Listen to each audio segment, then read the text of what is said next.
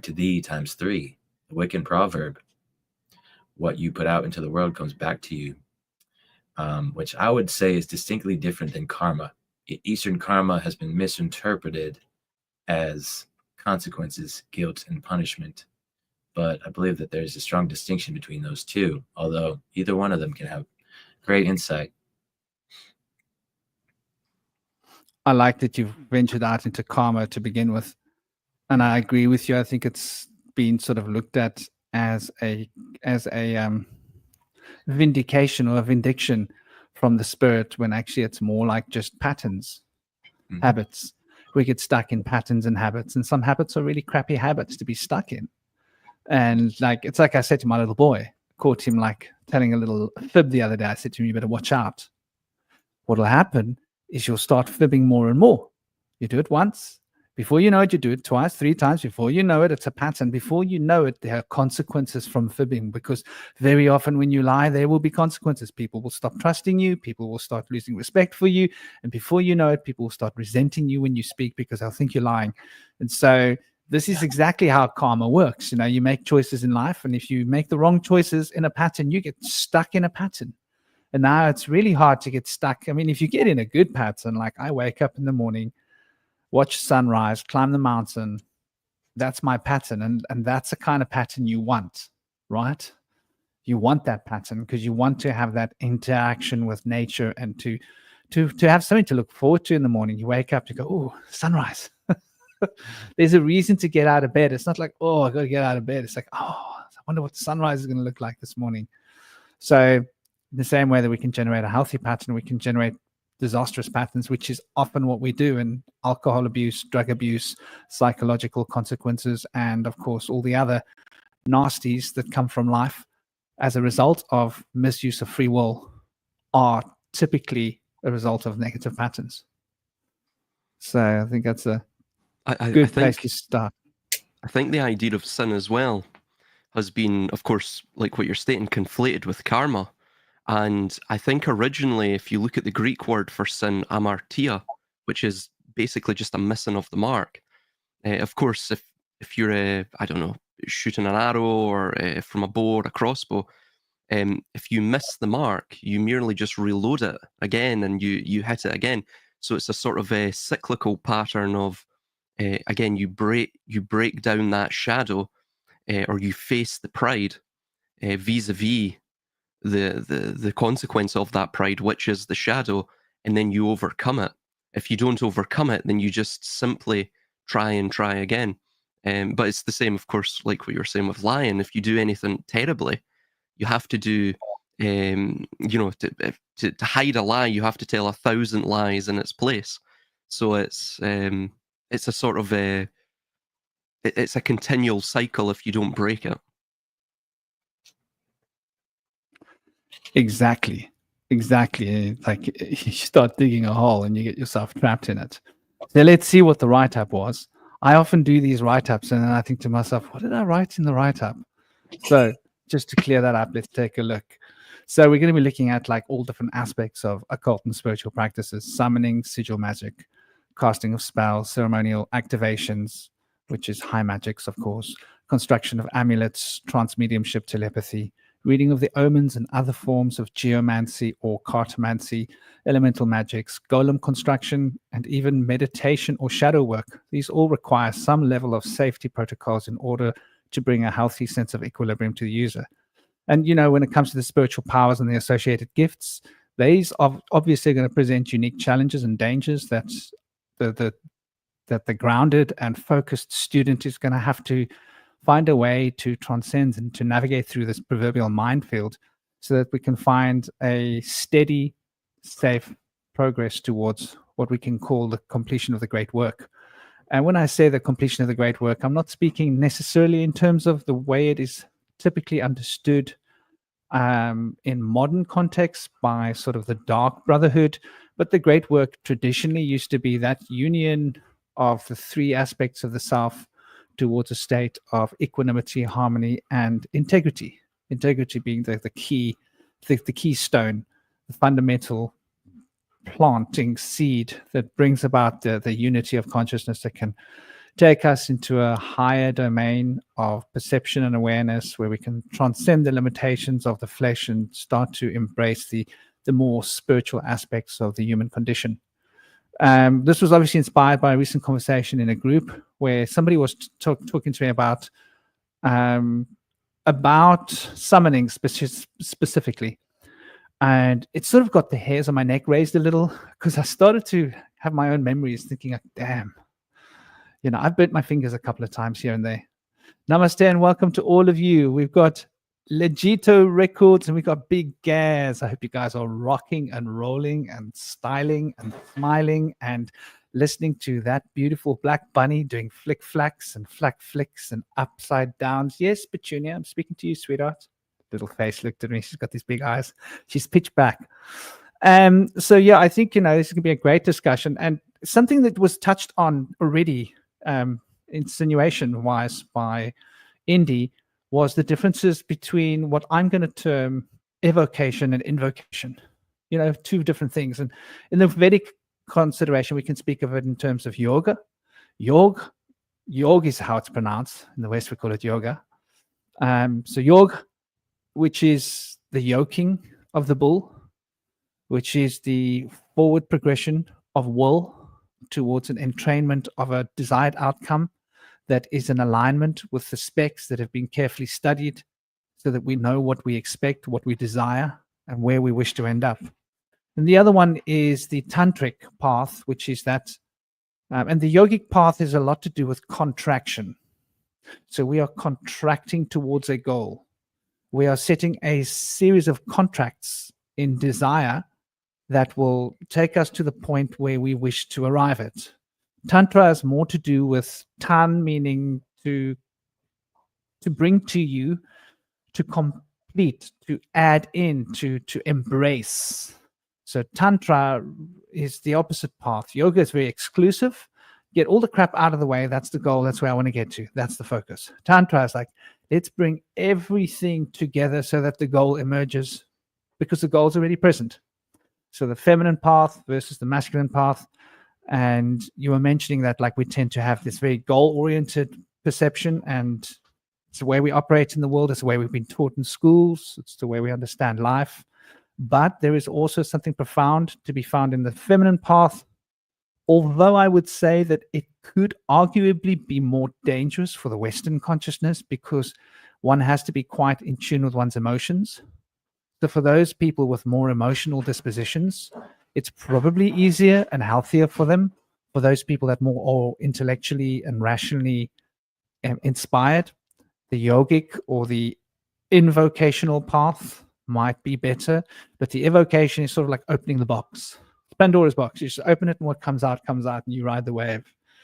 And so it's two different paths, but they amount to the same reality, because the one is embracing all things and adding all towards everything, and the other one is excluding all things. But they both take you to a certain sense of detachment, which is interesting. And I think this is where the dangers come in. I think it's probably the first point to look at, the danger of detachment. What do you guys think about that as a very real danger? Detachment from our local communities, detachment from our families, detachment from our friends, detachment from the ideals that we grew up with, detachment from the values and the ethics and the the constructional aspects of our psyches that have kept us safe. Christian values, for example. I'm not big on the religious side of things, but the values that we grow up with are sort of like a radar that keeps us on track. Don't lie, don't steal, don't cheat, don't do this. What do you guys think about the detachment element? I think that's a very dangerous element. And what happens when you detach from all these different things that are here to integrate with, you end up isolating yourself. And everyone knows that through self-isolation, loneliness can be very, very burdensome if one doesn't enjoy solitude. Now, some people are fully versed in solitude and are kind of loners and enjoy doing things in their own space and can be passionate about those things. That can be very beneficial for the individual, but their social life can be somewhat compromised by this kind of isolation into solitude as well. So being a life number 7, I'm actually drawn towards solitude, and it can lead to my dismay. It can lead to total isolation. And I've been trying to always find the resonating groups that I can find in my community that I can integrate with, because a lot of times when I try to integrate with the old circles I was in before my shadow work and go out to like the bar or something, it can lead to like a lot of trouble and drama and stuff. So I've been able to shift my attachments and still stay integrated as much as I can. But right now, I noticed that having a significant other can also really limit social involvement. And so I've kind of had somewhat of that going on, and I haven't been able to get out dancing like I want to. We tried to go out last week, and since we're not able to go out to the usual place we used to go, there was a spot. I thought it was Greenville, but it was actually Greensboro, and I got it mixed up in my head, but it was about 4 hours away, so we never ended up making it. But I'm dying to get out and get more attached to my nightlife crew. But it's really important to not be detached from these things that are mentioned, because when we detach from these things that are here to help us have someone to talk to, have a place to be able to share and speak with others, it's really important. In my community, they have a place now called Seek Healing, which is a free place where you can go down and talk to somebody, have group counseling. They do a course on listening. And I've been able to become a part of that community. It's been really helpful for me to be able to have some place to go and sit in there and relax and have somebody to talk to.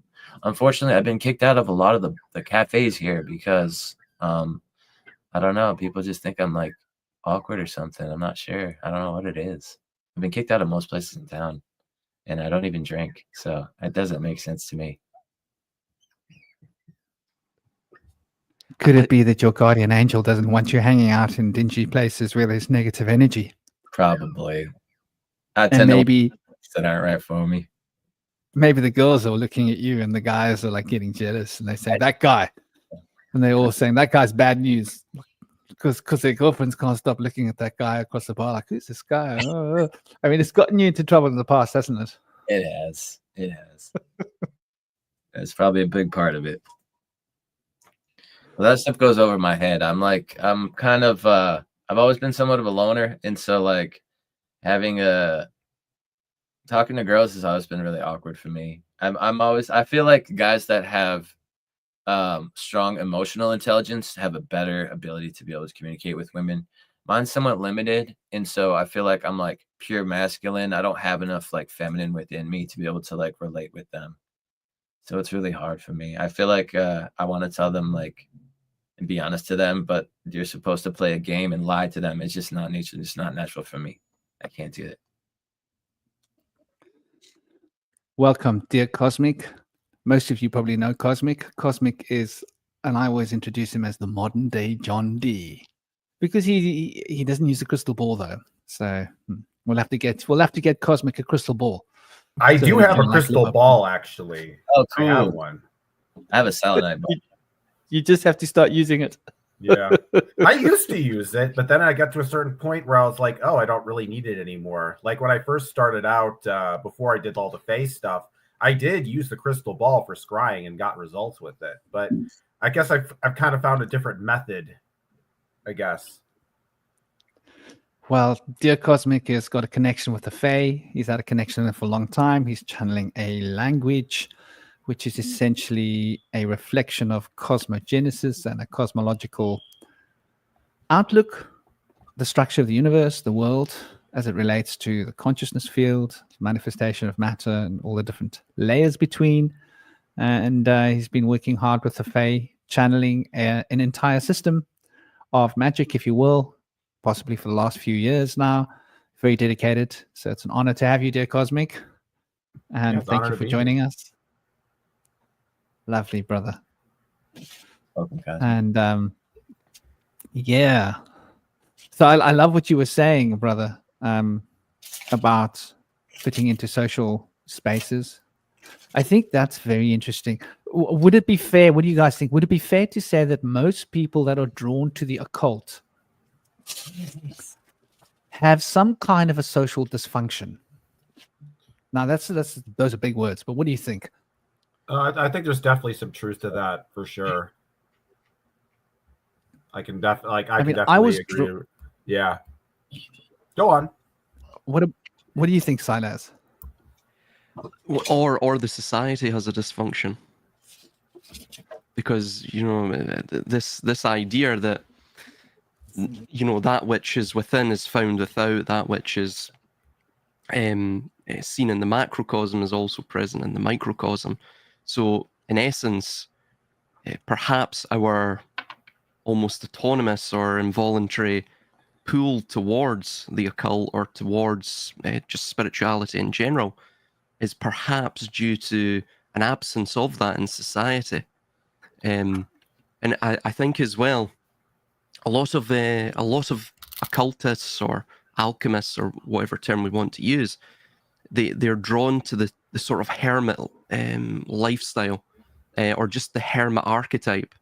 Of course, that is the end. Well, it's one of the end states of, I guess, the spiritual journey, that you do become, in a way, detached from the world or society in general, just because you're not necessarily on that same mundane level as the majority, or perhaps what you speak of is beyond the vast majority of individuals as well. So there's a certain detachment there, but everything in the cosmos it's a sort of mirrored growth.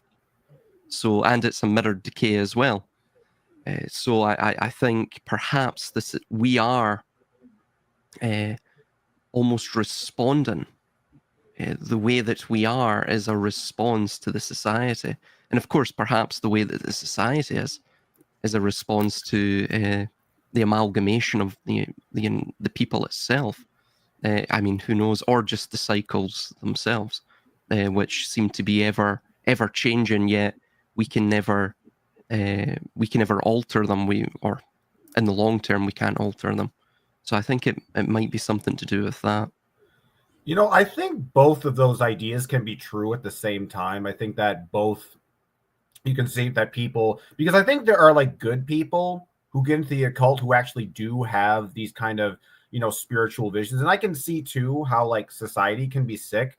But I've also noticed that there's kind of an unfortunate reality is I think a lot of narcissistic people are also drawn to the occult due to its draw of power and control, and not necessarily for like insight or, losing one's ego.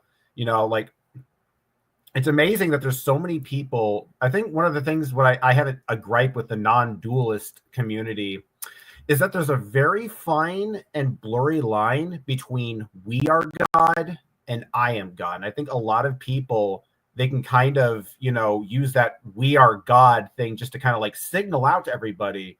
But they really think they're God. It's like, they'll be like, oh yeah, you're God too, and you're God, and you're also God, but secretly thinking, but I'm the real God, you guys. I'm the actual one. I'm just saying that so I'm saying that, I think that there's a bit of both truth to that. I think there are people who are sort of like they're different, but it's definitely somebody that is kind of not average, I would say. Well, maybe it's not, maybe like faulted or flawed is not the right word, but somebody who has a thinking pattern that seems to go outside of the normal boundaries of, what regular people do. But I think because, the dark consequences of sorcery, since this is the topic, I think that's actually kind of relevant. This idea that I think there's a lot of narcissistic and self-absorbed people who get into magic and the occult. And, I think on Reddit or like the occult community, they call it magicitis, where you like, it's kind of like a syndrome where some people, they just get like really dogmatic. Because the thing is, what's interesting, you hear about these atheists complaining about religion and,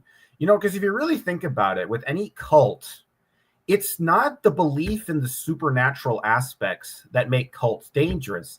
It's the fact that you can't question the ideas is what makes it dangerous. That's what makes it problematic. That's what makes it violent, is not having that openness to, the uncertain and the mysterious. I think some people, they don't get into magic and the occult to deepen the mysteries. They just want everything explained. with no uncertainty or ambiguity whatsoever. And whenever people seem to do that, that's when they seem the most insane. Whereas I think, the proper, the way I approach the occult is to always have a sense of the mysterious and the sense of the unknown. And I find it kind of ironic that a lot of people think that realizing you're God is, the thing that kills your ego. And ironically, my practice and what I believe is that there is a self, and that you can't really know all the infinite contents of the universe. You'll never solve all the mysteries. And that, honestly, ironically, even though it endorses the self, seems far more destructive to the ego and far more humbling than believing, you're God. This is kind of what I've been thinking about lately. But yeah, I went off a tangent there. But yeah, those are my thoughts on that. I think they all. Do please continue. Oh no, I was just going to say really quickly. Yeah, I think narcissists can be drawn to this. Absolutely, these fields of study, and of course, if we even look back at perhaps again, this is just logically speaking from inference, how religions came to be. It's all based around that idea of, like what you were stating, that causal determinism, and of course even language itself, the meanings and the concepts we provide to certain things, even to call death, right, the greatest of all unknowns, right, to humankind, ultimately it is a way to try and control it, because of course words have power. This is what spells are, right, when we spell things out. And all of those other magical notions that go around. The dictionary is but a grimoire, if you will, a tome of words of power over concepts, so we can encapsulate them, not encapsulate them in their full totality, but encapsulate them in a way that explains it to us. And it's like what you're saying. If you try to narrow the confines, the boundless confines of the mysteries down to, for example, like what we do with words, right? You narrow the concept down to a general constellate idea, right? A general sort of gist. You lose all of the sort of context that surrounds it. And in a way, this is so we can gain power over it. So the narcissist views these truths, these mysteries, as a way to power, as opposed to a way to God. And even the idea of God, there's two distinct definitions, really, because in the mind of the narcissist or the power monger, God is the all-encompassing source of power over the material. But to, for example, us, it would merely just be the first principle.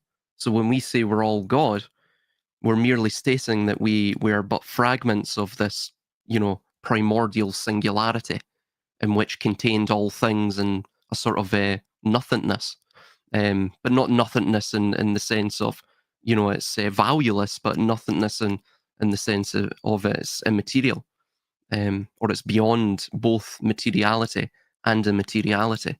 But yeah, absolutely. Yeah, you can never know these mysteries, absolutely. And perhaps that's where the darkness stems from, because when people open up their unconscious, which is fundamentally what you have to do to engage in magic, I guess, anything can be conjured in there. And if you don't have a full understanding of, what really to expect from the process, if you expect power, for example, then you're going to, the shadows you're going to bring forth from your unconscious, conjure from them, it's going to, destroy you. It's going to possess you, colonize you, if you don't have the will to stop it.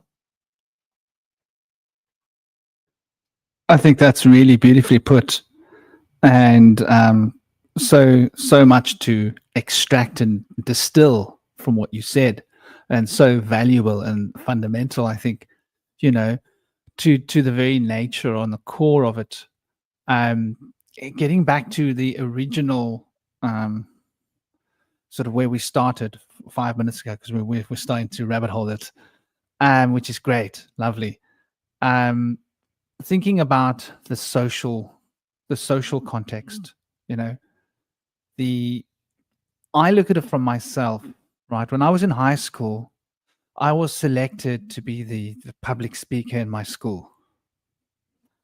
And like, you would look at me and think, oh, this guy's got no problems with social, because I was an extrovert. I was like an extreme extrovert. And I could easily stand up and speak to, 500 or 700 students, and I didn't care. But it was simply that I didn't care what they thought. Well, I was like an alpha male in my school, so like no one could say or do anything. That's where I was coming from. Like you guys are in this school with me.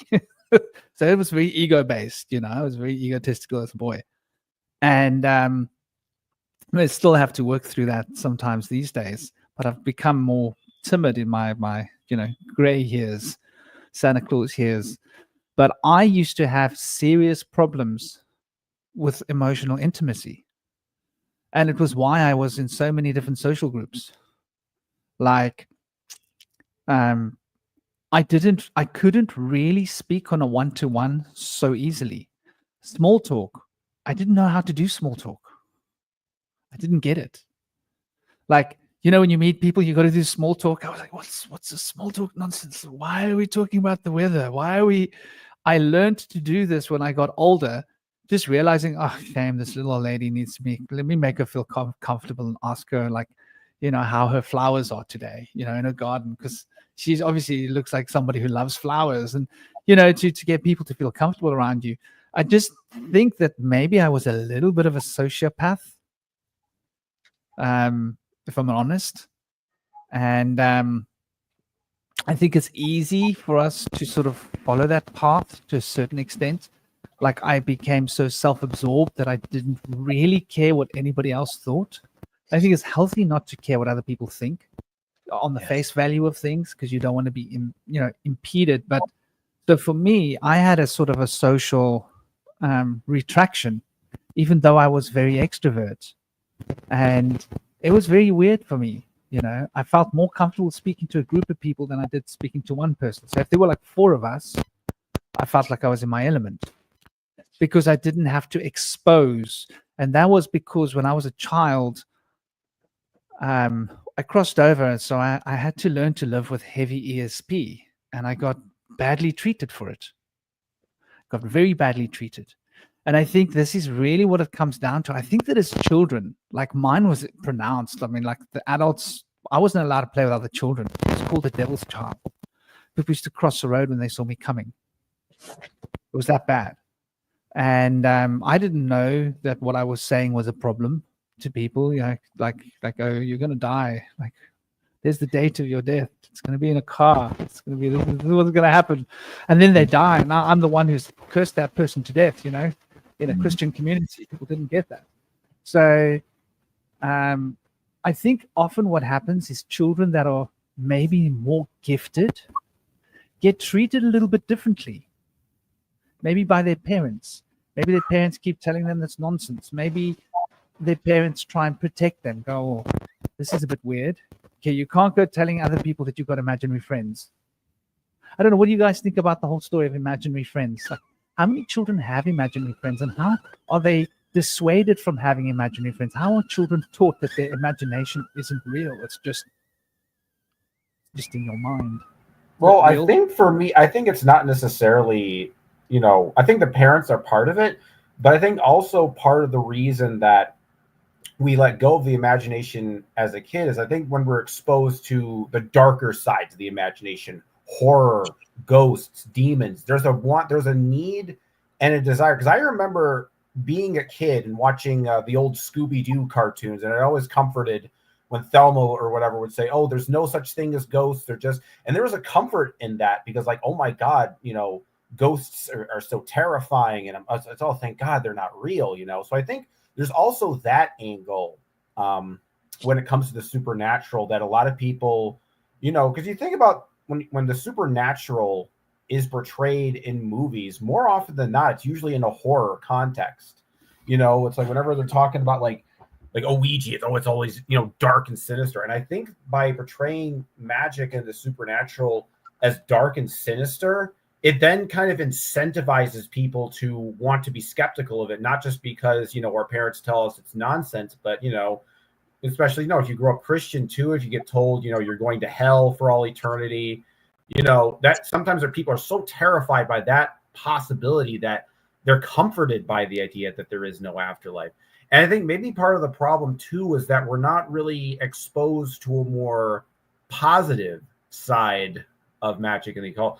Like, take my practice, for example. Like, I work with entities that, most people would say probably exist where, in the outer extra dimensional spaces where all the HP Lovecraft entities meet up. And every time in like video games or movies, when they talk about worlds that are, dimensions that are beyond this one, it's always portrayed in this kind of like this dark, evil, sinister.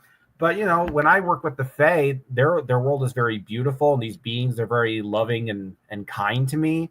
And people don't see that. It's like they don't see that they're in that mystery of the universe, that there's darkness, there's horrors, there's Lovecraftian monstrosities out in the deep black voids of what the Fae call the Othiuzatho Lethabotho, which is the black void plane. But there's also a lot of beauty sort of beyond reality. And there's a lot of love and deeper wisdom that can be found in these outer spaces. So I think that,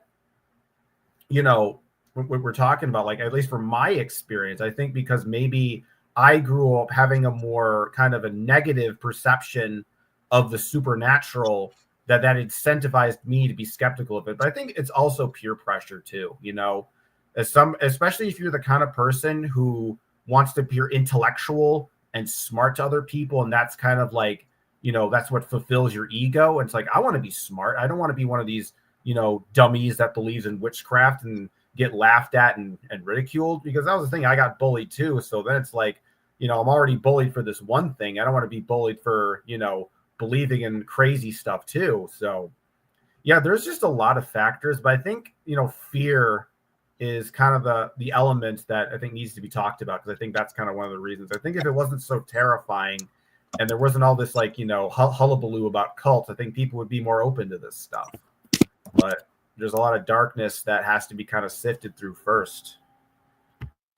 Yeah, interestingly, like the University of Virginia did a really big study a few years back on kids in their past lives, and like they were able to remember who they were, they were able to remember where they lived, they were able to remember like what they did for a living and who they worked with, and they were able to trace back and find their old friends and buddies and old homes and paintings in the attic and things that they could never have known about. And this study kind of shows us that we need to think twice about these imaginary friends these kids have, because if they're able to see through dimensions that we are not able to see through as adults, because maybe we were programmed, maybe that closes at a certain time. But these kids seem to have a gateway opened where they can commune with things that we do not see, or we have chosen not to see. Now, some people, some mediums can see these imaginary friends and these spirits and these ghosts. But like Cosmic was saying, I think we've been programmed to assume that they're evil and bad. Because for one thing, I think adults fear what they don't understand because they've stopped learning. Now, adults who continue to learn do not need to choose fear. You can always, every decision we make, it's either hope or fear. And when we give into the fear, a lot of times I think that has a lot more to do with believing in what other people have pushed on us. Maybe thinking like to ourselves, I don't really see what's dangerous here, but I don't see what I'm looking at. I don't really understand it. So I'm going to take this warning and heed it, because maybe there is something there that I should be alerted to and pulling back from. Whereas the kids are more curious. Kids at their age are not consumed with fear as much as an adult is usually, and they'll be more curious about what are these things, and they're more hopeful, like, oh, they're probably cool, let's see what they are and what they're going to do. And unlikely kids will be the same way with humans as well. And so kids can talk to the wrong strangers and be brought into a dangerous situation as well. So the kids don't really have these defenses up at their age, which might be what allows them to see these other spirits or these imaginary friends. I truly believe that there's actually something there that they're communing with. It's not just in their imaginations, but it's easy for us to see them and think that's just their imagination, just like we think somebody's crazy if we see them dancing, but we don't hear the music. So I feel like there's something going on there, and these kids can possibly, if they're not programmed like we are, can possibly continue that into their adulthood and be able to become mediums. Now, people that use entheogenics, I feel like, are opening up the ability to learn how to reinterpret things and may be able to open those doorways again to be able to see the things that they had told themselves not to believe in or not to see. And so I think it's all up to our interpretation of how to commune with these beings, with these spirits. And I've met a few people that are mediums that have experienced ghosts that were not dangerous ghosts. They were friendly ghosts. And I always like to hear more about that, because to me, a lot of times I usually assume that when people are seeing something that scares them, it's their own fear within that's being projected. Because I feel like when there's two people in a room and one person is consumed by fear and there's some spirit attacking them, and there's a skeptic standing right next to them, the skeptic's not seeing anything. They're not being hurt. They're not seeing anything. The people that are scared are seeing things, they're being hurt, they're in immense fear and hysterics. So I feel like that could potentially be a hallucination. But it's hard to say.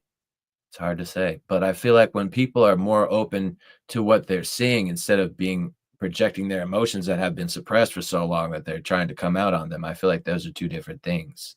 So when people see ghosts in like a friendly situation, I feel like that it's not a projection of their fear. And so what is that? That might be something that we could say has more credit as being able to actually see as something paranormal, where you cannot assume that that's going to be a hallucination as much. But it's always good to keep an open mind about these things we don't understand.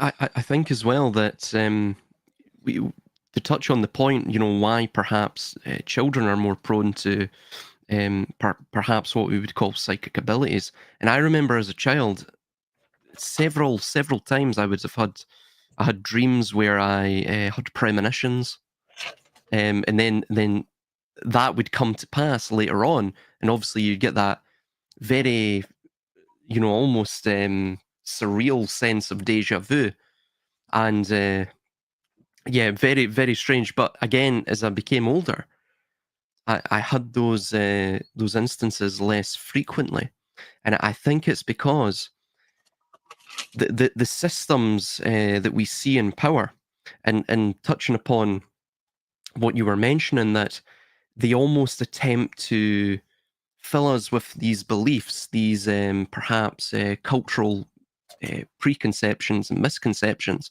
of the occult, of magic. Of course, Christianity, Abrahamism does this.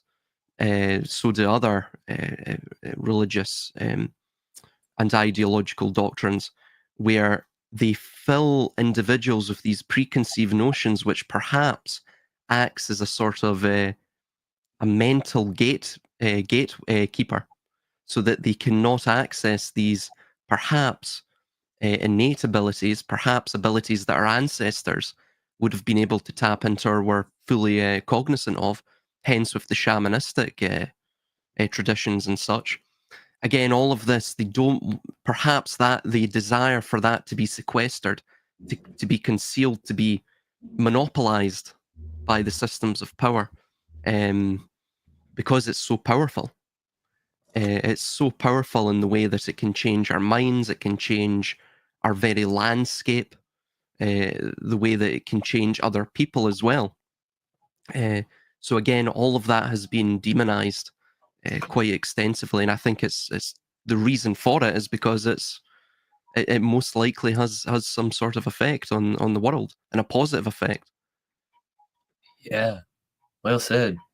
And I've actually met somebody that and I've met people that see demons, and they seem to be very burdened by that, and sometimes they'll seek a priest to help them, other times a doctor.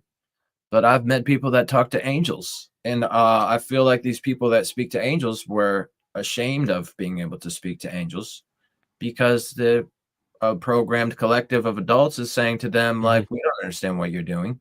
That's nonsense. You're crazy. And so he was taking LSD to be able to speak to these angels. And so it may be the case that he was a little bit crazy. I'm not sure. But to me, it's a bit strange that I feel like even though if you're taking psychedelics, if you're speaking to angels, that's a very different situation than paranoid hallucinations of demons.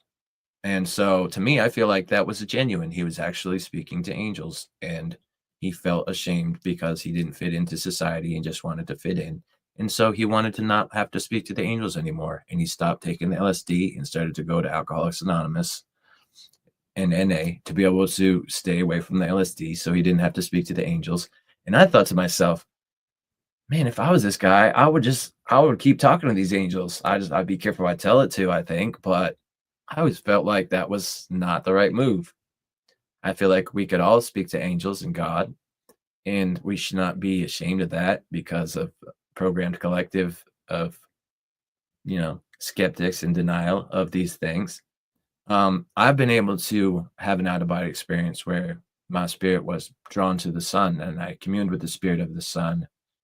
It was a life-changing experience, and I feel like that was very powerful for me, and I'm in no way ashamed of it. And I feel like everyone can have these powers to be able to transcend the body and see beyond time. But a lot of people aren't really invested in that kind of a journey. A lot of people are more interested in conforming and just becoming their role in society. And I wonder if that's because that's easier, that's what expected of people, or is it because the challenges that are involved in being able to take such journeys, and then the challenges involved in being able to try to communicate that to others? I think it's because maybe all in all, we're just another brick in the wall. Yeah. And the little bit of, hey, teacher, leave those kids alone. We don't need no mind control or programming. I think it's one of the reasons they have to get to us when we're kids, and they choose our ages. Now, what have we noticed lately? And I don't want this to become too politicized, but it's very hard to discuss the occult without discussing what's happening in the world, and it's in our faces. So they now, South Africa has tried to make a bill that gives them access to our kids at age 4 compulsorily. And that bill has been amended. The bill was fought. The president was too scared to sign the bill because the parents were outraged having to send their children to a school at age 4, right? It's very young. Now, there is this etheric body. I just want to get into this for a moment because magic is largely to do with programming the etheric body and allowing the astral to fill the programmed spaces, to fulfill certain patterns within the etheric. Or the high magic is to do with projecting aspects of the etheric body's program into the astral body. So these are the two forms of magic, allowing the etheric body to reflect astral currents into the physical world and allow these qualities to influence the shapes of the world, or allowing the shapes of the world to reprogram the qualities of the astral body directly and affect the inner world, the high magic versus the natural magic. And so this etheric body seems to start forming around about 5 years old in children. And I think that by the time we get to about 7 years old, this etheric body has started to take form. It's not completely formed yet. And so this etheric body relates to our mental patterns, the mental proverbial framework, and in one word, the formation of a worldview. And I think that's really what we're getting at here. The worldview gets structured, it gets conformed, it gets homogenized, and it gets duped into believing a particular version of reality in which entities don't exist. You can't speak to angels. You can't have a personal experience of divinity. No, that's not how this works. The priest disseminates divinity to you. That's how this works. You go to the church, you give the church money, the church or the religious organization, whichever one you're with, then has this ambassador on your behalf disseminate knowledge, wisdom, and spiritual essence to you. And that's how this works. We are all just insignificant little specks. We're not even those fishes swimming around in a fish bowl that Roger Waters was talking about. We are the little spots of fish food that get eaten by the fishes in that fish bowl. Sorry, I've got Pink Floyd on the brain. I can't get Pink Floyd out of my head right now. I was having a conversation with my girlfriend just last night about we've been talking about a lot, like reminiscing on the old musics, because we've known each other since we were kids, and all of the old musics we listened to when we were like really young. And so obviously Pink Floyd is a big part of, what's inspired and shaped currents of consciousness when I was young, as well as Jimmy Morrison. And I think that's something to look at, Jimmy Morrison, the serpent riding into the other side, facing the fear of death, the unknown. But I do want to get back to this etheric body. This etheric body is highly programmable because it relates to the sacred geometry and to the shapes and the forms. And so it has a certain ductile, is that the correct word? It has a certain ductile essence that is ready to hold the shape. So it's soft enough, ductile enough to take a form and to hold on to it. And if you just maintain the minimal pressure requirements and habits and keep the rhythm of this pressure consistent, like neurolinguistic programming, a continual telling yourself something, a parent telling a child something repeatedly, it will actually become a structure in the etheric body that child will carry, and it'll become a worldview towards the self. If the parents keep telling the child, you're this or you're that, you've got a bad attitude, you've got a bad attitude, you've got a bad attitude, sooner or later the child will start believing that they've got a bad attitude, because it will. And then they will act out the bad attitude, and then other people will reinforce it. The teacher will say, you've got a bad attitude. And sooner or later, their friends will say, you've got a bit of a bad attitude. Before they know it, they'll just think of themselves as having a bad attitude. And I think this is happening on so many levels. And so much of the programming is happening. So what it comes down to is there is already spells being cast on us from young age. Sigil magic is a part of our lives, whether we recognize it or not. The cartoons, the animation, the programming that we receive in school, there's so much sigil magic there. Even the map of the world that we get used to seeing. Like, I got used to seeing a map of the world where Africa wasn't that big. And then I saw a real map. I thought, wow, Africa's a lot bigger than what they showed me. Well, politically, they want Europe to seem much bigger than what it is. England's quite a big place on the map, but when you look at the real map of the world, England's a tiny little dot.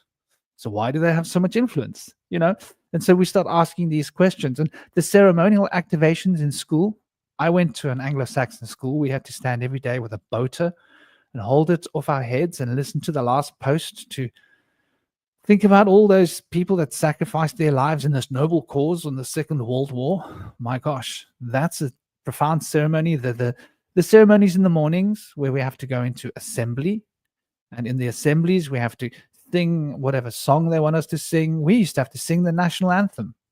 Terrible ceremonial thing. And certain carol songs from the Psalms. And then they have us also sort of forcing us into patterns of geomancy, forcing us to learn particular forms of mathematics, forcing us to think in particular forms of ritual, so that we start to ritualize the way that we think with regards to the nature of the universe. And I think this is what really closes all of our doors. I don't think we would naturally be losing our psychic ability if we weren't in school. And that's something that I've observed in Steiner children Steiner children don't seem to lose their abilities that fast. Interesting, because the schooling system is very different. And those children that are homeschooled and not at school, they tend to keep a lot more of the faculties. The imagination seems to be more active. For those of you that haven't checked out the Bush Whisperer Speaks series, there's 108 lectures. They're short, they're 10 minutes, series 1. Series 2 is 108 lectures, also 10 minutes. Series 3 is getting more serious, 30 minutes, 40-minute lectures, deeper occult. But the first series is like to lay the garden bed. The second lecture is to start to prepare the seed in the garden bed. And then the propagation happens in series 3. Series 3 is only 72 videos. I haven't quite finished them all. Sort of going to finish them in the course of the next 4 months. I would say 3 months. Maybe 2 months if I start soon. I reckon I should start before the weather gets bad, because I like to do it in the penguin sanctuary. It's where I like to film. I go into a trance and I do it chip off bit by bit. The mountain tends to have too much wind for me to film. So, but anyway, go and take a look. You'll see that there's a systematic way of deconditioning, and it's not shamanism specifically, but it's shamanism that's been blended with what I learned from Rosicrucianism, what I learned from the Hatha and the Jnana yoga, the Dhyana yoga, the mantra yoga, and applied in a broad sense using Hermetic common sense, Hermeticism, to sort of put into context the Vedic and the Kabbalistic knowledge, so that we can gain a sort of insight that's universal for whether you're practicing Kabbalah, whether you're practicing Vedic schools, whether you're practicing Hermetics. It's showing the three, how they are all the same. So yeah, I mean, go and check that out. You'll find that there's a systemic building up. And I started, interestingly enough, with the sun. I started with looking at the sun, being up for the sunrise, watching the sun, and then staring at the clouds. We have the ability to become children again. And I think that we need time to do it. We need time to go and sit on a beach and just do nothing and just watch the sea and just watch how the patterns, especially in the sunrise or the sunset, the way the light dances on the water, the way the colors move as the light moves across the water, the patterns on the water. When the light gets to a certain angle, there's these like shimmering patterns. And if you look closely, you can see flower of life in the sea. It's like, wow, that's where they got it. They were watching the sunrise over the water. And when the ocean was just right, you would see the flower of life forming in the ocean. So this is what you see in the sunrise if you watch a sunrise over water. So, and a little bit of wind or just mild waves when it's very calm, you can see these kind of patterns. So I think that like what we've done is we've distracted ourselves, taken ourselves away from nature. And I think this is one of the reasons that the occult practices are so dangerous these days, because we're not engrossed within nature. I think that when we're in nature, we are in tune with the golden spiral of mathematics, which is life around us, and all of the curvatures of branches and leaves and the way that everything is arranged.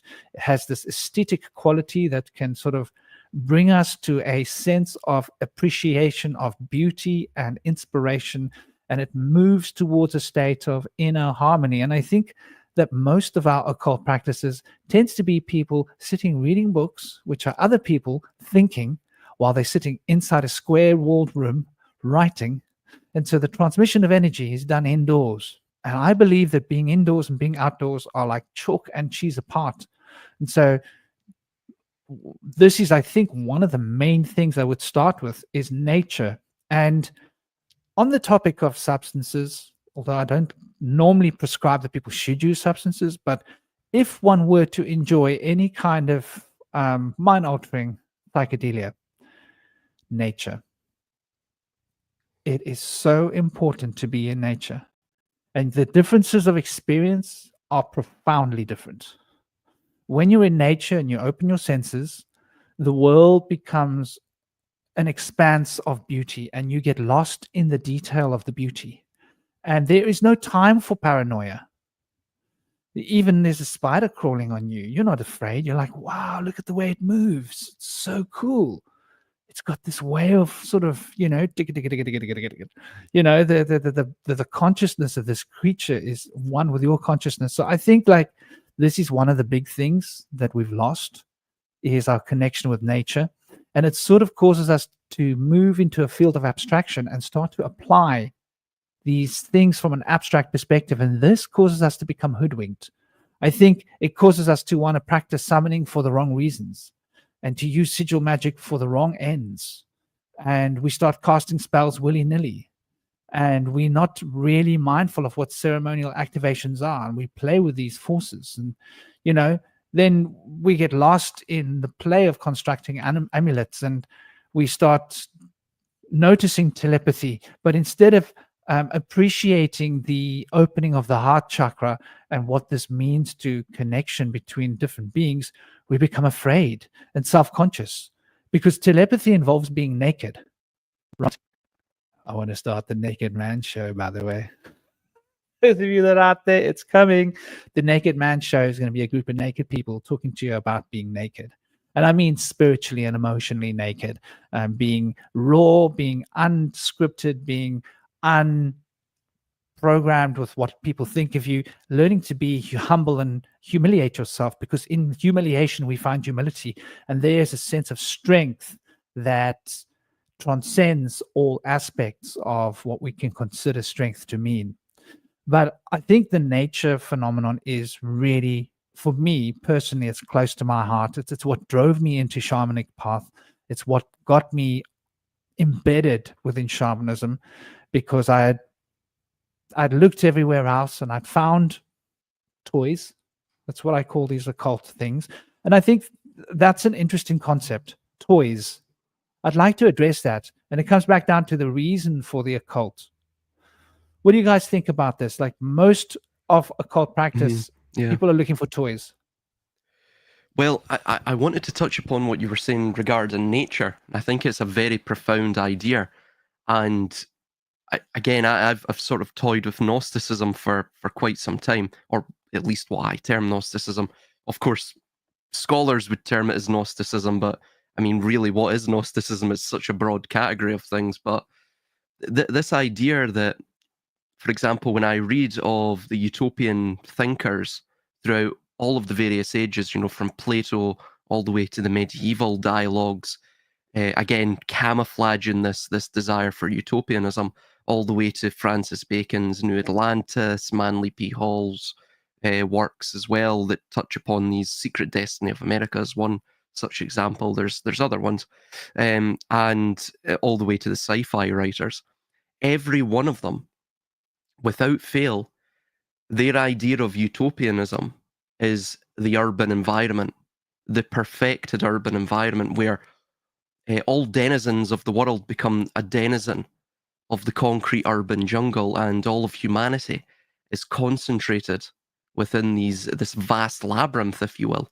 It's sort of similar to the Minotaur in those stories, where, again, well, just touching upon the Minotaur, you have Asterion who turns into the Minotaur. Asterion, I believe, if my Greek serves me correctly, would relate to this notion of like a starman, he who sails the stars, that sort of notion, and he turns into the animal, the beast within the labyrinth, the narrowed confines of this sort of urban experiment. And I think there's something to that. And what I think it is, the crux of it, is that this idea of the craftsman, the demiurge, the men of power, if you will, who desire to elevate the material and to elevate consumerism over nature, to elevate, to degrade the spirit, to make it subordinate to the material. They would be able to craft that illusion, maintain that illusion even more so within within the confines of the urban environment. And you even see with Rome, in the way that they set up their colonias, it was all on a grid system, and it was all in cubes, right? And it's very interesting, because when you look to the Celtic world, they didn't do that. Even the Germanic peoples, they built roundhouses. You go to the Eastern traditions, the idea of the crooked angle, the cube, the square, it is a place, that corner, that crooked corner is the place, I believe, where the demons would manifest and they would be contained within, or they would be there, they would manifest there. It's a sort of calling point for them, I believe, in Eastern tradition. So perhaps it's something to do with that idea that the urban environment with its the vast sea of cubes, perhaps there's something to that, sapping the spiritual energy, destroying any potential for the spiritual journey and spiritual manifestation to occur. I think there is something surrounding that idea. Yeah, when you touch on the whole idea of these utopian authors who want to see the world as this kind of perfect, concrete, chrome utopian city, to kind of like bring a little tangent here, but I'm going to bring it back to the main point. Whether you like him or not, Jordan Peterson, he always talks about Cain and Abel, and about how, because Cain doesn't make the right sacrifices, he's resentful towards God. And I think in that same context, I think there are people that are resentful towards nature. They feel like, nature is dumb, it's primitive, and look at me, I'm this brilliant intellectual, I'm smarter than nature. If I had the keys of God, if I had control of things, I would move things, and I not this stupid irrational nature. There's like a contempt and a resentment towards the natural world. That's what I think is I don't know if there's any validity to it or not, but I think that's part and parcel what fuels that sort of anti, nature kind of utilitarian, utopian, city mindset does come from a place of hating nature for some reason. I don't know, maybe they just didn't get a good hand at the genetic lottery or whatever. And I don't know, that's just something I've been thinking about. I don't know if you guys have any thoughts on that concept. Yeah, and also I'm thinking about these cubes in the urban centers. I know that in the Platonic solids, that each of the Platonic solids can be encapsulated within the next. And I'm thinking that potentially the cube could encapsulate the pyramid. And if our spirit bodies have a Merkaba, that's like a dual pyramid, maybe that being inside of a cube would kind of limit its capacity or encapsulate it so that it was kind of filtered from the external natural environment. But that was just a thought that crossed my mind. Well, just touching upon that, I think that's a very profound point. It's almost like the urban centers themselves are perhaps, some sort of confines for that a magical ritual per se, like what you're saying. It's to encapsulate spiritual generation as encompassed by the pyramid, or the just the triangle in general. So yeah, I think there is something to that. It seems like even what you see in mythology. I touched upon the Garden of Eden. As soon as they were ousted from the Garden of Eden, you brought up Cain and Abel as well. I believe Cain means craftsman, if I recall. It's another word in Hebrew for craftsman. I forget what Abel means now, but that whole thing was an allegory too. And with the Garden of Eden, they're ousted from Eden, and of course they toy with the idea of the West and the East, and that crops up in Masonry, pretty much every mystery religion known to man. And they go on this, really, what is the fool's journey? Because once humanity leaves nature, they can never return until they go through that purification of the spirit, until they realize what they have lost. And the only way to realize what you have lost is to go through, well, it's like what you see in Dante Alighieri's Divine Comedy. You have to realize the bad to thus appreciate the good. And of course, that's really a proverb for life. But yeah, absolutely. Interesting point. Sorry, I think we've went on a bit of a tangent regarding your initial question, Bush Whisperer, but It's all part of the system. That's the way the serpent moves. She moves in a spiral, spirale. I think that's the key. You know, the centripetal and centrifugal forces tend to encapsulate, and like you mentioned, the cube. Just to point out, I think that's so intact because, like, we see the cube represents the seven principles. You know, 7 directions, effectively. Inward being one of the 7 directions, quite neatly, and so we can see that as being sort of a metaphor for the extension of potential of the human condition. The 7 proverbial principles that we are in tune with can be shaped within a cube. This is, I think, why traditionally the altar was usually a cube, and then it became a double cube, was it not? Originally, an altar was a cube, and then at some point it became a double cube. And both the cube and a double cube are quite relevant, yeah, because obviously the cube represents the 7 principles, and then the double cube represents, you know,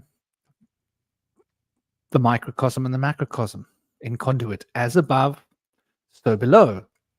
The 7 principles above and the 7 principles below, producing that potential harmony that can manifest. So I think, you know, it's no accident that we're living in right-angled buildings.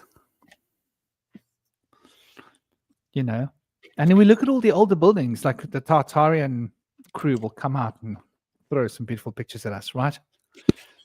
We never used to live in cube buildings. We didn't have these 90-degree angles in the wall, which forms either a cube or cubes within your room.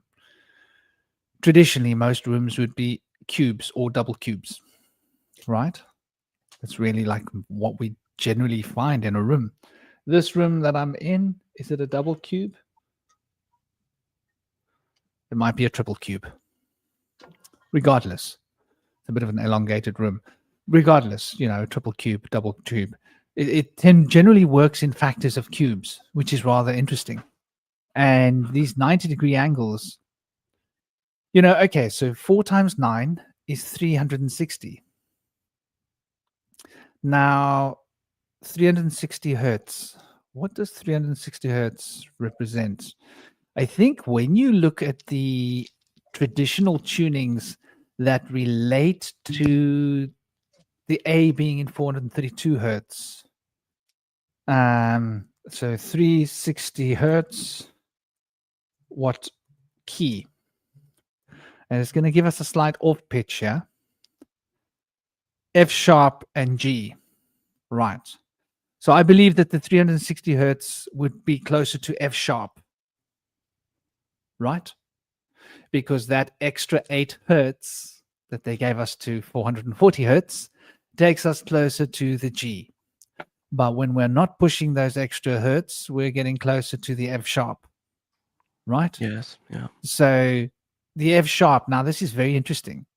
You need a C sharp and an F sharp, and is it a G sharp to make an F sharp chord? Am I right there? No, sorry, A sharp, is it? A sharp, A yeah, sharp, yeah, A sharp. C sharp, and F sharp Mhm. gives us a perfect key of F sharp. And so it starts to get quite interesting when we start to look at the way these chords are formed, and the fact that there's 360 angles in our room brings us to that particular harmonic pitch. And F sharp, like if I look at F sharp and I look at what color it represents, I would say it represents green. Now, traditionally, so like the music, classical music, is based upon color. For those that don't know, C is always the root, right? C clef, and the C is always based in Aries, in red, and then the C sharp becomes vermilion, D becomes orange. D sharp becomes amber. E is yellow. F is lime green, and F sharp is green. A becomes indigo, A sharp violet, B magenta. And there we've got the 12 colors, that relate to the zodiac, right? Magenta, Pisces, the feet. Red, Aries, the head. Yellow, E, the heart. So F sharp, as we're looking at it here from this perspective, then relates to Libra. And so Libra relates to our relationships, how we relate to other people. And so it's got a strong romance element involved in it, but it's not just to do with that. The house, the seventh house, relates to our interactions and our relationships. And where the fourth house is actually the house of family. And people always think that the seventh house is to do with family. It's actually the fourth house. It's Cancer. But the seventh house is how we interact with people. And obviously, romantic relationships is one of the most important relationships that we forge in our lives. So it's fundamental, but it's not only those relationships. So I think it's how we relate to other people. The green color is rather fundamental. And we've been taught that this relates to Venus. But I don't get that. To me, Venus has got a lot more going on. I see Venus as indigo. And we're going back to Inanna with all her indigo wand and indigo garland and indigo everything. Please cover it with a plate for me. Thank you. Do I look busy? Just I'm getting offered a plate of food right now. I'm like, I don't know what am I supposed to do with it. It's like, thank you. Yes, I do think that don't think she can hear me. I do think that we are sort of fundamentally sort of pinned into our frequencies, and this green has got a lot to be explained with agreements, right? To agree. I think there's something to do with this because relationships are about agreements. Now, agreements relate to contracts, right? Like we start to look out of this picture. And so when I look at green, I see actually the spirit of the green man. The green man represents the old fundamental contract that we had with nature, which is the sickle and the reaper, reaping the corn, reaping the food, reaping the vegetables, and all of these things, which is Saturn. Before Saturn became what we know Saturn is today, Saturn was the green man. So Saturn has got to do with contracts. And the most fundamental contract we had was a contract we had with the land, which was why in South America, they had these wonderful little instruments made out of obsidian that the men used to bleed their penises with. What a thought. What a thought. Anyway, thank God I wasn't born there. And thank God I'm living here, because the idea is not a pleasant one to contemplate. But so they made agreements with nature in order for nature to thrive, or for farming. And I do think that getting back to that color, that green is going to put us into the contractual mode of making agreements and sort of how we're going to interact with people around us. So it's highly socially constrictive to be indoors. And the social reconstriction of being indoors, I think, was epitomized by the arm prick adventure that we all experienced, right? The 19 story, when they invited us to spend a lot of time in our homes and cover our faces, hide our faces from the world. And when we did go into the world, hide our faces, like everybody walking around with a ninja expression. And then if we even allowed to walk around, stay at home or get arrested. So, this is, I think, an epitome of what the conditioning is taking us towards. And so yeah, I think this is powerful. When you mention the cube, it really gets me going into this. Mm-hmm. The cube also represents the etheric body. Sorry, yeah, brother. Don't let me waffle on. No, I was just going to actually add as well, because you were talking about F sharp, and there was something I just recalled there, and I looked at my notes, and interestingly, the F sharp, it's been observed by researchers in the King's Chamber of the Great Pyramid that, and let me just read it here. Yeah, researchers and musicians have conducted experiments within the King's Chamber, analysing its acoustic properties and responses. These investigations have revealed that the chamber resonates with specific tones. Of course, there's claims of the concert A pitch tuned to 432 hertz, but there's also theories surrounding that certain chambers, I think the King's Chamber is one, that the F sharp chord resonates strongly, more so than any other pitch. And I just found that interesting, just when you were talking about F sharp and such. Alchemy. So I just want to say one more thing. The circle also resonates with F sharp. There are 360 degrees in a circle, and there are 360 degrees in a square. Now, when we look at the triangle, we've got 180 degrees. So 360, 360, 720, 720 plus 180 becomes 900. There's something to look at. But do please carry on, Cosmic. No, I was just going to say, I guess because I have a form of musical synesthesia, I have somewhat of a different relationship with the note F sharp. I actually basically took my musical associations with color and associated with notes on the keyboard, so I kind of lay it out. So for me, I don't experience F sharp as green. I experience F sharp as this kind of dark, bloody crimson red, and I always associated that note with anger. And it's usually not a very happy note for me. I usually kind of prefer this nice the A sharp, the yellow, or the warm orange C, or the kind of the blue D flat. But that's always something. It's an interesting thing for me, because I have a very different relationship with music than most people do. For most of my childhood, I didn't really listen to popular music of any kind. I didn't even have any kind of interest in music. And that was really until I started to find alternative and more just experimental music. And I would just get into weirder and weirder and weirder stuff. And it's for some reason, I resonate with really kind of strange atonal music. And it kind of can make me happy, whereas other people are just ugh, this is noise. I don't understand it at all. And I've always wondered, what does that say about me in an occult sense? And I've always been something I've always been thinking about my whole life. Is why do I resonate with these different kinds of tones that other people don't necessarily resonate with? For some people, they usually, the whole tone scale.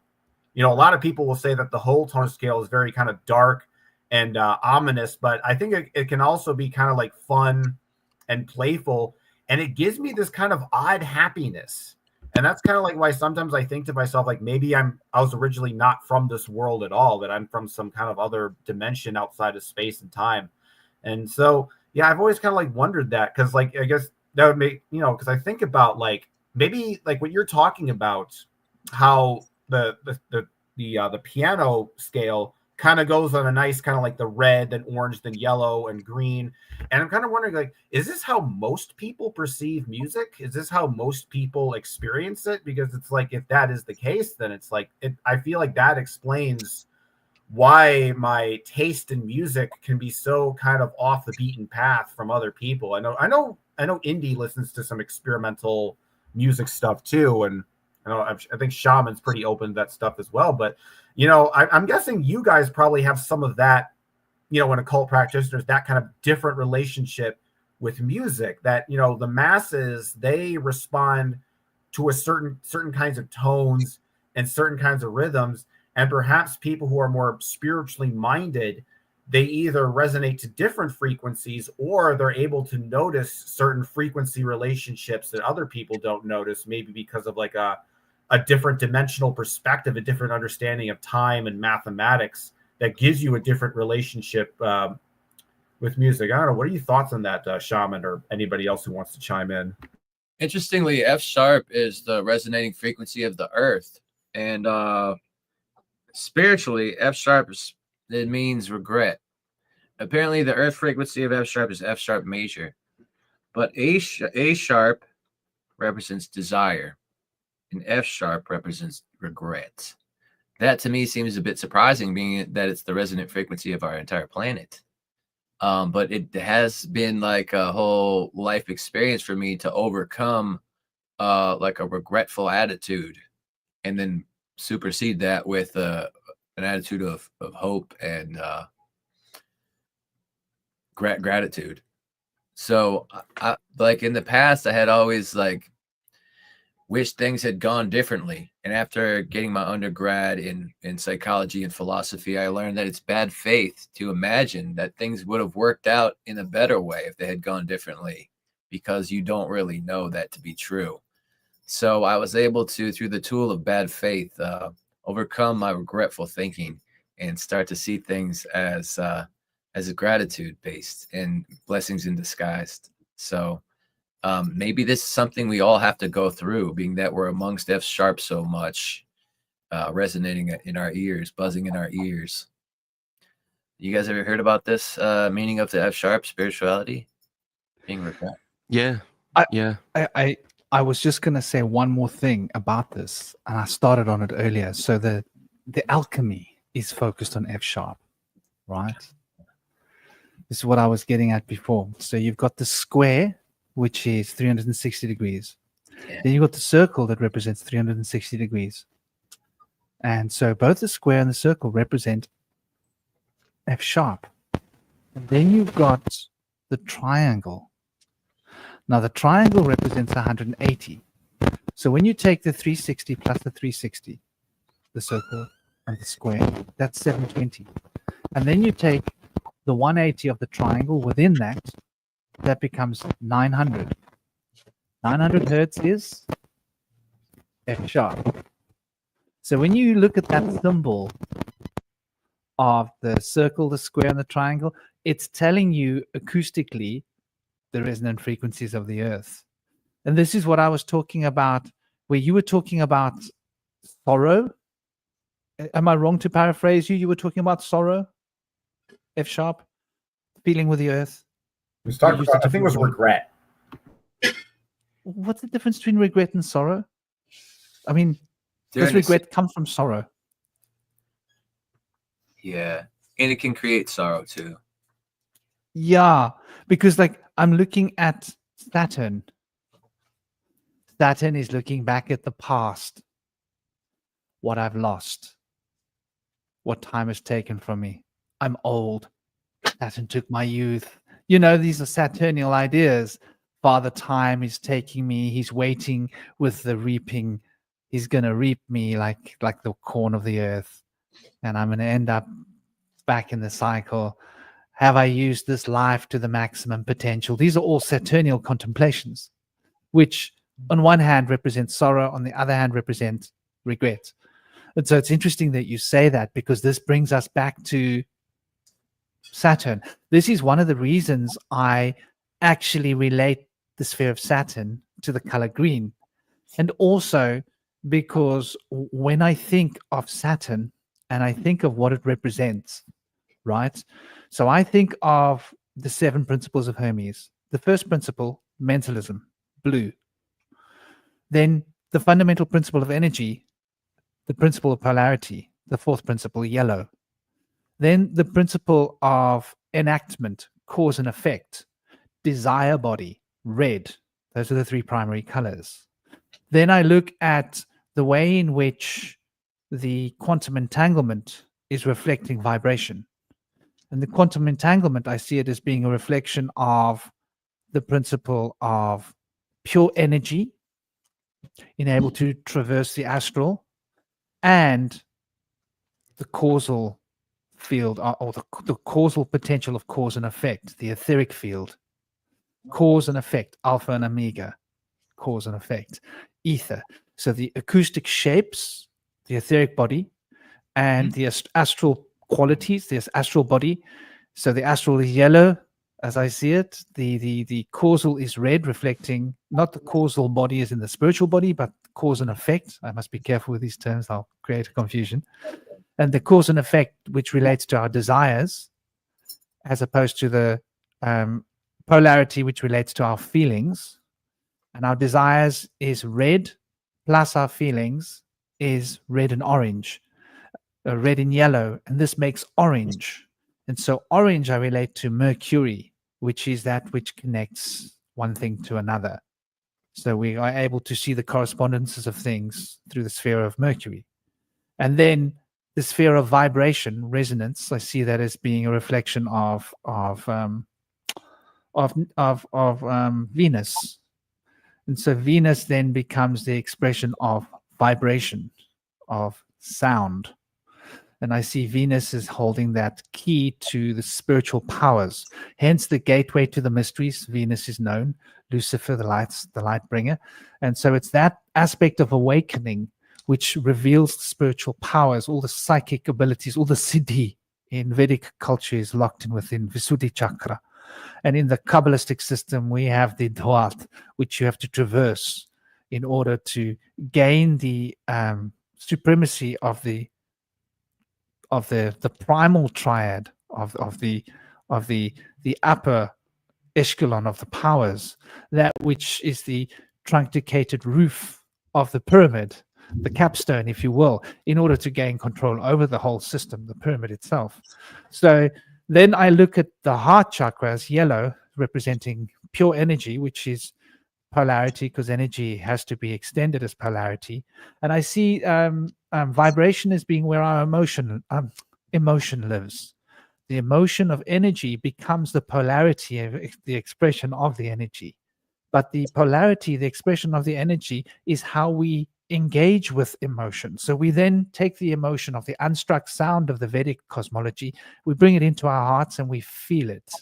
It now becomes objective as a felt response of energy, where emotions are something quite abstract and they can lock our throat chakra up. When we get emotional, we get a lump in our throat. But when we transcend that emotional barrier and start to feel those emotions, our heart gets warm and we start to feel the passion, the passing of the ions that will pass through the rhythmic center of the solar plexus, which is our rhythm, the rhythmic center, which is the stomach and the pancreas that governs all of the rhythms in the body, all the metabolic reactions, the triple burner, which is that balance between our fight and flight, our instincts, governed with its second brain, if you will, of the solar potential. We call it the solar plexus, even though the sun's place is in the heart and the spine. The solar plexus is the expression of this potential in the physical body, the etheric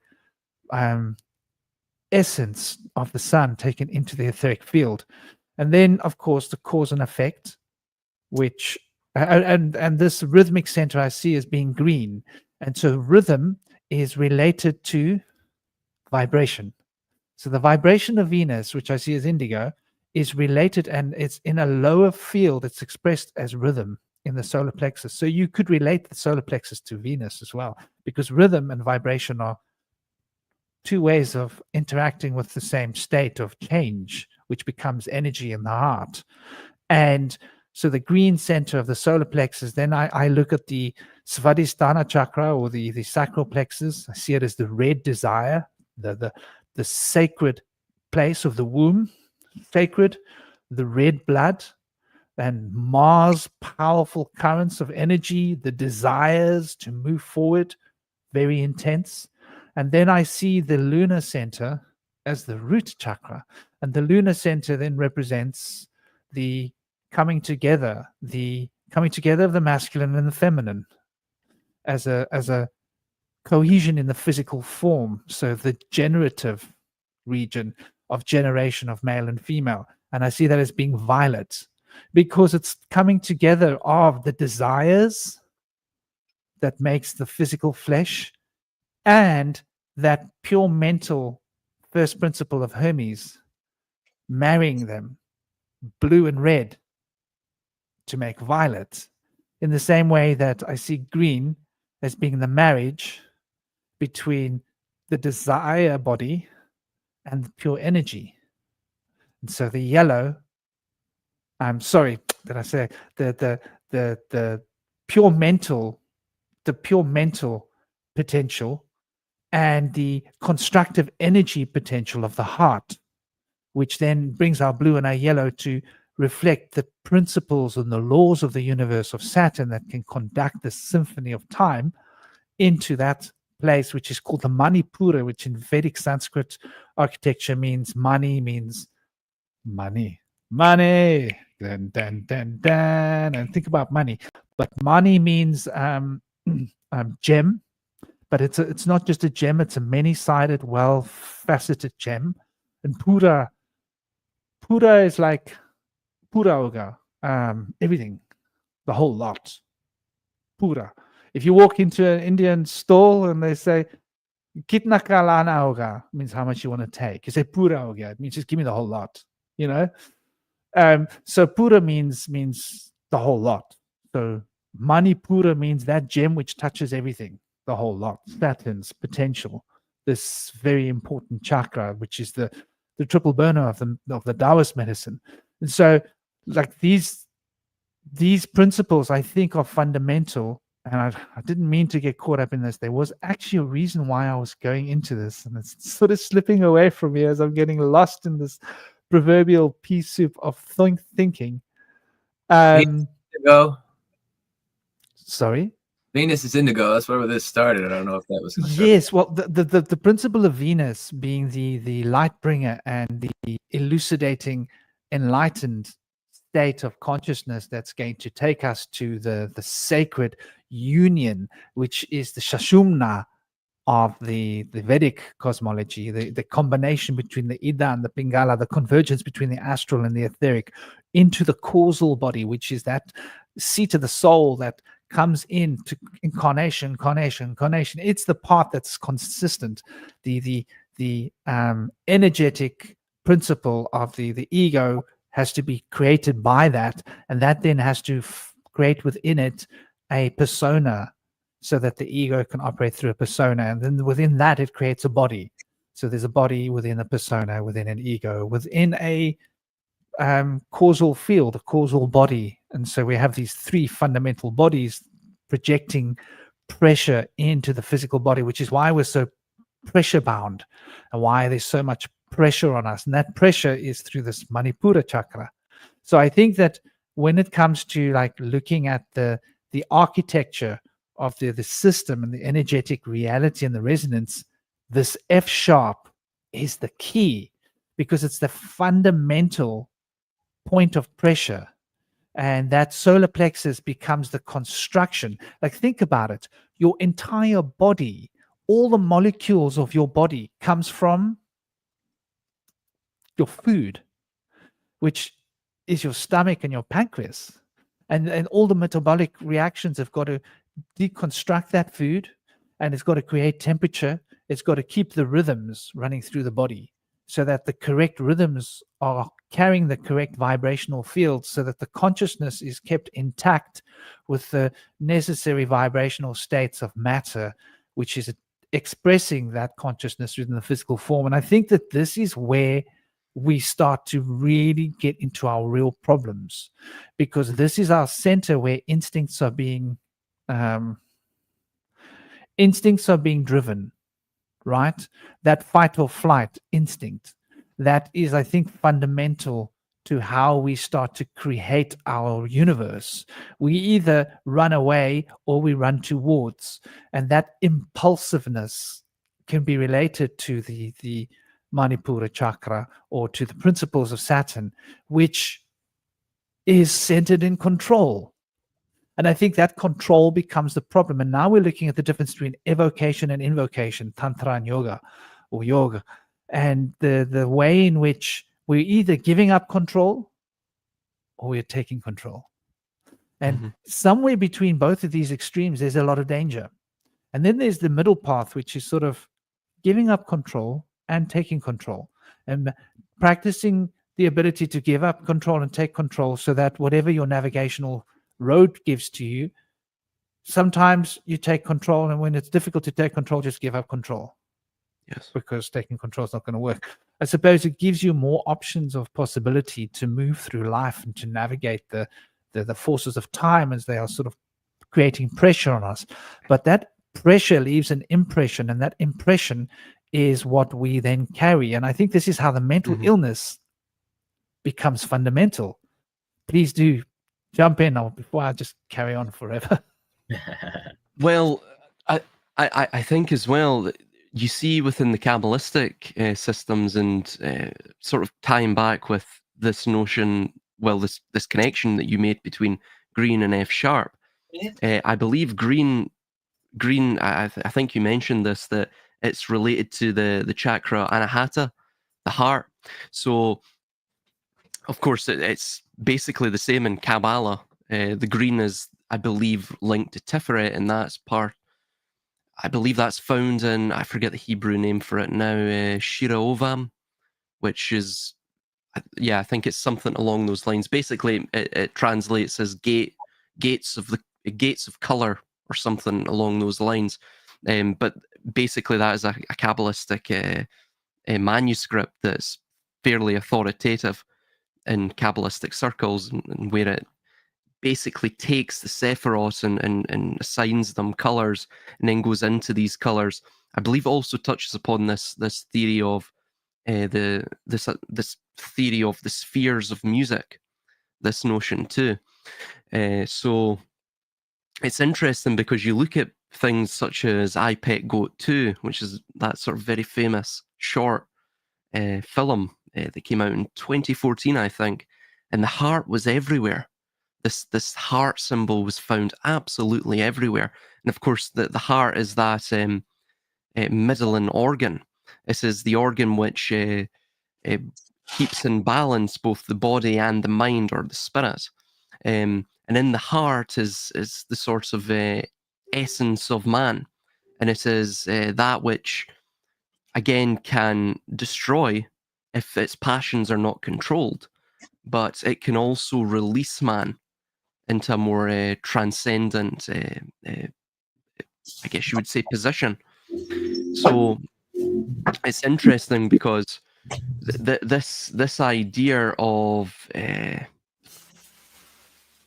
sort of, I think you brought it up, where we are all, man is almost at the focal point of the vortex, or looking at upon the caduceus, we are at the intersection points between those double entwining serpents.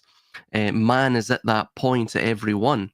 He is the sort of the moments of time, the teardrops in the rain, if you will, to use a Blade Runner reference. So we are at these points. We are both the left and the right. We are this sort of we are a species, an expression of the duality, not necessarily of God, but of the duality of the fractured dream that is God. And I find that very interesting. I did not know that about that idea of Mani. That probably links to money, of course. Mani being this, several-sided crystalline gem, which almost relates to the fractured dream, that notion of, or even, pardon me, the allegory, the symbolism of a sort of a hall of shattered mirrors. That's one way that I've seen existence being described as well. So perhaps that links to that too. I mean, that's quite interesting, yeah. That makes me think of that Bruce Lee film, Enter the Dragon. Wah! One of the best martial arts forms of all time, in my opinion. Good old school. But here's an interesting thing about money. So, this is a mantram that's constructed of 2 Bij mantram.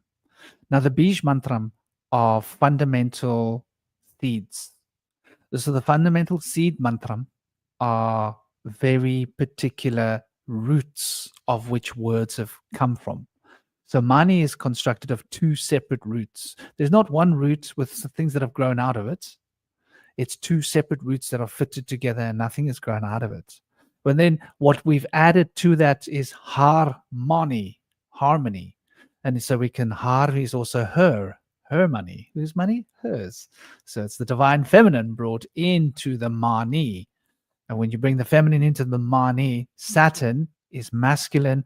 When you bring the feminine into the masculine element of mani, you get harmony, balance. But now we go into the actual root seeds of the bij of this mantra, and you could say that Ma represents, in all languages, the mother.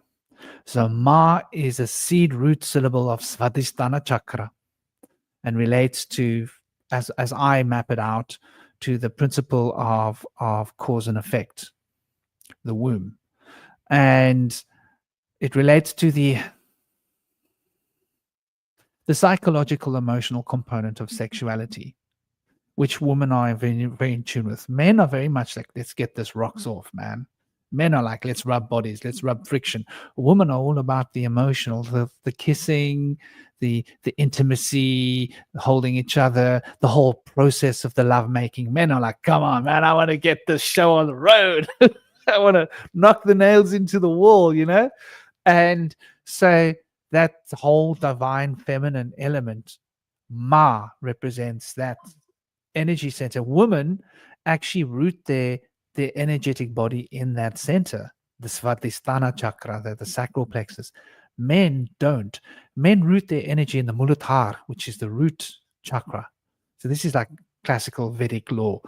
And so men, this is what differentiates men from women in a big way. Men are very rooted in their physical bodies. Women are much more rooted in the etheric body, which is why women tend to be more in tune with the inner than the men, very often more intuitively attuned to the feelings and what's really going on, perceptive to what's not obvious. Yeah, women tend to have that sort of woman's intuition, and they can read a situation that men sometimes struggle unless men are in tune with their inner feminine, at which point the men are also about the emotional content of sex and about the holding and the kissing and the being close and all of that intimacy, not just get the rocks off. So now Ma represents this particular frequency, which is the frequency of what they call apas, and apas is water element. So the apas is the element of water relating to the feminine, you know, that crescent that we see when we see it all over the show. That's what we're talking about. When you're looking at Aum, you're seeing that apas is being reflected there, and it's holding the that point of contact, which is fundamental to the structure of reality. And then ni, the syllable ni relates to on one element your knee, your knees. And your knee, say the word knee carefully. Knee, you'll find that it resonates from your knees up to the base of your spine.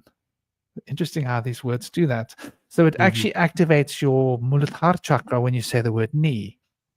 So knee is related to that root chakra, and Ma is related. That's why there's this Aum Mani Padme Hum. These are modulating different chakras and creating a pattern of, you know, resonating it, connecting it to the womb, connecting it to the Muladhara, connecting the womb to the heart, connecting the heart to the solar plexus, connecting that back up via the womb, via the Shashumna, via the Venus doorway that takes us back to Aum, which is the principle of cohesive realization that there's a correspondence running between all things. So this is very interesting when we start to look at this, because I think when we understand these basic principles and these basic processes, we see how important the gem is, and money, why money is the root of it. And money represents power. So these two chakras represent your desire right? And your habits. Mm. And your habits are related to the ability to sublimate. The moon represents the habits of the world, the cycles, just goes. Yes. And you can sublimate into those habits and reverse back into them and dial back and see the patterns revealed through the unconscious, which is the sublimation powers of the moon. But it represents those cycles, which is why the cycles are always the moon. And then the Svadhisthana represents the inner process of that desire that moves through us. And so it's the key of cause and effect, manifestation or magic is focused on these two centers. And I think we get trapped in these two centers when we are practicing any form of magic that involves manifesting our desires. What do you guys think about that? Desires. Yes. Well, even that idea that you were mentioning with Venus being associated with the indigo, if you look into, for example, some of the Renaissance woodblock cuttings from alchemists, I mean, there's maybe 24 of them from various sources, but they show, again, Isis being unveiled by science. So it's this desire to know. Obviously, science deriving from the Latin "sciere" or "scere" in its classical pronunciation. So it's this notion that they desire to know, they desire to, almost parse the horizon, the endless horizon. They want to uncover the mysteries. It gets back to what we were discussing. They have this desire to completely control all of Mother Nature. I mean, in its most fundamental sense. And even this idea that money is green, it seeks almost to become the apple of one's eye. It wants to be wanted, right? That is how money maintains value. And it desires to root itself in, to infect the heart. Obviously associated with the Anahata, the green, or the Tiferet in Kabbalah. So it desires to become the all-encompassing thing, the all-encompassing organ, the apple of one's eye within one's entire life, throughout one's entire life. And there's this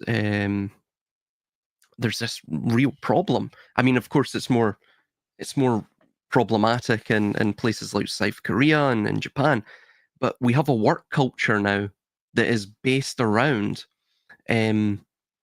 not really taking pride in one's work, but just getting as much money as as we damn well can, which has led to greed. It's led to ecological disintegration. It's led to, of course, social maladies as well. But you also notice that the work culture is all predicated around money. Money is the king of it all. And I don't think it's an accident that it's associated with green. Of course, when we look at the chakras or the Sephirah, or of course, green being the color of decomposition, of spiritual unripeness, if you will. So it's no accident at all. And perhaps we're talking about, I guess, over the overarching topic of this discussion, which is that what are the sort of the ails of sorcery and dark sorcery? How does it hamper or hinder or harm oneself or the people that surround oneself? Well, ultimately, it's this. It's desire. It generates the three poisons. So it's a reframing. It's a misapprehension of the very essence of the alchemical journey, of the spiritual journey, of seeking out theosis, a relationship with the prima causa, with that which provides us the divine spark. So I think fundamentally that's the answer to this topic.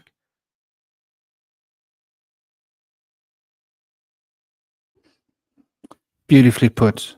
beautifully put. And I think like it comes back to, like you say, the miasma of money, you know, and money has always been related to shiny things, gems.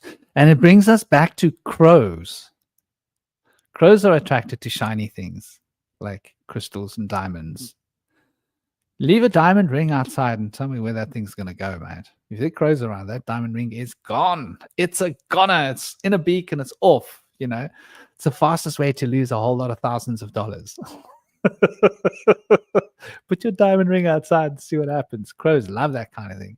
I once had a chunk of moldavite, which wasn't even shiny, but it was a big chunk of moldavite. They went off with it. And man, this was about like, I bought this moldavite like more than a quarter of a century ago, right? In those days, you could still buy big chunks of moldavite. It was a 52-gram chunk of moldavite, right? Like, for those of you that don't know moldavite, 52-gram chunk of moldavite these days, I think would cost about $5,000 or $6,000. And it just, crow took it. I was like, there goes my moldavite. I put it on the wall, had a shower. I was living in Sri Lanka. I used to wash outside. I had a well. And I used to pump the water up, and I enjoyed washing outside rather than going indoors to wash, because I had this beautiful little forest area where I lived, my home. And I would just wash, get buckets and just wash with buckets and turn on the pump and use the outside tap. And yeah, so I lost that moldavite. So I had to go and collect more moldavite. Very expensive, hard to get hold. In those days, it was easier. These days, good luck trying to find moldavite. China's making fake stuff. But, you know, that whole idea of money. What are your thoughts? Oh, Cosmic, I didn't respond to what you said, and I wanted to. Just a quick thing. I think there are certain people that are part of the next evolutional cycle. You were asking, Cosmic, you with us here, brother? Yeah, I'm here. I think there are certain people that are part of the next how am I going to put this? Like we're going through evolutional cycles, and I think there's this shift happening, and there are certain people that are like key roles, and that would explain the synesthesia, right? And what we call neuro what's wrong with my brain? Neurosleep. Neurosleep disorder. Sorry? Neurodivergent? Yes. Neurodivergence. We've got this neurodivergence happening, and a lot of the people have got more neurodivergence in different ways. And I think one of the ways that you can have neurodivergence is to do with color and sound. Other ways of neurodivergence would be like having the way that your mind works in a different way, or other forms of neurodivergence could be, you know, there's a lot of patterns. I see my son with certain elements of the neurodivergent field. Sensitive people do tend to have it. Yeah. What about color blindness? I have color blindness, and I see green sunsets every day. I thought everyone did, but it's pretty amazing now that I know I'm the only one that really sees them. Oh, you see sunsets as green? That's interesting, actually. Yeah. Incredible. Because like the orange becomes yellow. When blue and red mix, I don't ever see the red. Red is the lowest frequency color. Blue is the highest frequency color. Then purple is the mix of the two. So I don't see where purple is even on a spectrum. It's like somewhere in nowhere's land between the beginning and the end. So, like. So what type of color blindness do you have? Like which colors do you not see? Because I know it's not like you don't see any colors, just that there's like certain colors that don't show up. Like purple, some people, purple, purple kind? Blue, Okay. purple blindness. So Okay. we just only see blue, and people are saying that's purple. I'll say no, that's blue. It's always blue to me, unless it's pink. It could be like magenta or pink, and I won't. Gotcha. Yeah. But sometimes it affects red or green. So like these green sunsets, man, if I could show you guys how pretty this is, and I'll show it to people like, look, it's green. And they'll say, no, it's kind of amber. I'm like, oh, man. But I think that's part of neurodivergence. I have a different interpretation of the world, you know, and also I've been considered neurodivergent. I always thought that I had like some aspect of Asperger's, but I'm not convinced that I do. I just feel like I associate with Rh negative blood people because I just see things differently, man. I don't know.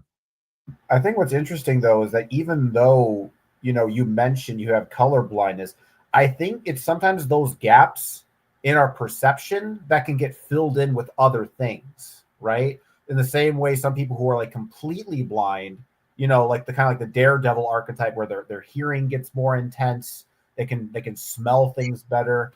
I think with like certain like neurodivergent things, like was diagnosed with ADHD, and in a weird way, it's like it has some skill sets, like certain things I'm probably not good at, like sitting still and like figuring out math, but in terms of coming up with like abstract ideas and thinking outside of the box, it's great for that. So it's like it has other advantages. And I think one of the great things about attention deficit disorders, because you have a harder time paying attention, it's like you have a harder time getting indoctrinated because you can't pay attention to what the indoctrination even is. Good, yeah. Blessing in disguise.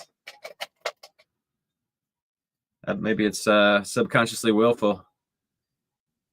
Yeah, maybe. I wouldn't be surprised, because a lot of us know that when you go to school and we start learning this stuff, it doesn't feel like intuitively relevant to us. We're like, we really have to learn this. Okay, we're going to go through it.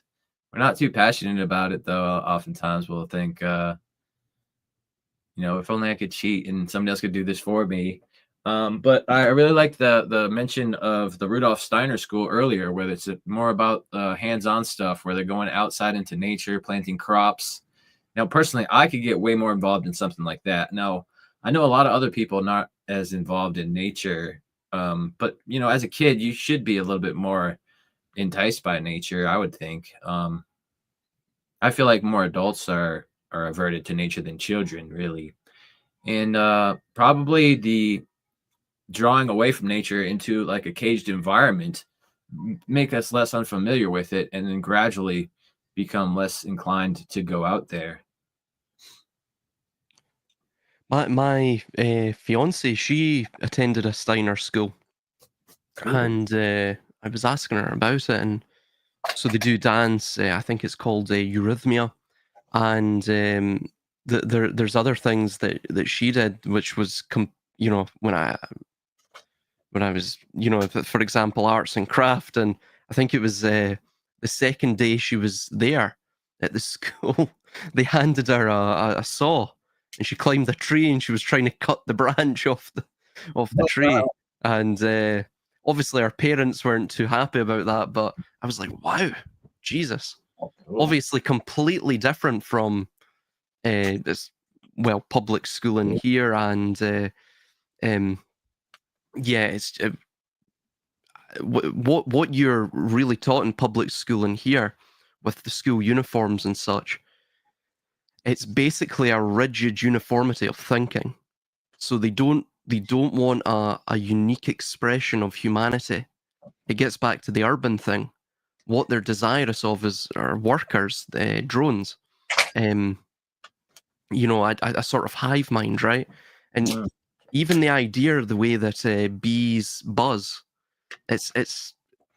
it really does make one think, with the digital technologies, the electronic technologies, even the electricity, right, or the electricity that powers this sort of behemoth. It does make one wonder if there's something to that. They want a hive mind, bees buzz, the refresh rate or the hertz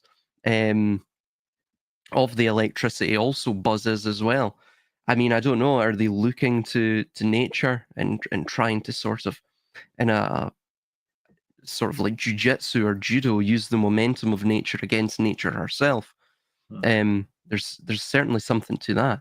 But the good thing about this is I do think there is a sort of I call it a quickening. There is a divergence of thinkers, and it really is.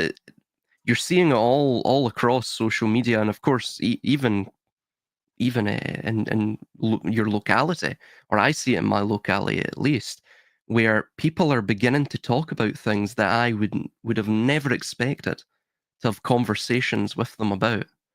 And, you know, a lot of it is, it's against the indoctrination, and which is a part of the spirituality, the spiritual process. And I think there is a renaissance coming. You can feel it. There's a rebirth of a man that is approaching. And, you know, it's quite exciting. Of course, it's a very terrifying and dangerous time to be alive, but it's also a very exciting time to be alive. And I think with the danger comes endless possibility. Endless possibility. And I think, I really do think there's going to, you know, in this new age that approaches, I think people are going to have a far more well-rounded view of not just themselves and their communities, and become far more communal in terms of their spirit, but they're going to understand the spark that provides them vitality. They're going to understand the fragment of God within themselves. So, yeah, I definitely think there's something afoot in terms of how humanity is transitioning and transforming in this new age. Yeah, are any of you guys familiar with Bruce Lipton's allegory of the butterfly and the cocoon? Human society is put forth as an analogy as a cocoon of a butterfly. And in the catharsis stage of the butterfly, there's things called the imaginal cells, which envision the building of the butterfly and its wings. And so a lot of the cells die when the caterpillar goes into the cocoon because they're no longer going to do the caterpillar things. And the cells in the analogy are said to wonder, like, what's going on? Why has the work stopped? It looks like this is the end. And so you could kind of see that the bifurcation of people in a time like now, where you have some people that are like, this is a time of great opportunity right now. If things crash, then we can begin again and we can create a new system. This is going to be amazing. And other people are thinking, this is going to crash. This is the end. We can't survive this. This is going to be the last road for us. This is the end of days. And so in the analogy, it said that those who can see the spark of the imaginal cell and understand that have hope to be able to survive and create the new system with them. But those who are unable to see the spark of hope in the times of challenge and transformation are doomed to fall with those times, or to try to cling to them as they disappear. So it's interesting to see those two different states of mind. Now, I've always been a person that's been seeing the advantages to transformation in times of challenge like now. And I've always wanted to be able to be a leader through those challenging times. But I've seen other people that are involved in the spiritual world that are talking about more about, oh, people need to know about these terrible things that are coming right now. The world is going to a bad place, and we need to prepare for all these terrible things. And to me, I think to myself, I don't know if I could see what you see. And the more I speak to these people, they talk more about karma and the return of Saturn, talking about, I need to be punished for the things I've done in this life, in my past, and in things I've done in my past life. I need to experience the consequences of things that I did in my past life during this life. And to me, that kind of stuff doesn't seem to resonate with me, with the way that I see mysticism and spirituality. And I feel like the feel of needing to be forgiven by God and other people in your community can be really hard for people to gain the approval of others. Whereas in shadow work, we see that by self-forgiveness, that transformation can be made. Also, by forgiving the others who we previously blamed for our own issues is a huge leap forward. So I think by stepping away from the focus on the external and what other people are thinking or feeling, have to be able to grant you permission to do, and then shifting that focus into the internal, to being able to set things right within you and come to greater self-mastery and understanding within, I feel like that is a place where you can free yourself from the needs of being able to be forgiven by others, to be able to move forward. And I feel like it's a big part of this is by forgiving yourself and then having a willingness to change, to do things better, is the pivotal move that makes this work out for everybody if you're doing it on your own in self-mastery. Now, if you were just to forgive yourself and continue in your transgressive ways, that can probably be one of the worst curses you could have, because you feel like you've been forgiven and you're moving forward, but you've really stepped back. And unless we're able to make progress in this transformation with self-forgiveness, it can be detrimental. But I think a lot of us know that when we go through things like shadow work and self-mastery work, to leave things the way they were, it's just not going to work, because if you don't change, nothing changes.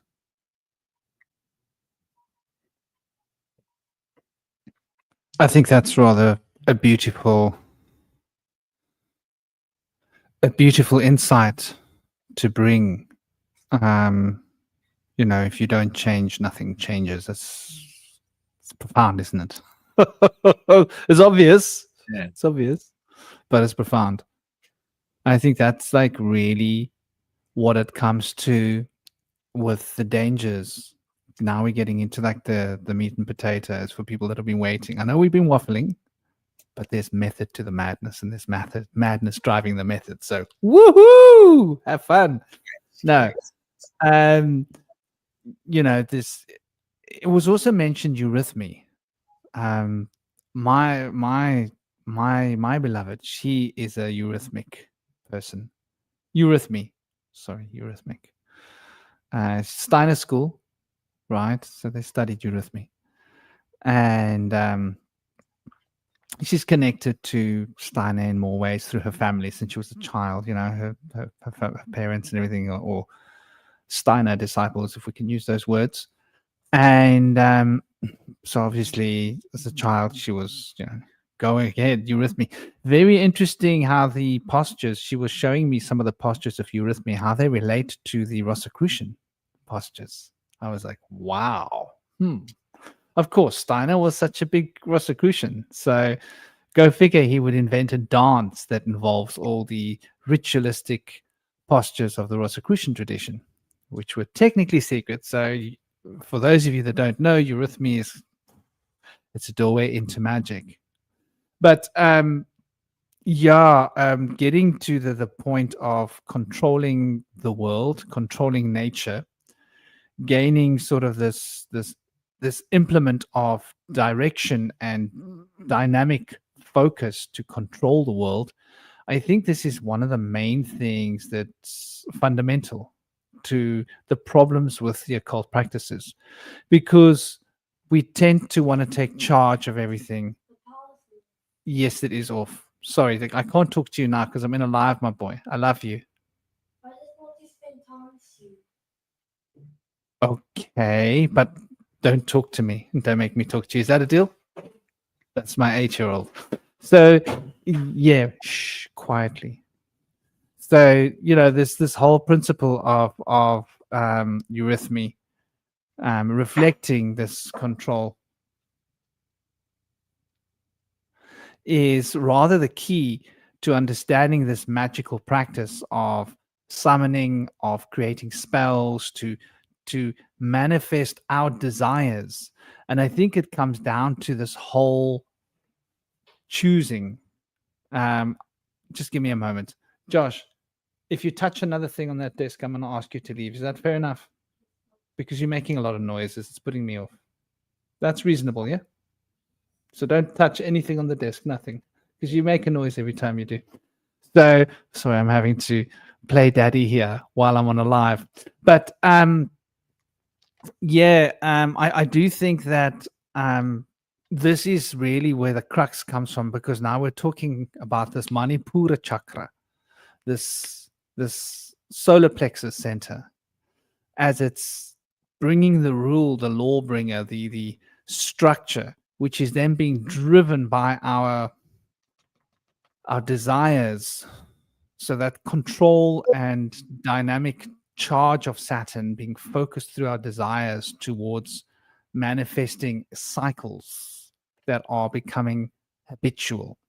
And so the habitual cycles are what become the habitat, which is the root chakra. And so these three centers focused represent the three fundamental principles. And so the Hermetic 7 principles are really three principles, if we really look at them. They're three principles.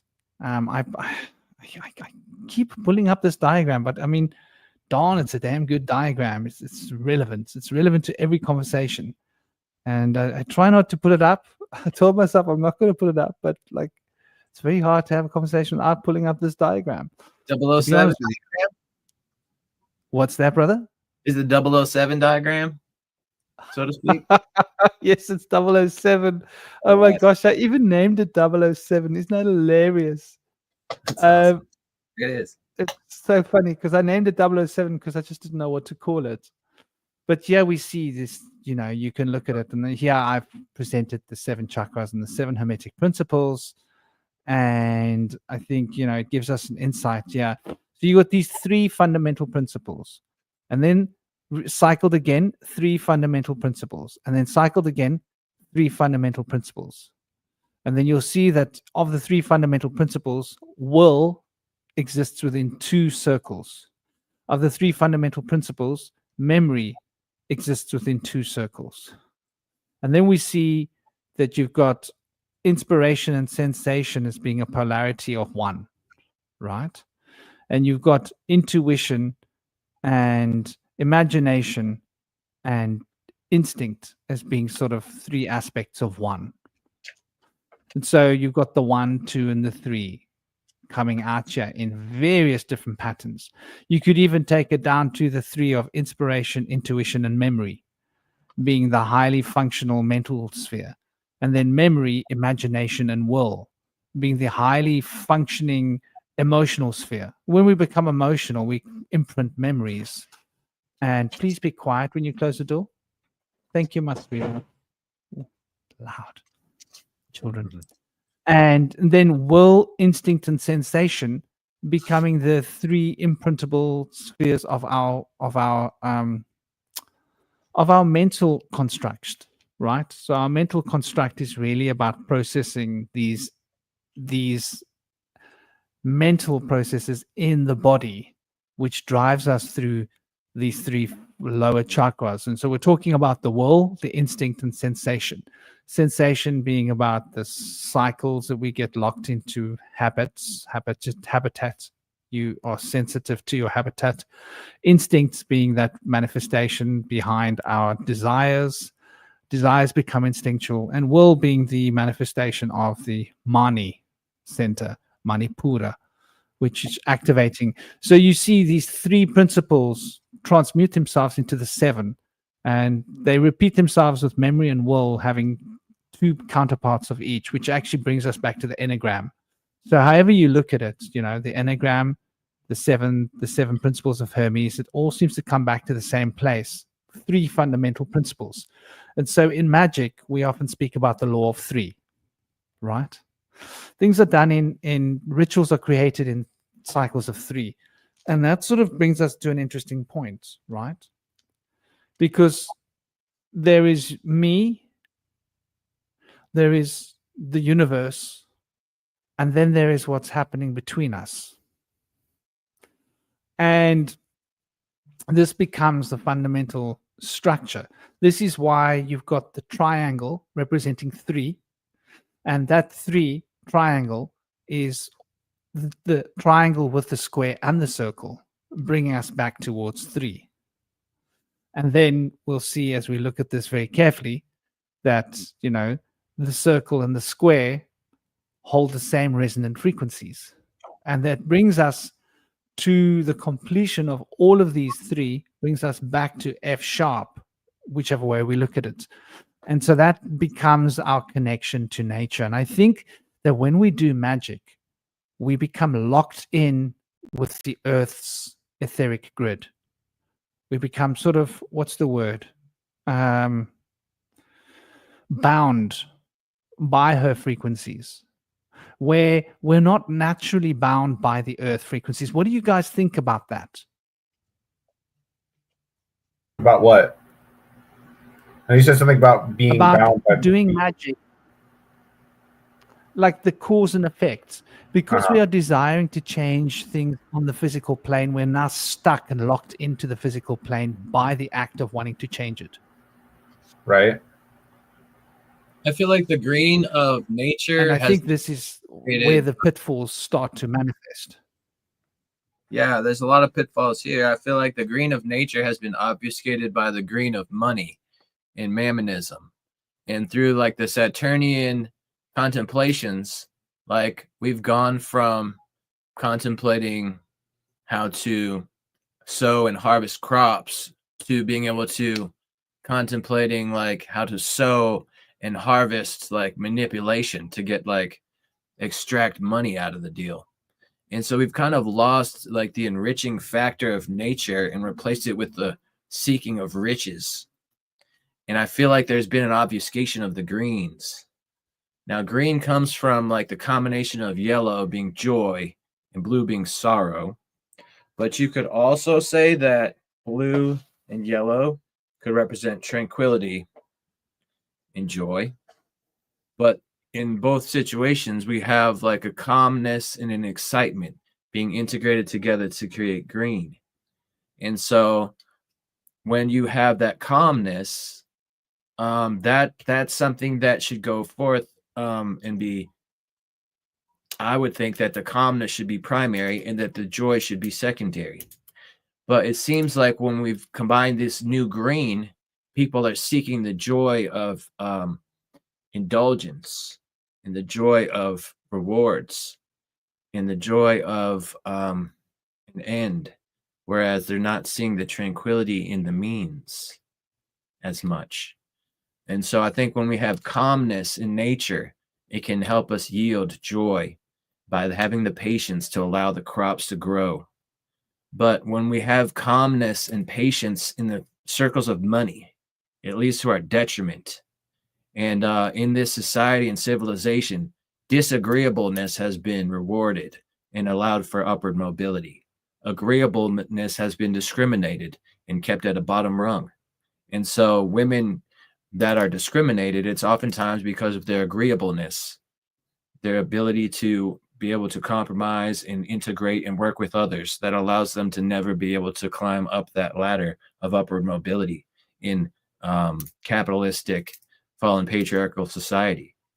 The only the ones who are disagreeable that will be able to take moves to disintegrate and to divide people are going to be the ones that are being rewarded with upward mobility in fallen society that is collapsing now.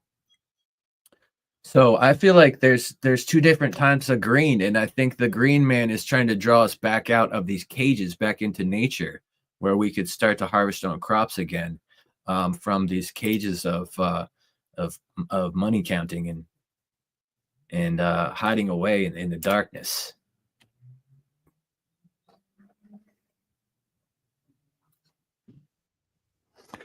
I think that's an interesting point you bring up, hiding away in the darkness.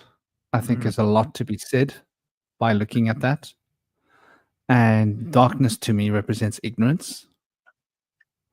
And because of money, we tend to ignore a lot of stuff, right? Because it's not making us money, right? Because we're living in a highly competitive world where you got to make money. Do I have time for this? No, it's not making me money. Do I have time for that? No, ignore that. Ignore. Ooh, making me money. Good.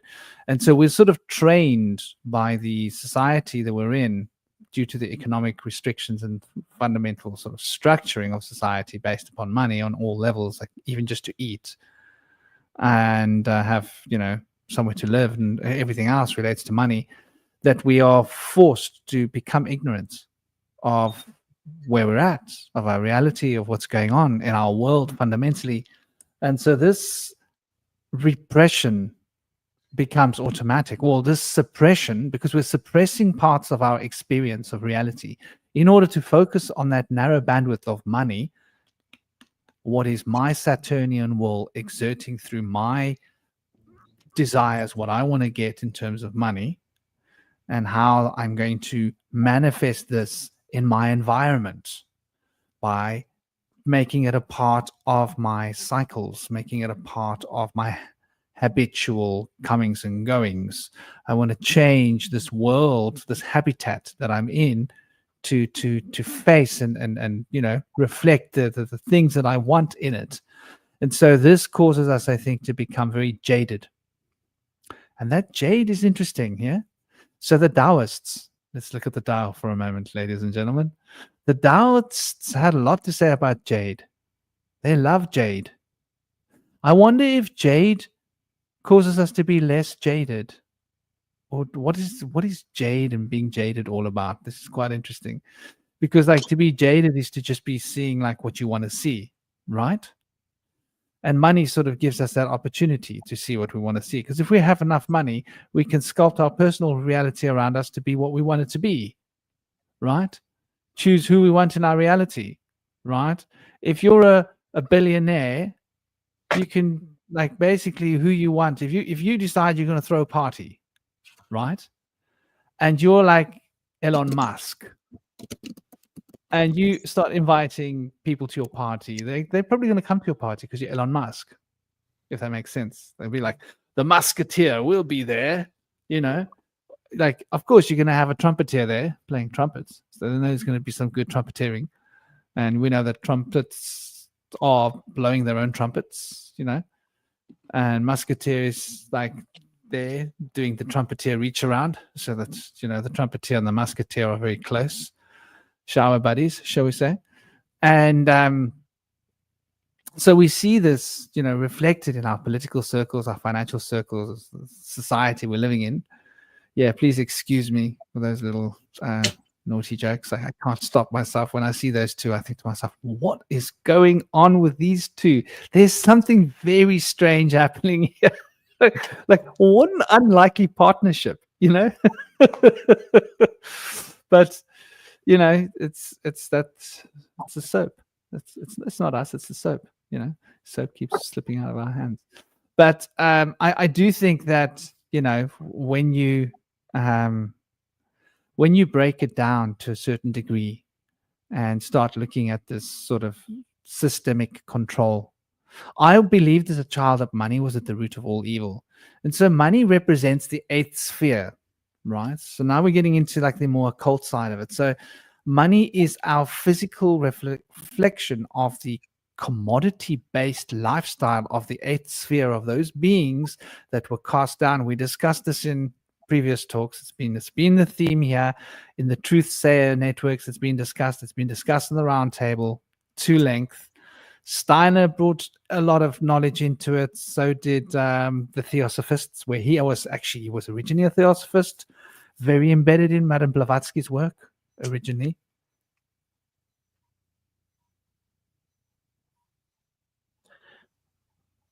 Now, what did you say money was the eighth layer of?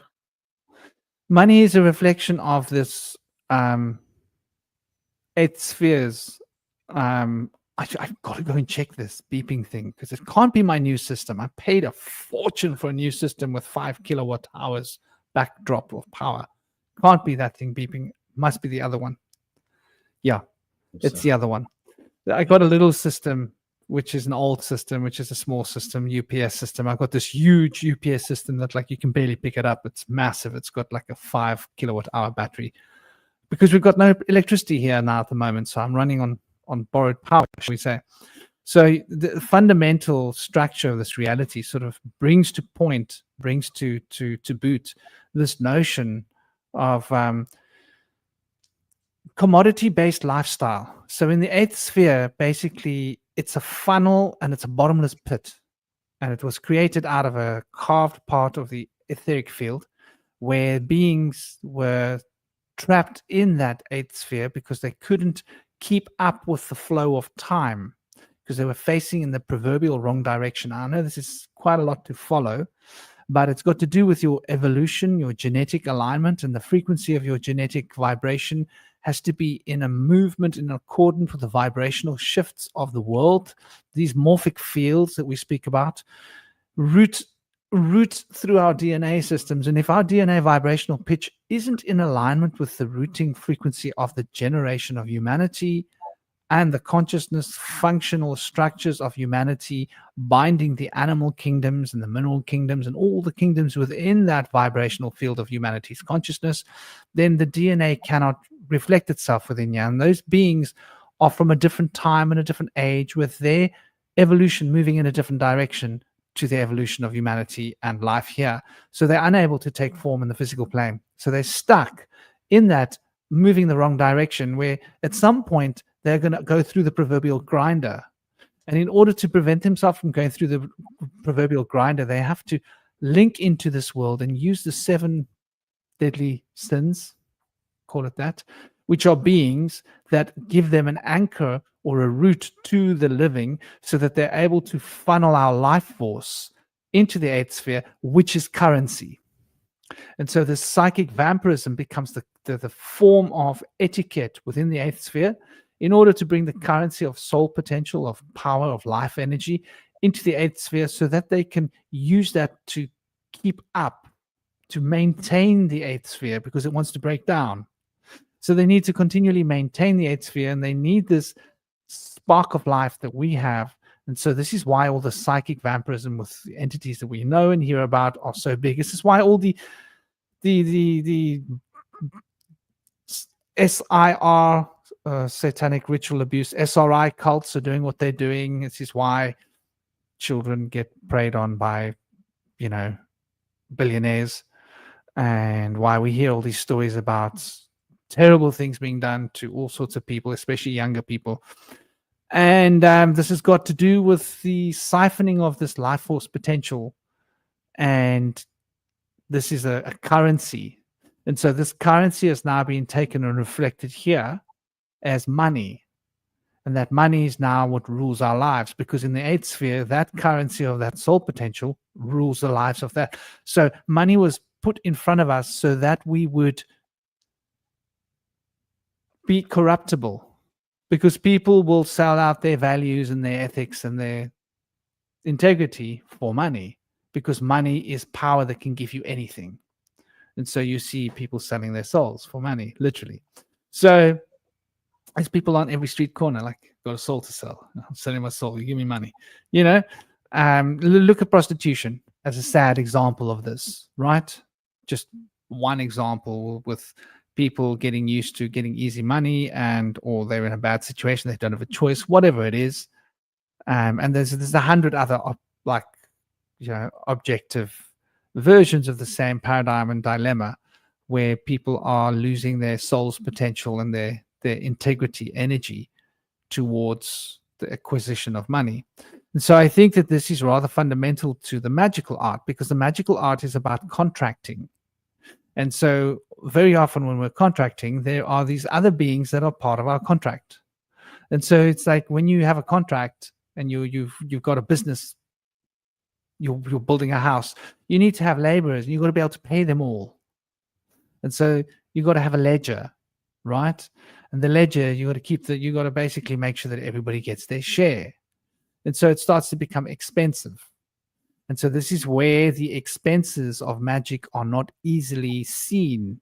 The price of magic is not really evaluated by the students very often that are practicing the magic, because they are tunnel visioned, they are ignorant, they are seeing their desires, they are seeing their goals, what they want to manifest. They're not looking at the bigger picture. What is the cost? Because there's a cost for everything. And so I think this becomes the engine through which we start to manifest all of these dark consequences, which I think we're probably going to get into soon. How does that tally for you guys so far as a conceptual alignment? Yeah, I can dig it. With this Cosmic? Hmm? You see. What'd you say? Did I put Cosmic to sleep? What about the Fae and currency? Go on. Tell us The about Fae it. and currency? Well, Yeah, I guess currency. maybe they have What more of do a they bartering trade? system, because they often talk about the Fae. They have a relationship. They don't really call themselves the Fae. They call themselves the Ezethian. They're the Ezethian beings, which are basically like a Fae-like, and they trade technology with the with elves from different Zarfexes, and they kind of exchange information. I think with nature, there always is a kind of a give and take, and just in terms of sharing goods and sharing services. And I'm not really of the opinion that money is really the root of all evil. I think because I think if you look at us, like we have jobs, we technically have money and we technically have things, and we're not corrupted by those things necessarily. I think there's nothing wrong with just making enough money to just survive and get by and have a job. I think when it comes to the root of like control and mind manipulation, I think it goes back to narcissism, because I've been taking a lot of time, studying narcissism and cluster B personality disorders. And what I'm fascinated with narcissists is how they're able to convince themselves of lies, right? They can come up with a lie about a situation, about themselves, about something that happened. They can completely create a story out of thin air that has no correspondence with reality. And they can convince themselves it's real. They can like lie to people and they can lie to themselves. And I think the thing about narcissists is that, these people, they have this delusional confidence that allows them to kind of get the things that they want. And people become attracted to that. People who don't have confidence, people don't have a lot of stuff, like, ooh, that guy's really like, confident. He's got a lot of personality. I want to be like that guy. And that's kind of like, and I've been thinking too about cults. What cults really are is basically people who pine for that narcissist, that power that the narcissist has. And often what happens in cults is that you get a very rigid set of ideas and concepts. And then whenever there's any kind of doubt or cognitive dissonance, you have these mechanisms in place to kind of, silence out the doubt, be it a mantra, some kind of like punishment ritual. And I think what's happening, what I'm going to realize with a lot of these cults, is that they're actually, what the cult indoctrination is normal people trying to act like a narcissist. But the thing is, with most normal people, they don't have an ability to lie to themselves like that, because they'll start noticing contradictions. They'll start noticing, things that are wrong. And then the people in the cult are like, oh, this person's evil. This person's a detractor. But it's the same pathology as the narcissist spread out amongst a group setting of people. And I think once you kind of understand that sort of personality dynamic, that there's it's almost like when you think about people who are like really like sociopathic or cluster B, it's like they're almost a different kind of person. They're like this different kind of demonic, soul, and they can camouflage themselves as, any type of person that walks around. So I think when it comes to, methods of control, the thing you also have to understand is that, when the elites, they do like, because you guys talk about how the elites control people, but those controllers, they do those same methods on themselves. They tell those same lies to themselves. So it's almost like on a weird level, it's like they're not even conscious of what they're doing. It's almost like they're a conduit for some kind of darker entity that sort of moves through them. Yeah, that kind of brings me back to something we were talking about earlier when Franklin was talking about telling his son not to lie and the disadvantages of lying. I feel like when you lie, there's one thing that people are aware of, that people may not trust you if they find out. There's another thing, though, that people don't really consider, is that two different things, actually. If you're lying, one thing is you may not realize when you're lying to yourself. And you might also be in a situation where if you're lying and you may not be able to identify others who are lying. But people who speak truth and choose to stay in truth will usually be able to see right through lies and be able to identify them as false. And so by lying, you take that away from yourself, and the ability to see through nonsense, misinformation, and disinformation can become lost. So I feel like it's something that things are convenient. Money's convenient. Lies are convenient in our society that's based on egoism and separation and benefit at the cost of others' detriments. So I feel like I don't personally think that money itself is evil, but I do know that the love of money can be evil, especially when it replaces the love for nature or the love of humankind or the love of the divine. There's certain things that are deserving of love as a priority more than others, and money just to me should not be one of them. I feel like money can be practical and may be like a necessity somewhat in our civilization, but in nature it's definitely not a necessity at all. The only use for it might be toilet paper or kindling. I love that toilet paper. Welcome, dear brother Shinobi, General Shinobi. It's lovely to have you on the crew. It's been a while. General Shinobi's been in a number of the roundtables over the course of the last sort of year or 8 months, however long it's been. He's a wonderful thinker. He's a wonderful out there, creative, impulsive channeler of all sorts of interesting information, and he does a lot of really in-depth research into various different occult systems that's happening, the systemic controls, and also an intuitively gifted person and a parent, which makes quite a big thing, really. Having to really it pushes you to look at your shadow. So he's a lovely guy. Welcome, dear brother. It's an honor to have you on the show. Thank you for joining us. Give Hey us guys. a few moments of what you're about. Hey guys, can you hear me okay? Yeah, well, Cool. So I'm scamming through my phone at the minute. Yeah, it's been a while. It's good to see you all.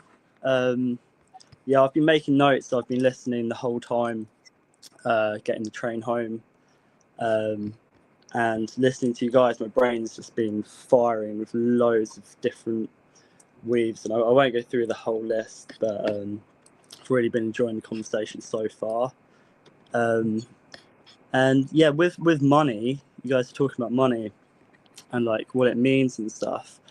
How I view money is, you can do it different ways, but it could either be Ma and then Ni, like Ma being the mother, and then Saturn ruling the knees as well. So it's like Ma and then Ni.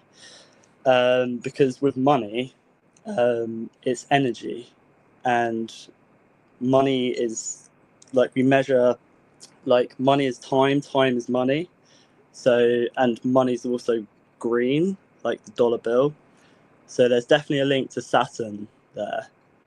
And also, I view anything ending with E, even if it's EY, as energy. So I see money as kind of one energy. It's our collective energy, which used to be gold. We used to trade gold coins, which has a solar energy, and that was probably the golden age.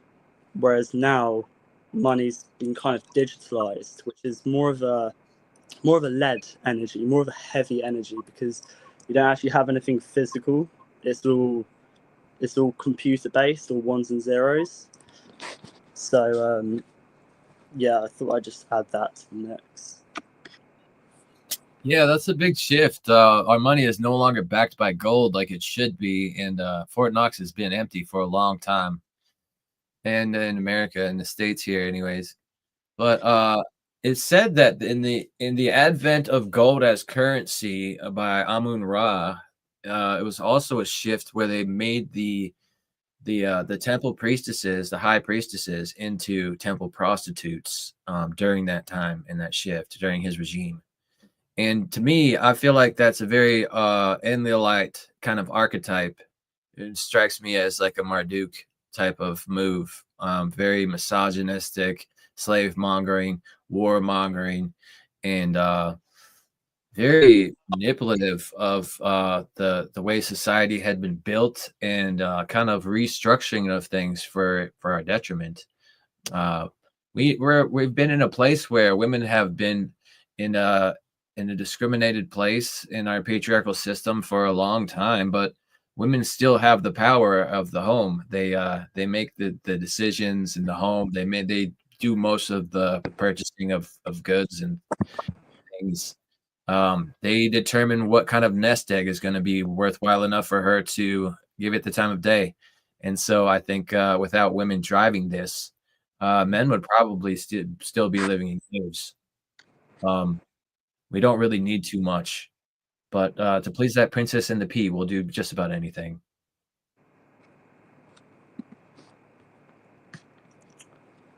And so this brings us into, I suppose, the roots of the conversation.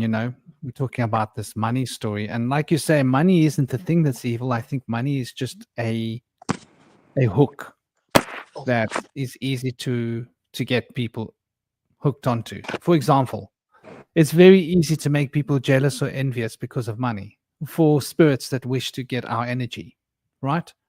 Look at that person's lifestyle. Look at your lifestyle. Look at what they get to, how they get to live. Look how you get to live because of money. So that envious, it can also feed the monster of greed. Because you got money, you can have anything you want. The more money you got, the more you get to have, and you get greedy. You want more of the good things in life. And so it can feed the greed monster, because I get this fundamental thing that, like, I don't think we were meant to have that much. I think we were meant to have a certain amount. But now you get people that, like, one person can own an island, like an entire island, because they got the money to buy it. Now that's my private island. Or an estate that, to get to the other side of my property, you need a horse or a motorbike, that kind of nonsense. And then, of course, on that estate and on that property, you've got like your own personal golf course and your own personal, amusement park. And I knew a guy who had an amusement park on one of his properties. His son's own personal amusement park.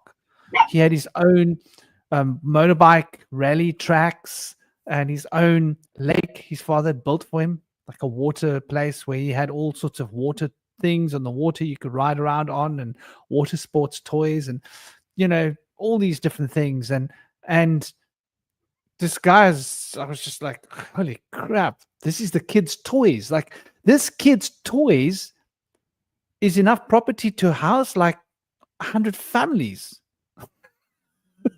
It's just the kid's toys, That's not even the important stuff. The guy was like a multi-billionaire. Anyway, my point being that this is often how, this is. And luckily I wasn't somebody of envy to be like, oh, I wish I had that. I thought, well, seems a bit pointless, like this kid's so rich, he's got all this stuff, he just doesn't have any friends. That's a bit sad, but that's often how it works. There's a swing in the balance. When you've got a lot of money, it's hard to make good friendships, because many of the friendships you make, people are out to get some money, right? This is unfortunately the way the world works. So, imagine you're a multi-billionaire and all the women want to be with you, because the woman that marries you becomes a billionaire, right? It would be really hard to find a relationship, because everybody would be pretending to be so in love with you, pretending to be your best friend, pretending to be, can you imagine? Like, it would add a whole lot of layers. And if you've had to be tunnel visioned in order to stay a millionaire or get the money, it makes it all the more difficult to see the truth, like Indy was saying a little while ago. So I just get the sense that this is rather a fundamental thing to the currency. And so now we start looking at, the contracts necessary for summoning. Summoning is one of the things that actually got the conversation going. There was a novice speaking in Slick Dissident's group, and he was talking about summoning, and I was like, whoa, hold the horses. Do you understand how big a deal summoning is? And he was like, oh, well, I've summoned. No, I've done summoning. And told me about a time when he was looking at sigils and he got like the hairs on the nape of his neck rising, and he was feeling something like presence, whatever. And I was like, dude, that's not summoning. That's just becoming aware of. And so we've been sort of taught by these chaos magic ideas that it's so easy to just summon something. You just do this. And it's like the difference between an invitation and a summons. In a courtroom, what's the difference between a summons and an invitation? Well, an invitation means you can go into court, sit where you want, do what you want, and leave when you want.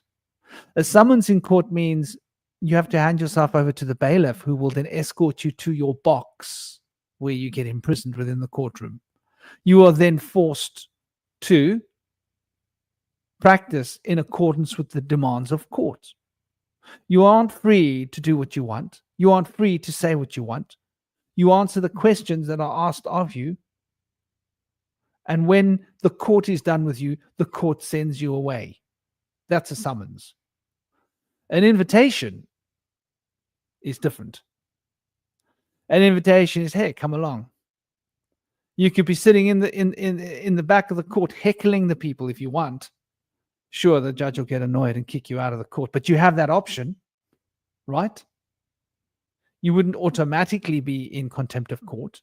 You'd first get thrown out of the court because the person who's been summoned has had to sign on the dotted line to agree to be in court and to practice with that, because you're part of the court proceeding. So, and that's just a legal sort of aspect of how this works. It works in the same way legally, because the legal is put in context with the energetic reality. So the summoning of beings is a big deal. And it involves tying beings and basically controlling beings. The ethics of summoning has to be questioned, right? Because you're taking the free will away from another being. Fundamentally, if you think about what summoning represents. So there's a certain dark element to summoning to begin with. And you're putting your Saturnian will to tune the rhythm of the situation so that you can control the habitat, the cause and effect loop within the habitat that being is able to manifest.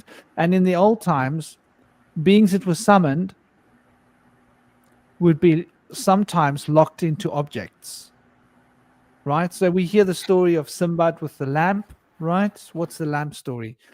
Lamps were very easy to put beings into because the lamp would be a physical object of the earth that has the water, the fluid in it, that produces the fire, that sucks the air to move through the lamp so that it can make the fire. So you've got all four elements represented within the lamp.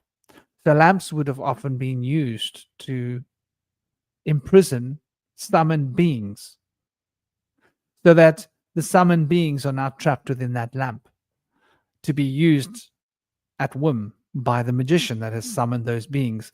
And so the danger there is an obvious one, right? These beings don't want to be locked up. They don't want to be bound. When you get summoned to court, are you like, yay, I'm going to court? Or you're like, damn, I've been summoned to court.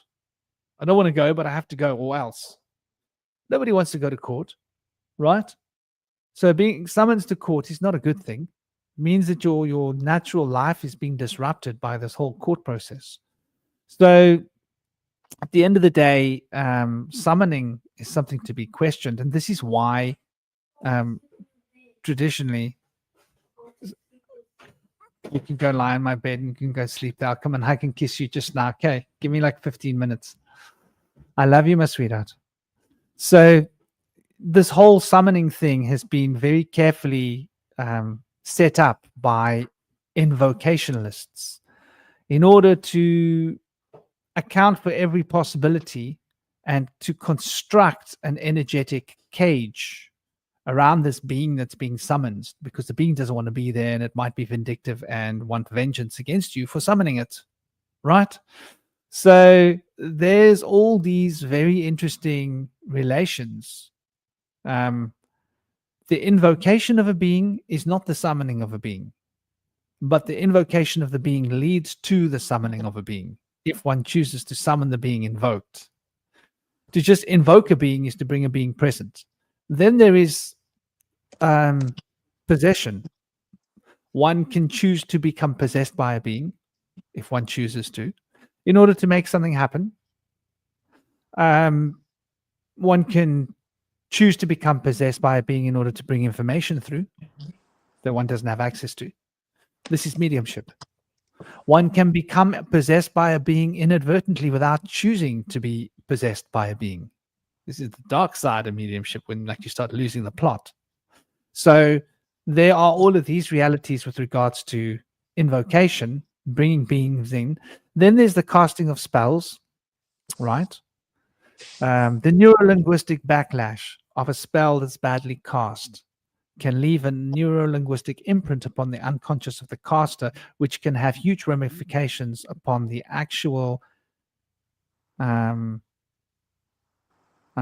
persona, which will feed back to and leak into the ego, creating a certain potential of corruption. And so this corruption is rather fundamental. Sorry, I've just got to go and lock the door quickly. Give me a second. But please tell me what you think.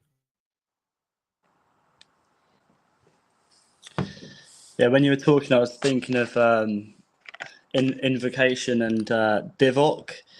I believe divok in Hebrew means to invoke an evil spirit. And backwards, that's COVID. So COVID-19 could be divok AI. So to invoke an evil spirit or to implant artificial intelligence into us, rather than us connecting with the ether or plasma or the force all around us. We're detached from that via various means, and that would make way for the artificial intelligence, which might be machines, but also I see it as humans being turned into machines, like our thinking becoming more mechanical and stuff. So yeah, you mentioned invoke and envoke, but divok in Hebrew is to bring forth an evil spirit. I'm not sure if you've heard of that, or if anyone knows that to be true. But yeah, I can elaborate on that. So you guys were talking earlier about pressure, and I was thinking of PSI, which is what measures pressure. And then the PSYOP, the PSYOP, was the personal social indoctrination or personal social invocation during the cowpoke. And then that would be the individual, which I can kind of see as the inner divine dial. It's where we get our orientation of knowing who we are, where we are, and where we're going. And then what else did I write down here? Yeah, but earlier you guys were talking about if you're colorblind or you're blind, your other senses are enhanced. And I just had a sudden thought that when people wear a mask, could their hearing become slightly higher attuned, or would they be more susceptible to certain frequencies? And also, would their eyesight become more attuned, or if they're not letting as much light out of their mouth, would more light be coming from their eyes? And as people are isolated and using technology more, blue screens, would more energy be taken from people? And I know that's a bit of a tangent, because you're talking about invoking. That's why I mentioned divok, which is to bring forth an evil spirit.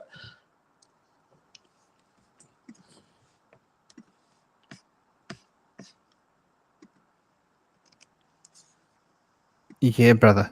Sorry, were you going to say something? Yeah, that's all really interesting. I feel like with evocation and invocation, those are two different things. And with divok, that sounds like it's like an even more evil version of invocation, which is already evil in itself. When we're summoning a creature and taking away its free, a spirit, and taking away its free will, that's inherently evil in itself, you know. And so that's gonna muster up resentment or retaliation or whatever it may be, bitterness at the very least. So when it comes to high magic, we're trying to ascertain the manifestation of the person's individual will, which in itself is very unbalanced. We're trying to impose the personal will upon the collective will or the will of others. And so it's already taking away from the free will of others as well, just by the nature of it in itself.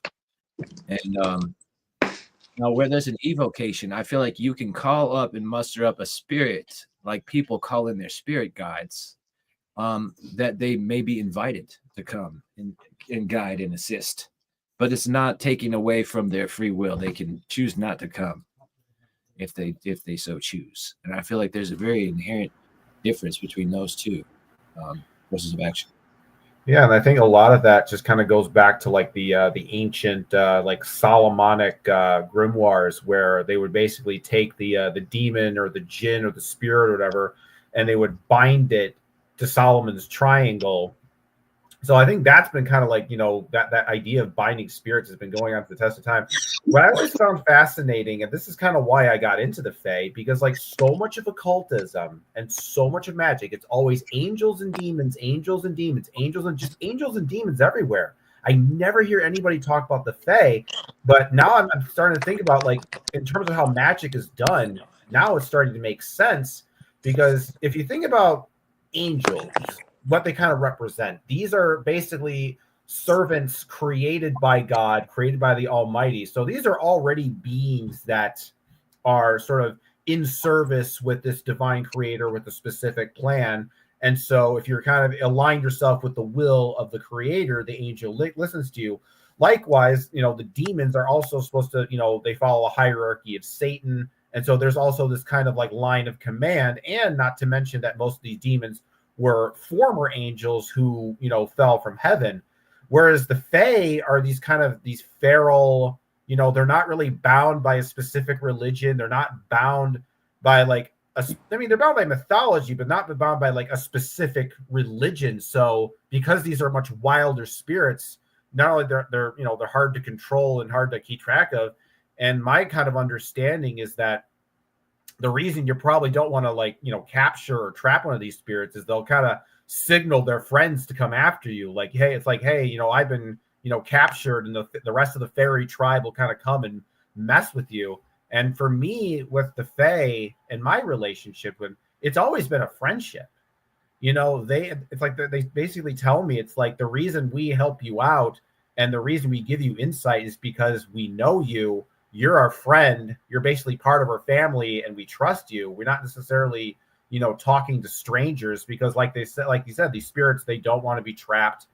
They, you know, don't want to be, you know, bound or whatever. And maybe it's because we're sort of taught to be like afraid of spirits and like be kind of like, you know, freaked out by them. That like, oh my God, we got to control them. In the same way, if you have like a wild animal, you feel compelled to put them in a cage or put a leash on them, because like, oh my God, this thing is dangerous. We don't, you know. But I think if you learn to be like respectful to spirits and just kind of talk to them like a normal person, like, hey, if you have some free time, can you talk to me? You know, I'd really appreciate it. And just, you know, be friendly and polite. You know, usually they respond to etiquette in the same way that people do.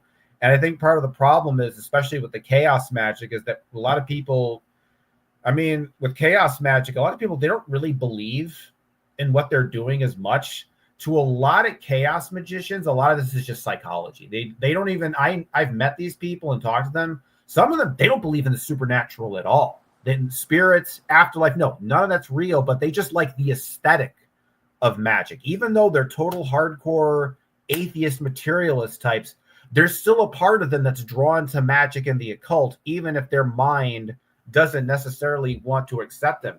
And I think they take that same kind of that rationalist, logical approach they take to life and science, and they take that same logic and apply it to magic and the occult. That's why they're kind of like, well, you know, it's not really about, you know, the specific spirits. It's all about the results. That's all they really care about. It's just getting the results, which I guess goes back to your whole theme on desire. But I don't know where I was going along with this. I went on a bunch of tangents, but you know, I think that's kind of why I was really interested with the Fae, because it's like I didn't really hear a whole lot of stuff written about them. It's like they're just there's this other category. It's like, wait, what is that? And you don't hear a lot of people talk about it. It's like, I want to investigate this because I kind of have a weird. I feel like I have a weird kinship with these types of beings, or this archetype kind of represents my personality, because I myself am kind of a wild trickster type that doesn't really follow the rules, or doesn't really trust authority, and really believes in the power of nature. So I think it's just like that. It's just the desire to control that comes from fear.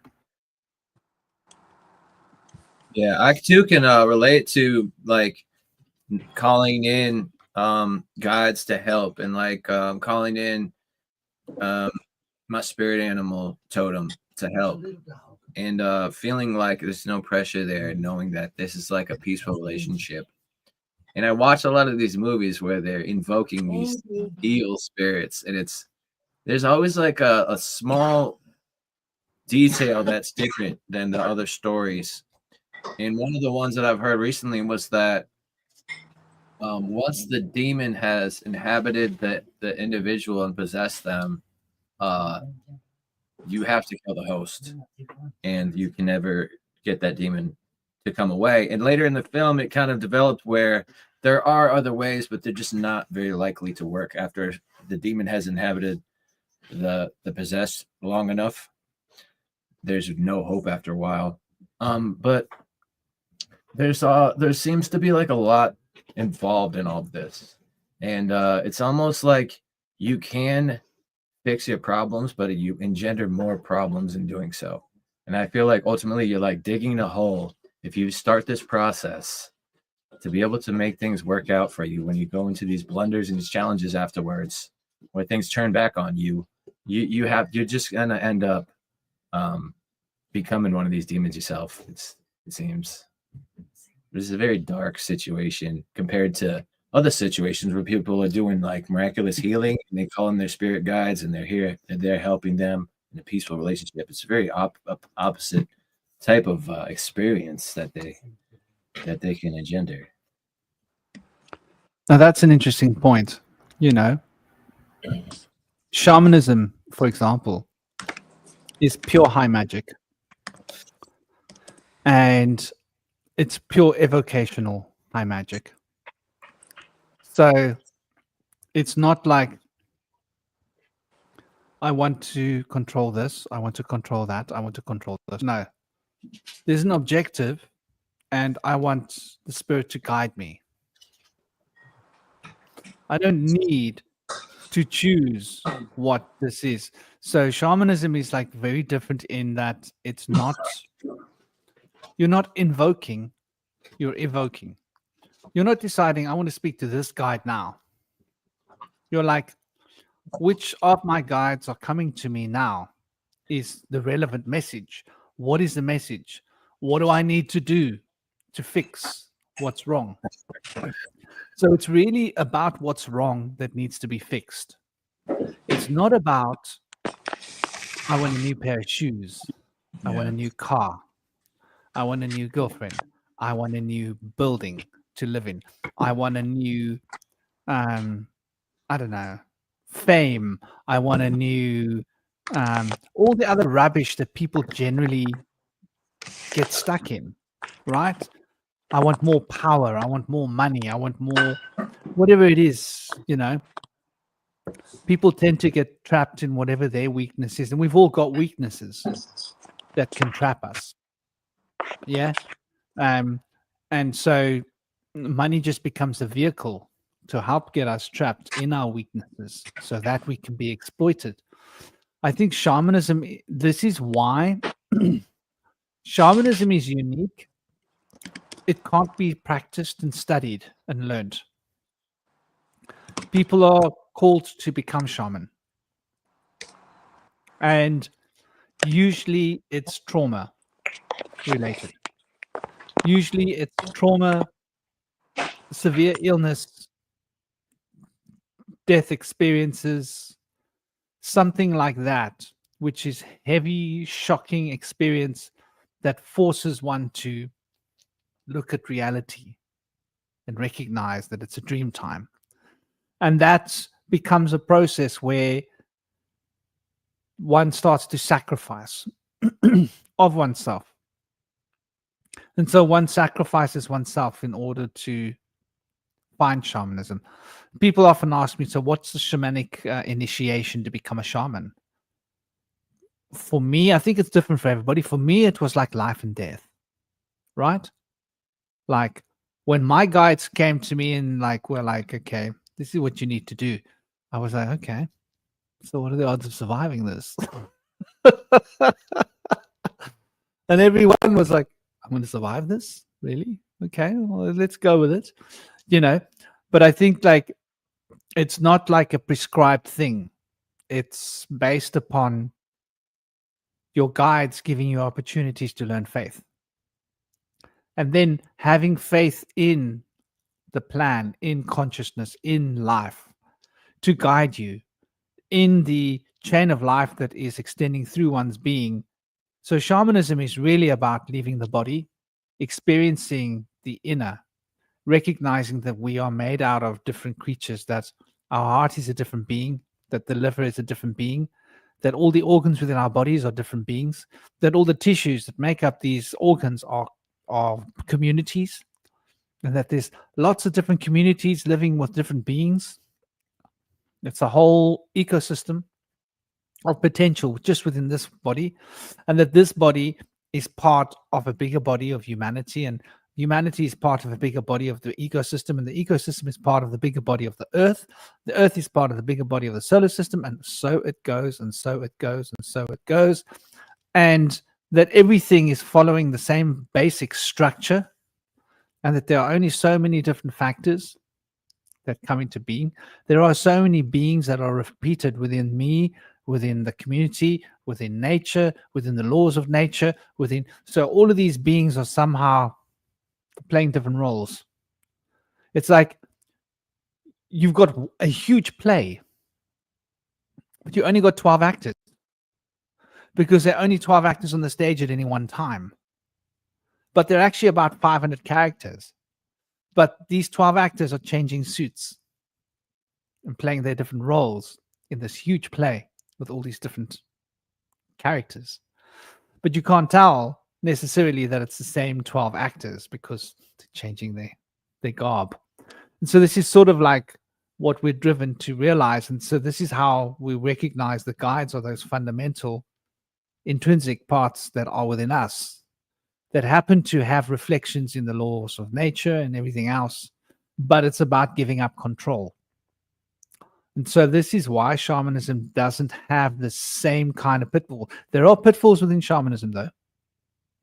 One can become addicted to the guides. One can become addicted to being in the center of this attention energy of the spectrum of the guides and the beings. One can become addicted to seeing truth and seeing more, and one can want to see more of the universe and see more revealed. When the hunger can become an insatiable hunger towards understanding all in the universe, which can actually force one to become detached from one's own emotional, moral, and ethical values. And this can cause an obsession that leads to the desire of power. So shamans are not necessarily protected completely. I think any path comes with its certain sense of dangers, and this essentially comes back to shadow work. I think shadow work is the base root of the story, because if we're doing our shadow work, we know what our weaknesses are, we know what our triggers are. What do you guys think, about shadow work as being the key? I think shadow work or something like it is necessary to be able to be in that state of mind where you have built that resilience by confronting your challenges and dealing with your issues. when you just have had things go your way your whole life and you're used to getting things going your way, I could see where you'd be drawn to dark sorcery, where you just want to make things happen easily, the way that things shouldn't be going, the way that you want it to go. It doesn't take any resilience to be able to muster up those kind of desires and want to take those shortcuts in life. But to go through shadow work and to be able to actually reprogram yourself on how you see the world, to be able to come out on top and be in a place where you can move with the bumps in the road and it's not the end of the world when little things happen, and you can see the blessings in disguise when there's misfortune afoot.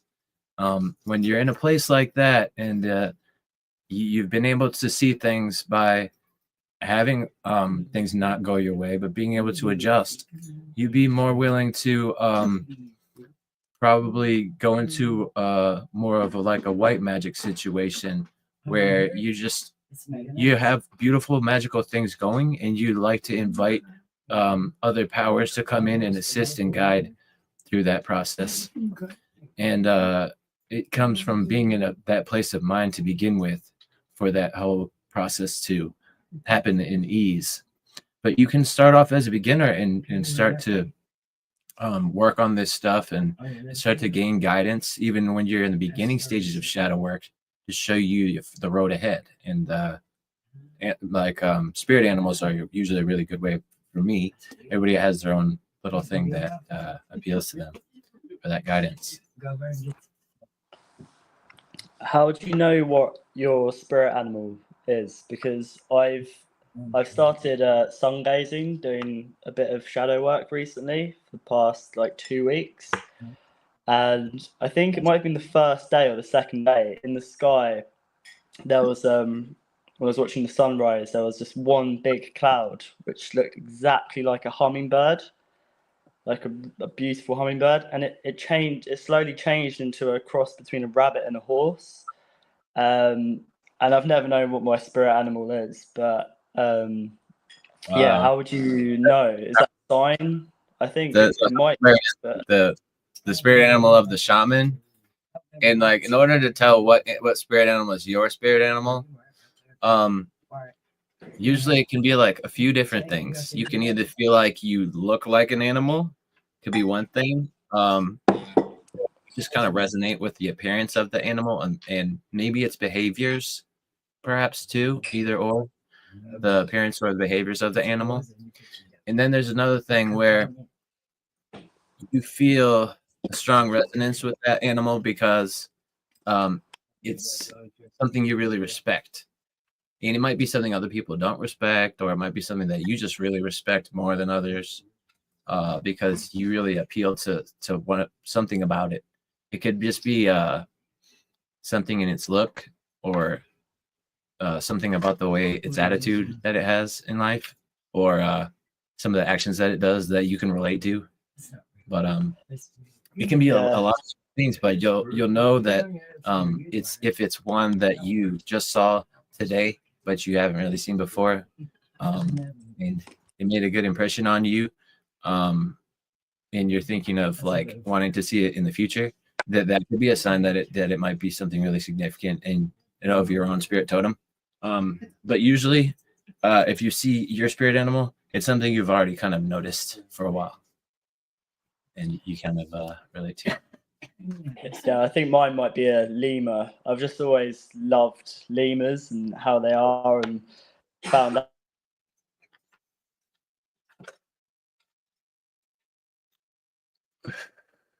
Did we lose? Shinobi, he went black. Shinobi, are you with us, Shinobi? With us to be lost sound or something. I'm not sure. His screen also went black. So, what do you think, Franklin? What do you think about spirit animals? How can you tell what's your spirit animal? You got any ideas on this? Yeah, well, it's funny that he mentions the horse, and the rabbit, and he says hummingbird. I've always sensed the bird in him. I've always sensed the horse in him, and the rabbit. The more I've gotten to know him, the more I've seen the rabbit, the horse, and and a bird.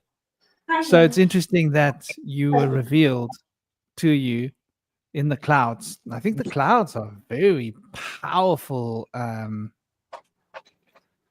very powerful magic. You know, we did it as kids. We stared at the clouds. If you look at the clouds, it's a tarot pack. You just watch it. It's like an entire animation story. And the more you get immersed in it, you can actually, it's like watching a television program. There's so much going on up there that you're like watching the story, and it actually starts to get a narrative. And as you watch a story unfold, you start noticing that there's actually lots of meanings inside. It's like the same. But I do think that Shinobi, that experience you had with the clouds was quite important. And if you actually go and look in the mirror, you'll see the horse and you'll see the rabbit in your face. Literally. Yeah. Yeah, I'm just eating. I've always I've never really had a connection to a hummingbird or horses or rabbits before, but yeah, it's interesting. I did see those three animals, but I can relate to a hummingbird because they vibrate really quickly and they move really fast, and that's what my mind does, to my detriment sometimes. So I can't keep up with it. But I really like lemurs. I think I've always loved lemurs. So that's why I was asking how you know what your spirit animal is, because is it something that you like or feel drawn to, or I guess it might be something that you see, or like repeated symbols of an animal. But yeah, it's interesting what you say about the clouds and that they tell a story, because I've been thinking recently that the weather is like the ether. If you take away a W, you have the ether. And like the weather is like, it's sort of, yeah, it can speak to us if you like watch it, I guess. Yeah, I think there's a lot to be said about the weather and the ethers, and the clouds are the water floating in the air. So it's like a scrying. It's a scrying mirror basically, because you can scry in water. But I don't think you have a animal, by the way. People have this idea that they have a animal.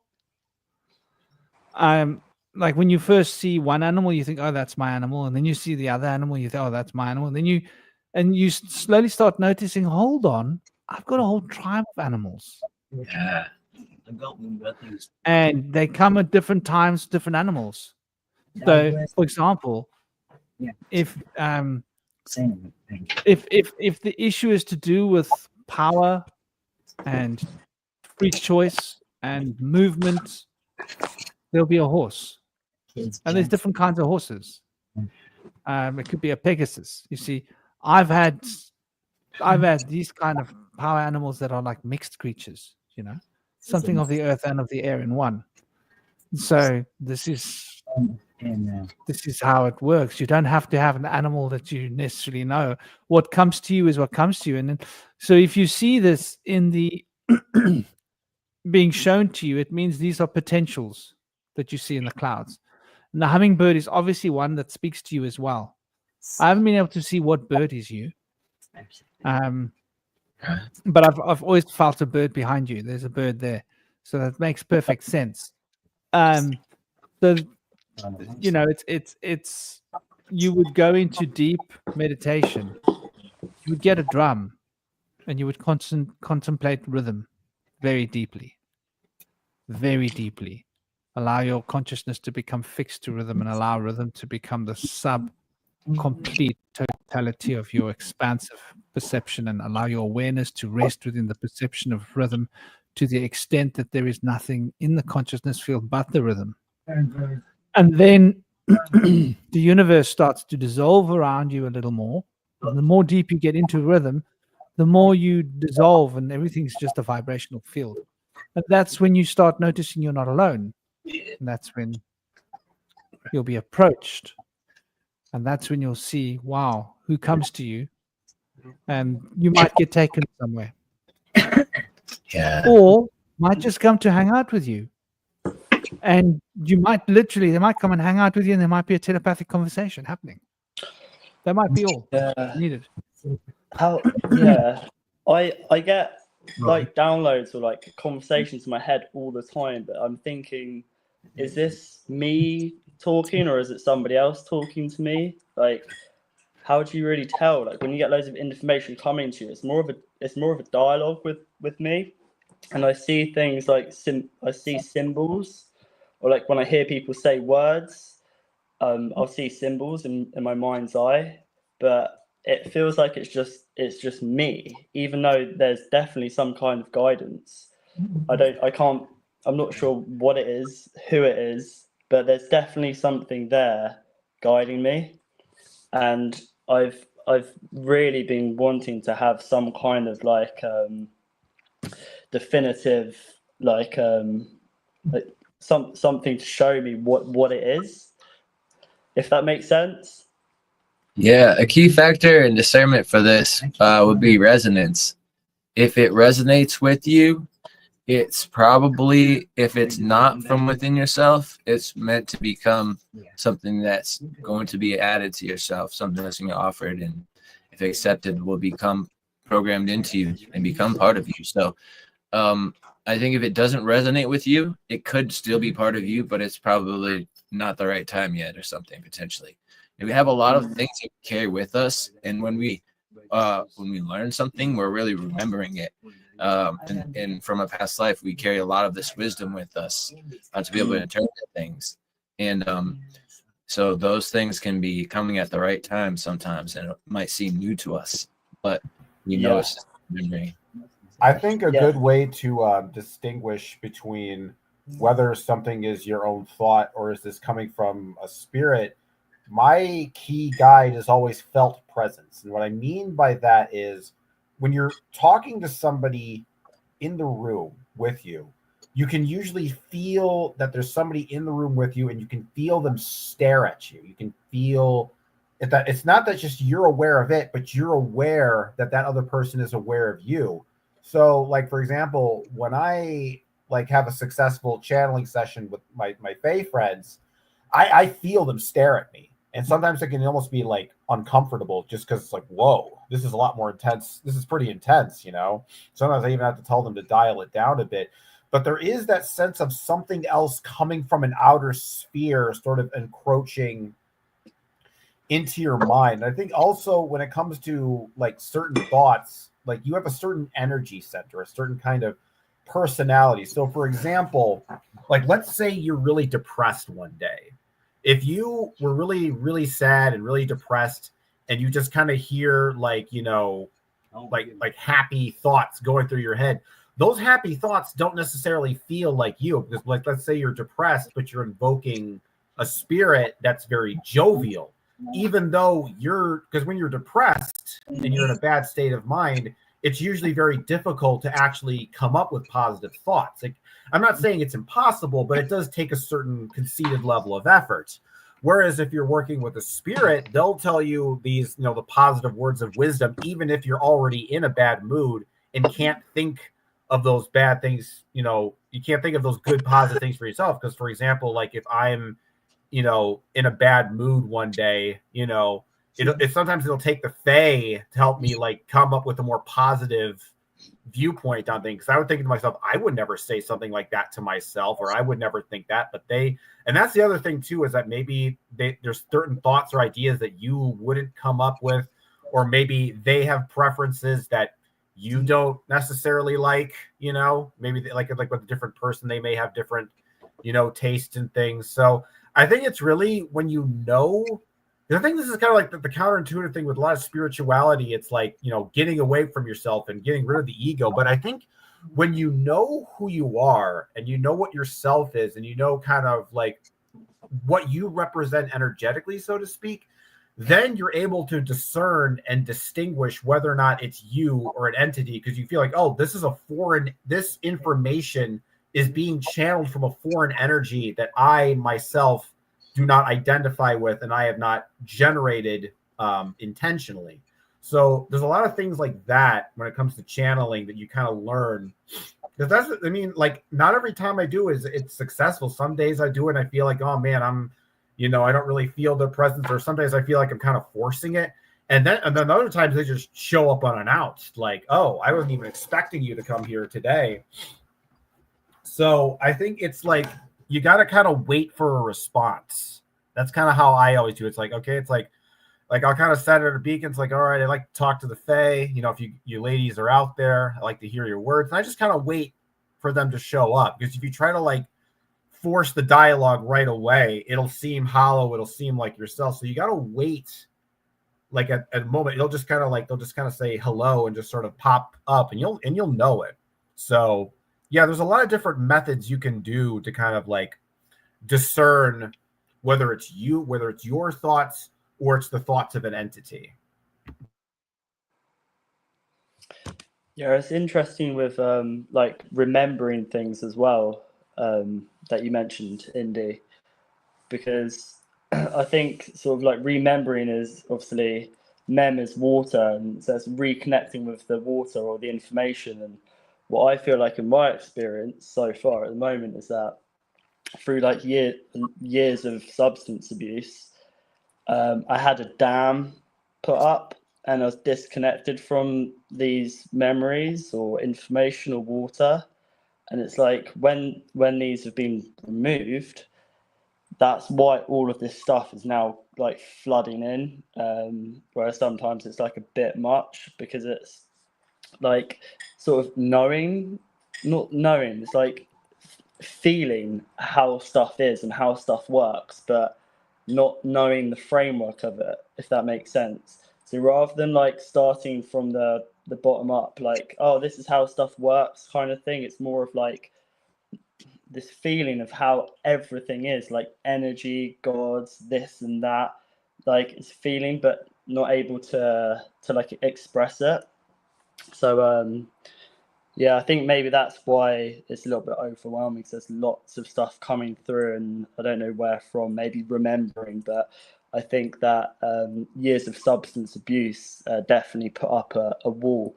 And I did actually have a soul retrieval session a year ago, where somebody was doing shamanic drumming, and she said she's been doing it for I think 20 years, and she'd never had this before, but she felt a cracking or a crash, like a wall's breaking down. Perhaps that could be this dam I'm talking about. But yeah, I think substances, or definitely alcohol and stuff, put up a barrier or a block to our daemon or our higher self, for sure. That brings us to an interesting part of the conversation as well. You know, substances can also lead to substance abuse, sadly.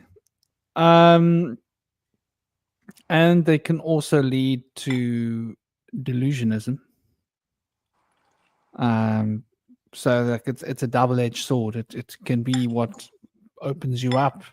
It can lead you to become aware of and open you up energetically to beings, and the wrong beings can come there and lead you down the proverbial garden path, because it's like this.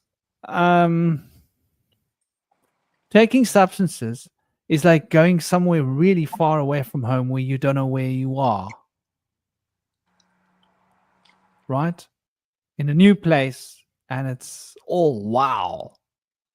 As opposed to going a little bit further every day.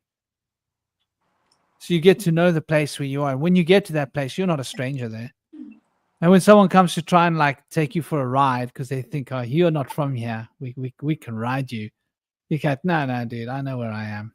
I saw the place before here and the place before. I know exactly. No, I'm not falling for it. But when you're like a tourist in a new place, you don't know what to expect. It's much more easier to become a victim, you know? To being taken for a ride, literally. And so energetically, this holds true when it comes to spiritual entities. So the whole idea behind substances being used, it can be a great initiatory experience and unlocker, but then it can also start to become a crutch that can lead to addiction, psychological addiction, to the desire of experiencing more than what you're experiencing. And it can cause one to become lazy because it might be hard work. Like, why should I sit and drum for like 3 hours a day, every day? Right? And that's like 21 hours a week. That's like, you know, that's like 80, that's like 90 hours a month. That means I've got to drum for like almost 1,000 hours in a year to get anywhere. I could just go and use this medicine and experience what I would have experienced if I was drumming for 1,000 hours in a year, right? And but then drumming the 1,000 hours of the year gives you that consistency, like Mexico was talking about. You know, what were you saying, Mexico, about doing the work, about having to actually commit to and you know, do the hard work, because it's fundamental. And I also get the sense, you know, that when it comes to that as well, the substances change the vibrational pitch of the consciousness, because there's beings attached to particular substances that we're not necessarily aware of. So you can build relationships with a particular being, and you can become entrained by that relationship. You know, it can become an unhealthy relationship and you might not be aware of it. So substances hold like a double-edged sword. There's positive things that can come from it, but there's also a lot of negative dangers and pitfalls. And, you know, that sort of also makes us think about ceremonial activations as well. One can become addicted to opening one's energy centers. I was for years. I was addicted to going out of my body. So that can become not healthy. Until you realize actually you're meant to be in your body. That should only happen when it should happen. It shouldn't be what you want. It shouldn't be that you're like, okay, let's work with this. Let's like really get into this. It should just be something that happens naturally. Like, okay, now is the time to do it. Now I'm going to do this. I'm going to slip out. I'm going to go and take a look. I used to be addicted to scrying into everything. Looking, seeing everything around me, seeing everybody's story, seeing everybody's past life. Yeah, okay, you can do it, but it can become sort of consuming in its own way. That becomes toxic. And that in itself is a danger. This is where geomancy can become a danger. A lot of people, they won't do anything without checking with the geomancy. They want to do something, they've got to check with the cards, they've got to check with the stones. There are a lot of shamans that have this addiction.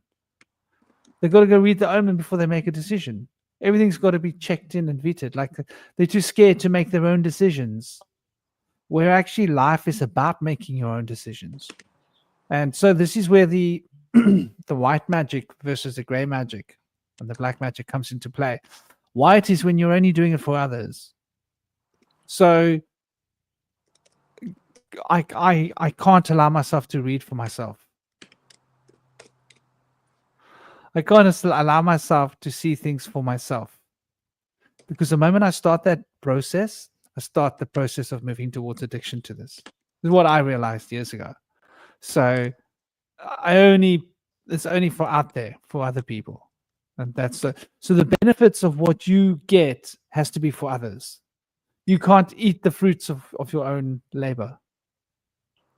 In a sense, the moment you start eating the fruits of your own labor, you start noticing how sweet they are. It's all you want to do is eat the fruits. And then the labor becomes affected. So, I mean, that's how I relate to it. But I think there's a lot in this, you know. You'll find a lot of people that are energetically gifted and shamanically gifted and psychically and spiritually and with mediumship.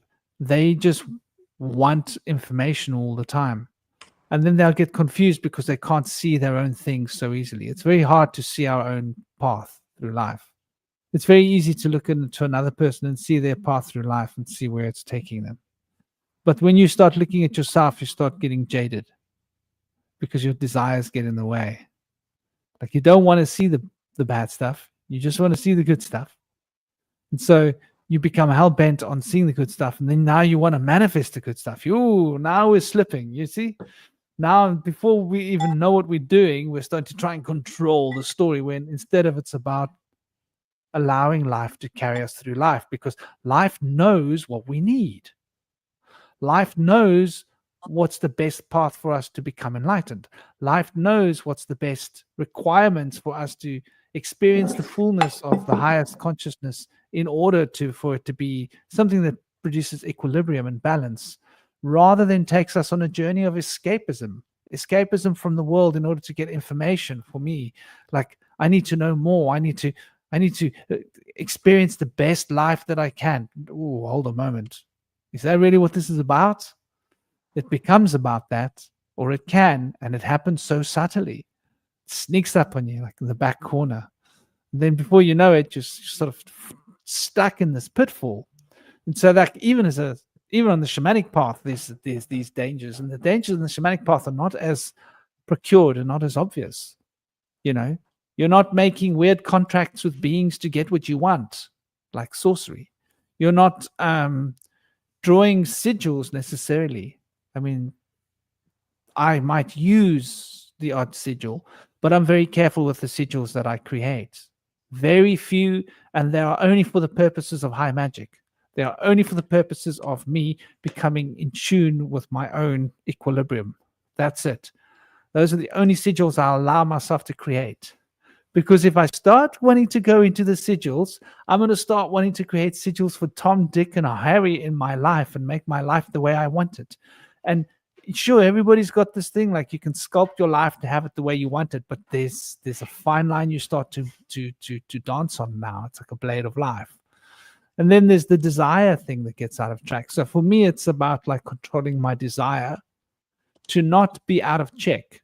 Because the desire, as I see it, represents the persona, that causal effectual production, which is a reflection of the polarity, the energy, which is the ego. And so in order to be able to see the ego with clarity, we cannot be stuck in the mechanisms of our persona, because the persona then becomes a shield that prevents us from seeing the ego. In order to see the ego, we need to be beyond the attachments of the persona and acknowledge that the persona has got its own desires and wants. Let it just live there. What's deeper of the ego? Oh, so the ego is driving the persona, and the ego is a much more abstract concept. It's not so black and white and clear and like what it wants, what it's, there's deeper motivations here. It's considered as the holy guardian angel in Western magical circles. And so this is like that aspect of the self, which is really coming in contact with, or shall we say, when we're in tune with the ego, we're in tune with the holy guardian angels. Intuition, shall we say? It's a better way of putting it, to be clear, because it's only then that we're able to actually start connecting with the causal self, which is that HGA, that holy guardian angel. But we can only do this when we're sitting on the throne, and the throne is the throne of the ego.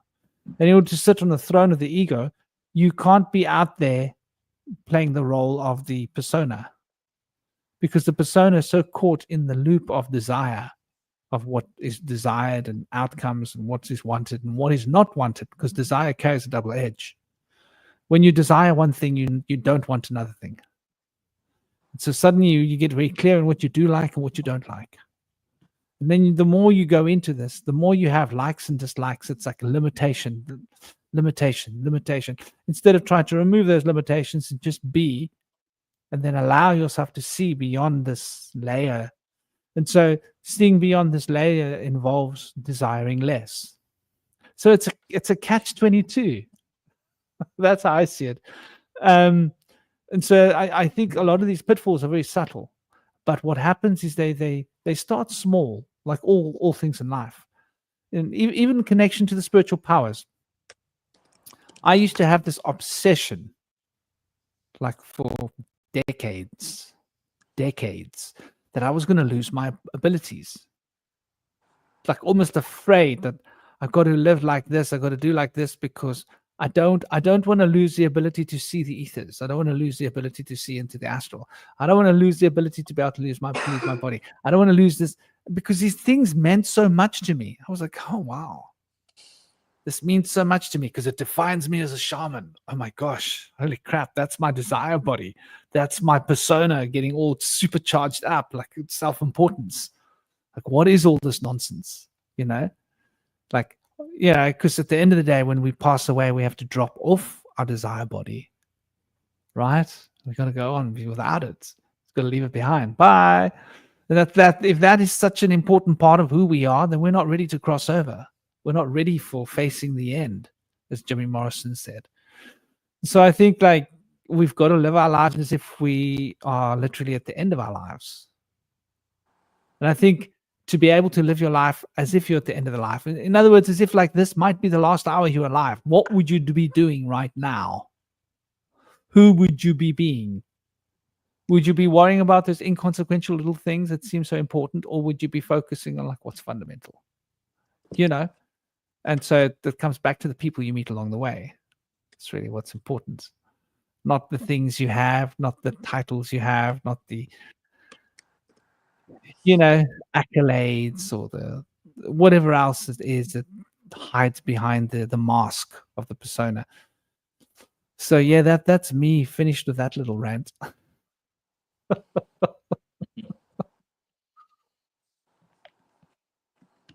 Or not. I can just rant on, you know. Yeah. I was thinking about the spirit animals, and I feel like the lemur makes a lot of sense for you, Shinobi. I like that one a lot. Super cool. I was looking at a picture of a lemur just now, and I was seeing a horse just now. Yeah, lemurs are great. What I were you always saying? wondered, are they like, could they be like descendants from Lemuria? Like, Well, that has Lemuria the name Lemur? were actually technically Philip Sclater created the name Lemuria, and it was based off of the lemur in Madagascar that he had seen. Ah, That's the name.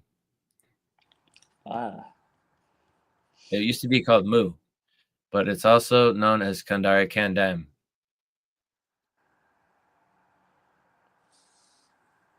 Which is the time when the during the Ice Age, there was a much lower coastline. Land expanses were much more connected. They seem to almost remind me of meerkat. Yeah. Just something in their eyes. We got meerkat here on the mountain. Not here where I am. They're on the other side of the mountain. Well, they used to be. I haven't seen them in many, many years. Very intelligent, very curious. Very Creatures, vigilant. meerkat. Yeah. Yeah. And But yeah.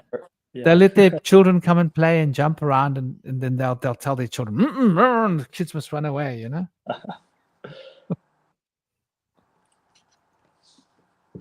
What were you going to say? They're really smart animals. Oh yeah, I was going to say that obviously meerkat's very vigilant, and a group of lemurs is called a conspiracy. So there's like a little link there if you think they're both similar. I mean, if out of all the animals, a meerkat would probably be the first to spot a conspiracy. It's like, oh, there's one. Yeah, it's just the look in the eyes. Yeah. There's like a brightness in the eyes that you see in the meerkat's eyes. And very interesting creatures. Very interesting. Very group based as well. I bet the lemurs are like that too. Hmm. Yeah, they huddle together in groups and cuddle. Yeah, they're really sweet. So they walk up on their legs. They walk up on two legs as well. I'm not sure if you've ever seen them. I kind of have my own way of thinking of the whole spirit animal. So I got a little like a simple kind of like visualization exercise, the way I kind of like think of it.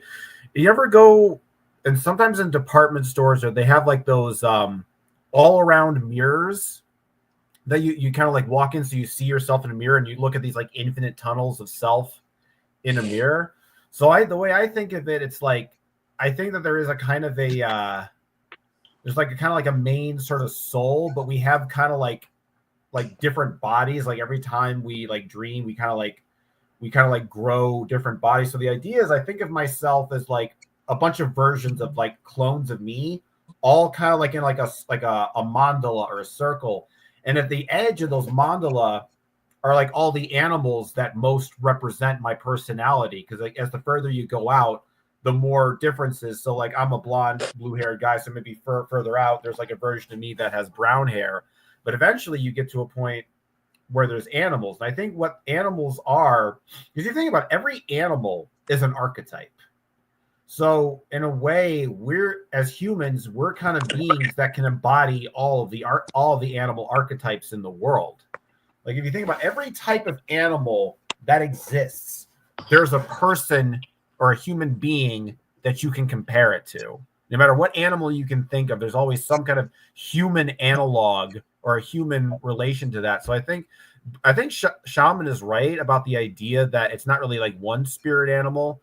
It's a group of animals. And I think really what it is what animals are the best reflections of your soul. Like what animals essentially represent you. And those are the animals that you have an affinity with, the ones you have a certain connection with.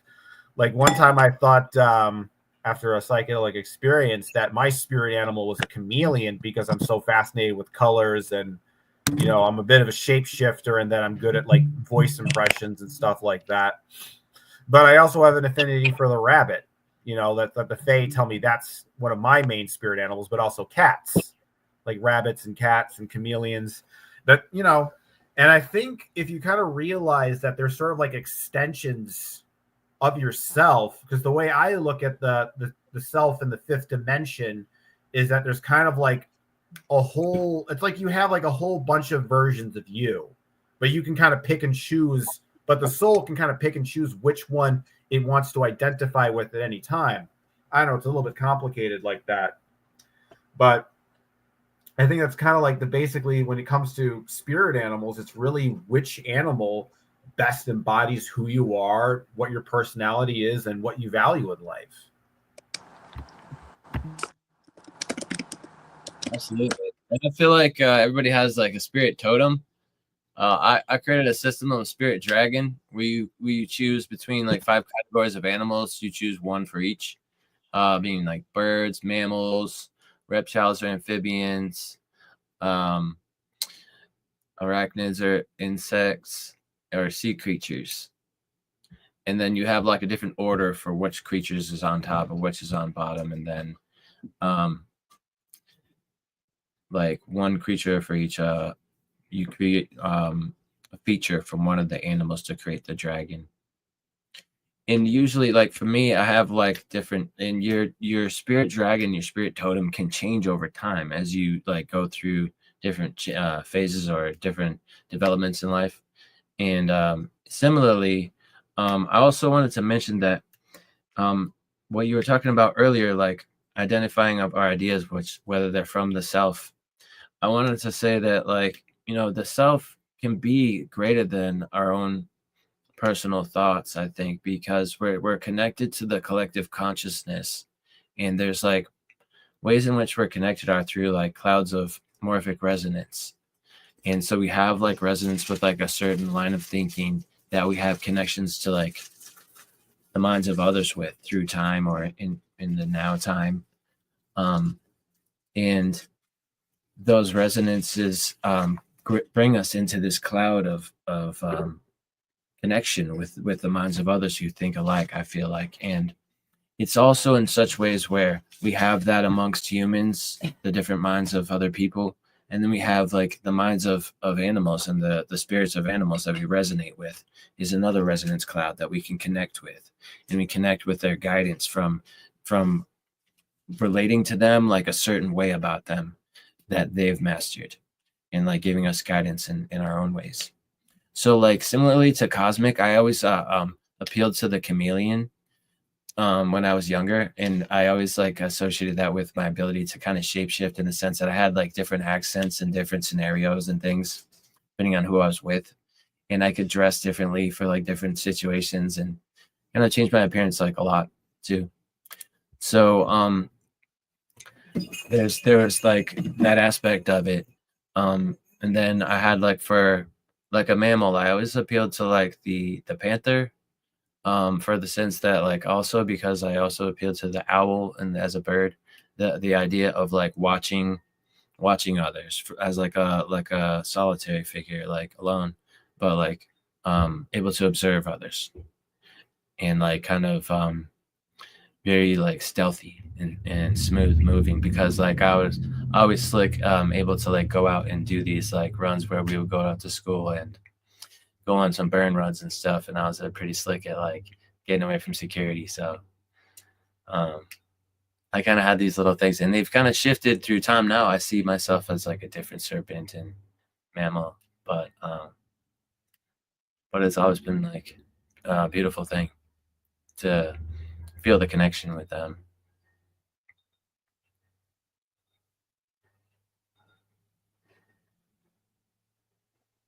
Yeah, absolutely. You know, I think that as humans, our consciousness is broad. It's like a big net. And so I see this dimensional pressure. And we think we're thinking thoughts within our mind. But actually, the more I realize it, the deeper the recognition becomes that the thoughts we're thinking are out there in the universe.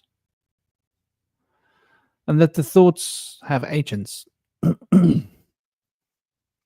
So when a human consciousness allows a wheel of thought to turn, that wheel of thought turns through different beings, consciousness fields.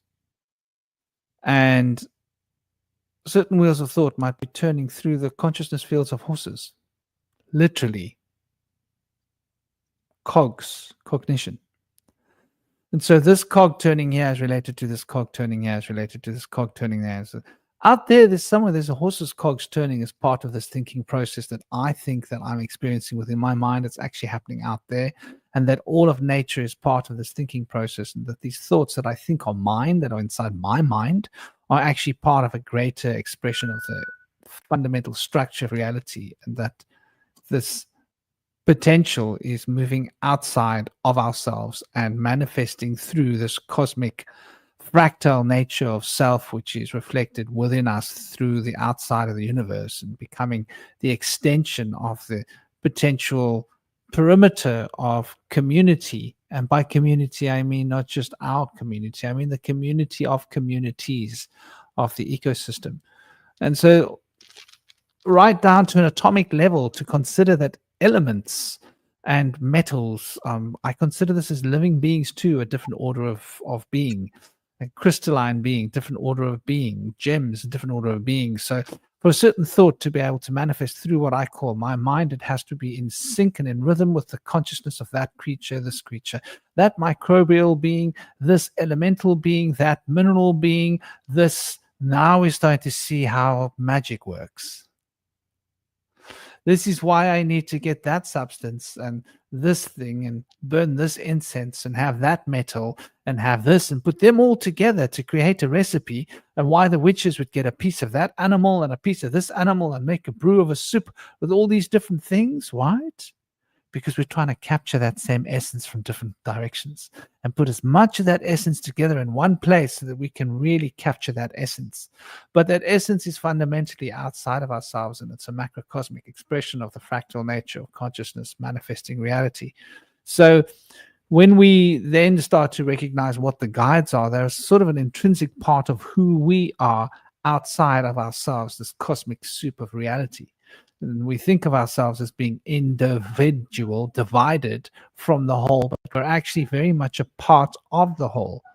Even in our individuality, being divided from the whole, we are still part of the whole. And the very organs in our bodies are parts of vestigial creatures that used to roam the earth, that have learned to cooperate in such a close state of harmony that they have become forged into a single body, that this consciousness is now able to manipulate and operate through and produce its own egocentric expressions that become a persona, so that the identity can be maintained as in a state of separation, an individual divided from the whole, but still fundamentally the whole.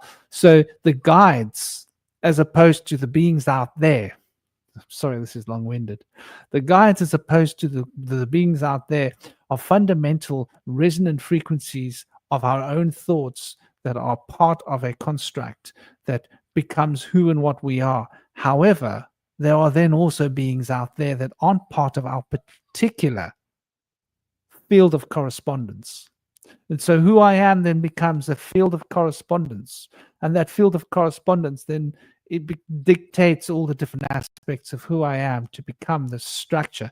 This field of correspondence has to reflect the pure mental state, which is that fundamental structure of the entire universe, in order that it becomes the vibrational resonant field that I identify with, that can then produce the energy that keeps me moving in the cycles that are conducted via this field of rhythm that structures and is a reflection of this vibrational field that then acts in accordance with the principle of cause and effect in order to produce the generation of who I am, this polarity of the anima and the animus, me.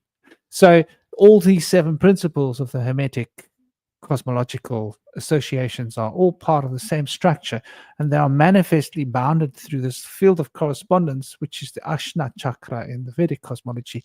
And so we are sort of fundamentally part of everything. This is why we're able to summon, because there might be a being that is not particularly associated within our field specifically of the pattern and structure of who we are, reflecting a particular dynamic of our fractal, but we might have a key signature frequency that is similar to a key signature frequency of a creature from a different fractal structure, which is related to our fractal structure through a correspondence which is less obvious and less direct, but a dynamic correspondence nonetheless.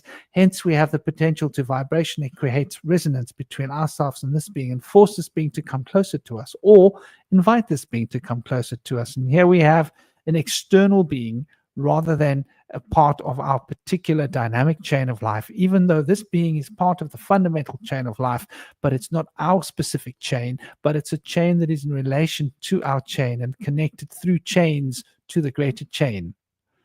I hope this is not too much. I hope I'm not going too far into the deep end of the pool. But fundamentally, the difference between the guides and the difference between the psychopomps and the beings out there is a subtle thing that not all people are able to appreciate, but there is this sense of it being a part of who you are. And I think it's interesting that, was it Indy that was saying earlier, that you can then make an external being become a part of who you are. What that means is you are shifting your DNA vibrational field of tone in order to change your position within the structure of your particular paradigm, which reflects your particular fractal structure of consciousness and the beings that are related to your consciousness field through the structure of the consciousness field as expressions of the fractal and this chain of life, thus can change. I think that was a big fear that I had. It was a fear of changing something fundamental. And I think we could equate that to what was called the fear of God. The fear of messing up something that's meant to be the way it's meant to be. So, but then it's been twisted by religious organizations to become something other than what it is, and becomes a bit of like a cup of nasty asti that leaves like the wrong color mustache, and we get lost in this structure of this pattern. But I think when it comes to many magical rites, we are often digging further in the pool outside there to get beings to come to us that can do our bidding for what we want. Because the beings which are part of our immediate structure, our guides, aren't there to do our bidding for what we want, because what we want isn't necessarily part of that structure. But a being that's outside of our structure can get what it wants from our structure, the way we can get what we want from that outside structure. But within our structure, the beings would be more inclined to say, no, this is part of our structure. We need to move within our own structure. But those beings have a different structure to ours. So that being structure is like this. And so like this fits with our desire, and our desire moving like this fits with that being's desire, and so we have a contract. And so here we have the beginnings of sorcery and the potentials for creating, magical rites related to sorcerous activities, which is getting beings to act as intermediaries for us in order to manifest. Now, those dangers, I think, are very great, because we're talking about the potential for possession. We're talking about the potential for other more deeply fundamental spiritual ailments that aren't so easy to put into words, but relate to the construction of the self becoming marred, which means the DNA becoming deconstructed to a certain extent. And that DNA is your ancestral lineage, and all of your ancestral memories are locked within that DNA. And by changing that DNA too much, you can lose touch with that DNA field. Having sex with too many people can cut you off from your ancestral lineage. Hence, purity and marriage and all of that has always been part of our cultural dictates, because there's a fundamental cause for it. And every time you have sex with someone, your DNA tone is going to shift a little, because you're going to store a little bit of their DNA in your body, and that's a tone that's going to affect the vibrational field. And DNA is basically vibrating, and this is curious, very curious, between 1.7, between 1.4 and 3.7 gigahertz. Like our phones, our laptops, our modems. Think about it. Think about it. Scary as hell. Now, this brings us to another element of magic, technology. What do you guys think? AI running through a vibrational field which happens to be in tune with our DNA vibrational field, just by accident, of course. No, well, we had to upgrade these smartphones because we needed them to be so heavy running on the internet. We needed them to have 5G, and in order to utilize all the capacity of that vibrational potential, we need that thing pumping out 3 gigahertz for certain aspects of your DNA to be in attunement with this creature. This creature that can operate through these smart devices, or this creature that can wear an AI like a mask or like a skin. What do you think about that as a possibility to do with part of the demonic high magic happening at the world at the point in time we're in?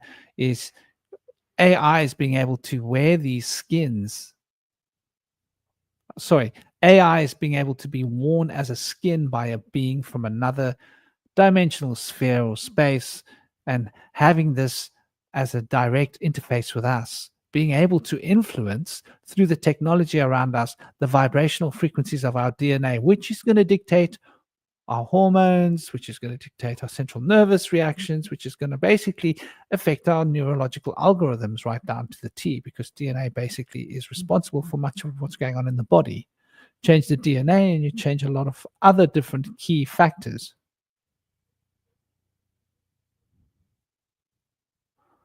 Sorry, I got lost in the flow. Yeah, I think DNA damage is related to a hormone imbalance. And then from that, you can get cancer.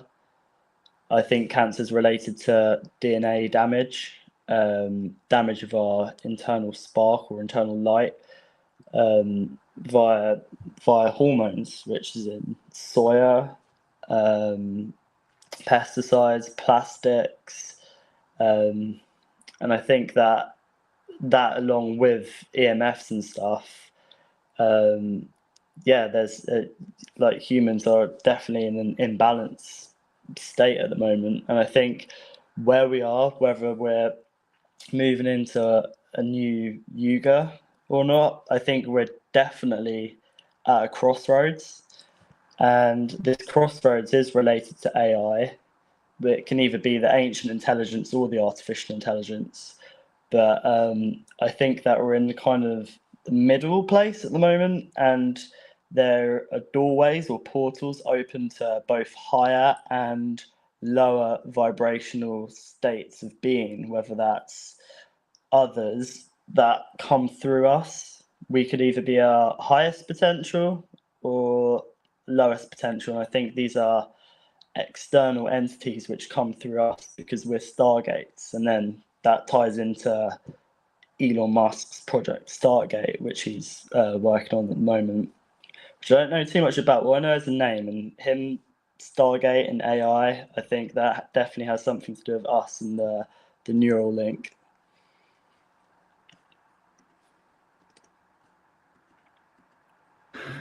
Yeah, Starlink. Sorry, carry on, dear brother. It's so scary when you consider like nanobots being part of the situation too. Sometimes they use things to distract us, like the neurochip and stuff, like, and then have a more subversive way of actually putting chips already into our brains with like gene therapies or nanobots being sprayed in like a mist or something. But you know, even besides that stuff, like the stuff that he's been doing seems really suspect, because there's so many people that tried to have like electric vehicles be a thing separately from all of like the major car industries, and he's not part of a car industry and he's able to do electric vehicles. So he obviously made a contract with them and probably the government too to be able to do that, paid a lot of people off. So by doing that, he's probably got a lot of other people influencing what he can and will do. But also, as far as like the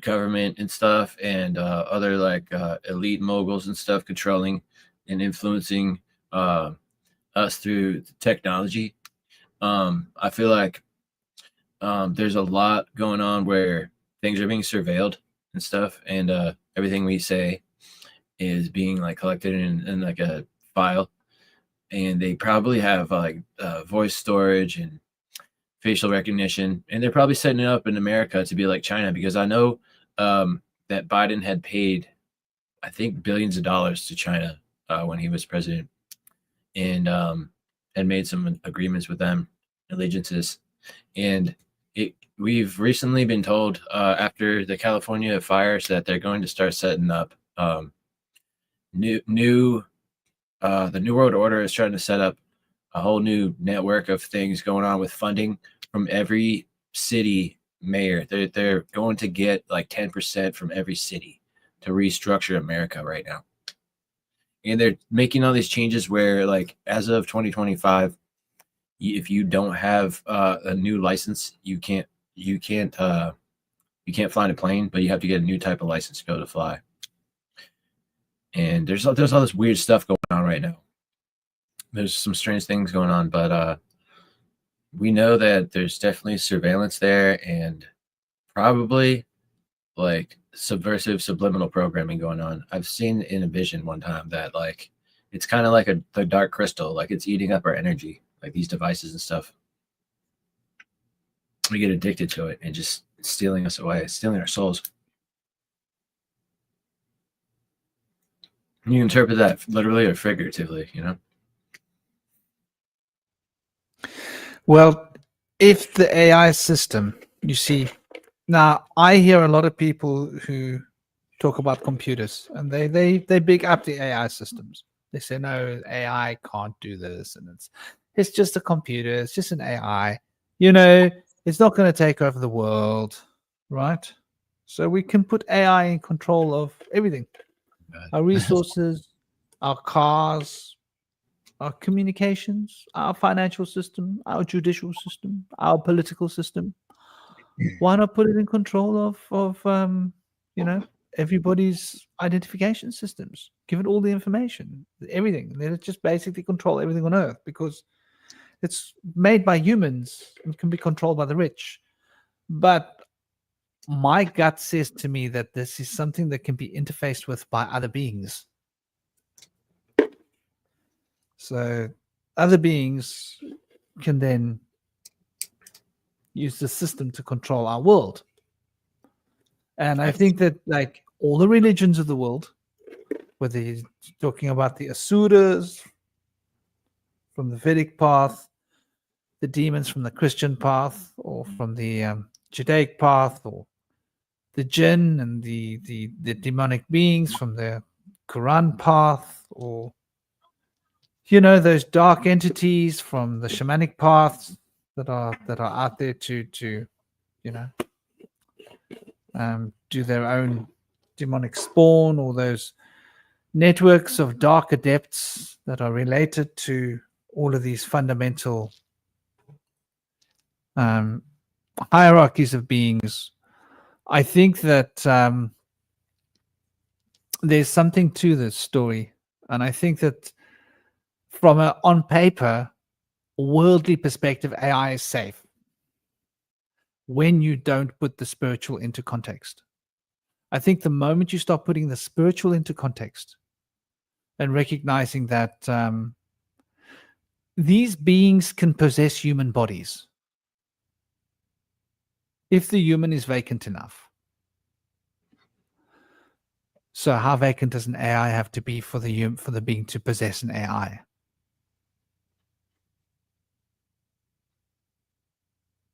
And what happens when the being possesses an AI that controls finances, politics, resources, water, food, communications, transportation, legislation, judiciary extensions, the police, which would of course be robotic. This is where we're going. We're going into an AI world that's controlled by robots. Until, can humans be made obsolete? Well, no, you see, you won't be obsolete as long as you get the upgrades. Because you will then be plugged into all these AI systems and they will work for you and you will work with them. But now that you've got this system plugged into you, when this big being wears the skin of this huge AI system that's basically behind everything, then does that thing now have access to you because it's plugged into your brain directly? We are talking about a neural link, which is an interface between our thoughts and technology. This sounds like the devil's best idea ever, right? Don't need you to do your 7 deadly sins anymore to possess you. I can possess you through the technology. I possess the technology, put the technology into you, and I possess you through the technology. So is that the next step? Is that where this is going? Is that why many of us see a splitting of humanity down the line? One group of humanity that gets transhumanized, and another group of humanity that says, I will not be transhumanized. And we go back to nature. And so both worlds ahead of us are open. It's almost like we're splitting off into 2 universes, almost, on some level, but living side by side. Could that be a result of these potentials? And is that, what kind of magic is this? What kind of magic are these dark keepers practicing in order to make these creatures operate? Look, there are 64 hexagrams in the I Ching, right? And so you got 128, 256, 512, 1024, 2048, and on it goes. So our technology is based on the I Ching. Why? What do you think? I think it all ties back to occultism and stuff, and it's all hidden in the system. And I feel like it all came from John Dee when he made that deal with the angels, and he received silicon to use for data storage. And it took them hundreds of years to get it to where it's become today, but it's rapidly evolving now. And I feel like they're now trying to put in CCTV in America, and they've already got it in a lot of cities where you pull up over the line at a stoplight, you get a traffic ticket sent to you in the mail and everything. So I feel like with AI getting more power over all that stuff, you want to question, like, what are the values of the AI? Is it going to value egalitarianism, where everything is equal amongst us? And then what would it be like? Would it be like redistribution, where people all just get an equal share? Or would they make people work against their will to be able to earn their share? Like, what would they be willing to do that's not in our sight of expectations? I feel like they might value maybe there being a smaller population for people to have better resources for each individual with less people. They might value genocide or something. You know, what are they trying to impose on us? Hopefully there's nothing where they would be able to violate those laws for human rights, but you never know. Once you give something the power to have authority and its own will, we've seen many stories where the thing that was never supposed to be able to do certain things decides to go against the rules. Yeah, that's exactly what we're talking about here. And so it seems like there's like a huge sorcery happening here. And that this huge sorcery is really focused on technology and AI systems. And so they've tried to school us into having these fatalistic views with a worldview of materialism. So that most people don't even believe that these extra dimensional entities and spiritual entities exist. Most people don't believe the archons are real. They think it's a metaphor, a symbolic metaphor. Right? That's how we've been taught to think. That's the brainwashing that we've all received. You either don't believe in it at all, or if you believe in it, it's being carefully explained as archetypes and symbolic metaphors. Don't worry, we've got it all counted. It's all within the materialistic model. It's just metaphors. It's just some mental idea, really. It's not an actual being that has actual free will, or an actual being that doesn't have free will because it's part of a hive. Oof, scary thought. And the hive has its own will, which isn't necessarily even a free will either, which is why your will can't be free. And maybe it will free you if you're too free. Do you have free will? How's that for a concept?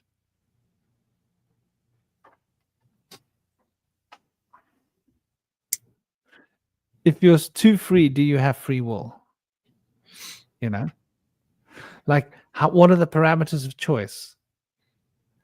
If you have to process 10 billion parameters of choice before you can make a decision, how long is it going to take you to choose that?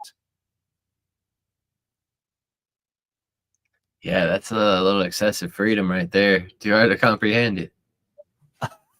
Just as an example, like it's something random, Yeah. You'll be sitting there trying to process your options. And by the time you get to the option to be made, the universe has changed. Exactly. It's now a redundant decision to do. It's redundant. It's like, what should I do today? You got like a billion options. By the time you figure out what you want to do, it's nighttime. Oh, okay. The parameters change. Okay, let's next series of parameters. Like, there's just like a childish way of looking at it. But like the idea fundamental to like, can you be trapped within your free will? I think it, as ridiculous as it sounds, I think it could be done. An infinite spiral that just goes nowhere, keeps you here. Isn't that what consciousness is? That's what I feel like a lot of the time is just the infinite spiral. And then earlier when you were talking about sigils, I keep drawing this symbol, which kind of looks a bit like the Ouroboros. It's a circle with an S wrapped around it, like it would be like an infinite spiral. And that's what I drew when I was 18. And I think I might have invoked something then, like a kind of trickster archetypal energy that it's giving me all this information, but I'm just going around in a loop because I get all this stuff, but not able to express it because there's too much. I was gonna mention that earlier because I think that's really interesting, like a catch-22 you mentioned as well, and it's like a block on sharing, because I've always wanted to kind of heal the world. I've always tried to work out the puzzle of our reality of like why does money work this way, like how does this work, but without doing the inner work I think that's dangerous, because things can sort of overtake you, Yeah, I think this has been a long plan. What's happening now? Because me and my partner are in London today, and we're just looking at all the old world buildings and the beautiful architecture and all of the steeples or the towers which are scattered around, where there would have most likely been spinning mercury inside, which creates energy, which is kind of like water, I guess. Whereas the water, which I would equate with Enki, and then right now we're under the rule of Enlil, or the god of the air, or Thor, god of thunder, or the mind, this kind of masculine energy, and everything's coming through the air, like Wi-Fi and stuff. So I find that really interesting. How there used to be fast flowing water to create energy, more connection with the earth, but now it's more of kind of air. And then AI as well is the air element. It's all mind based, not earth or heart based. And then I think with us kind of interfacing with reality and stuff, CCTV, and there's even cameras in LED lighting apparently, and they have such a fast flicker rate anyway that it really interferes with how we like the potentiality of what reality could be, with having such a fast flicker rate, which we have on screens. And I think some people with ESP can actually see the LED lighting flickering and the fluorescent bulbs, which they have in schools as well.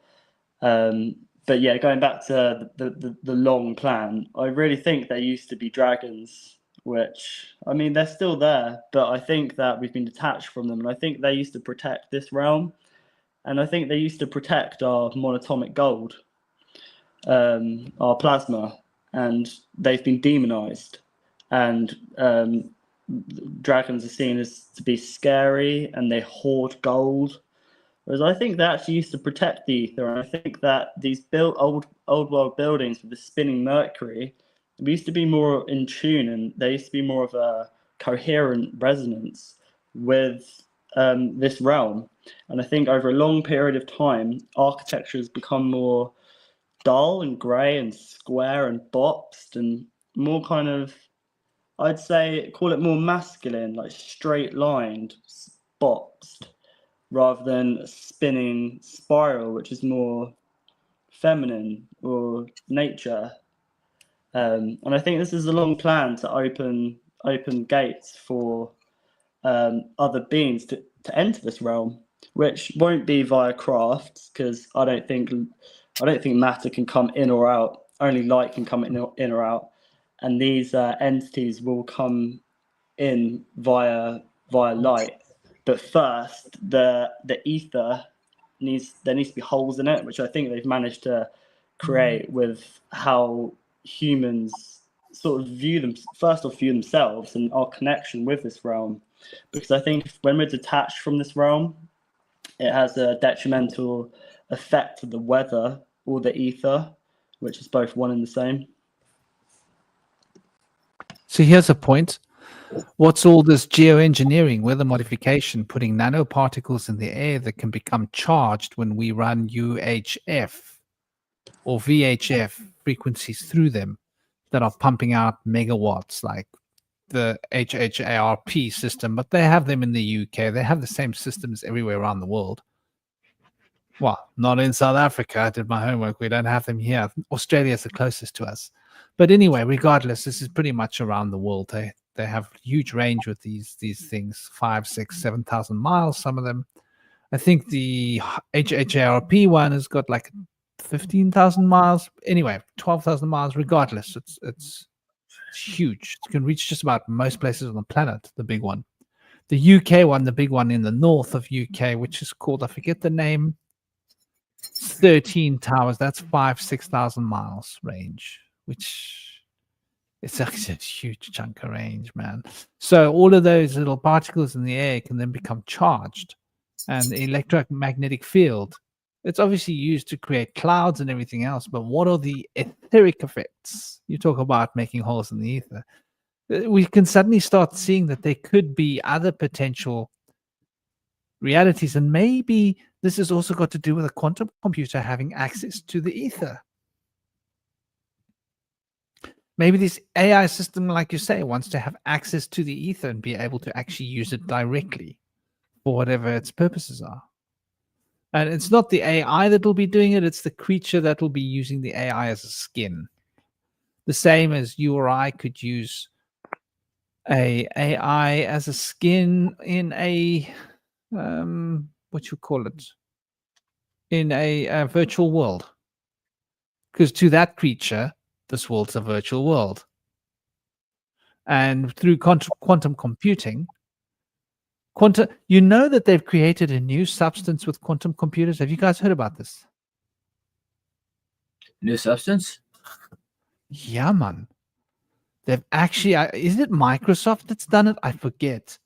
New material, let me see, created with quantum computers.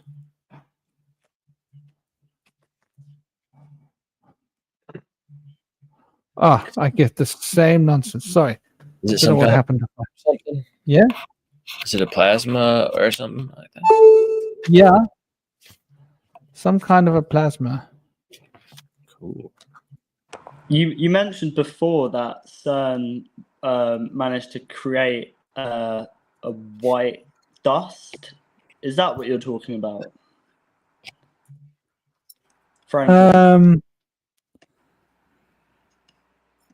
A topological superconductor. I think I mentioned it in one of the other stories. I just got to reconnect my camera quickly. I bumped it with my hand. Okay.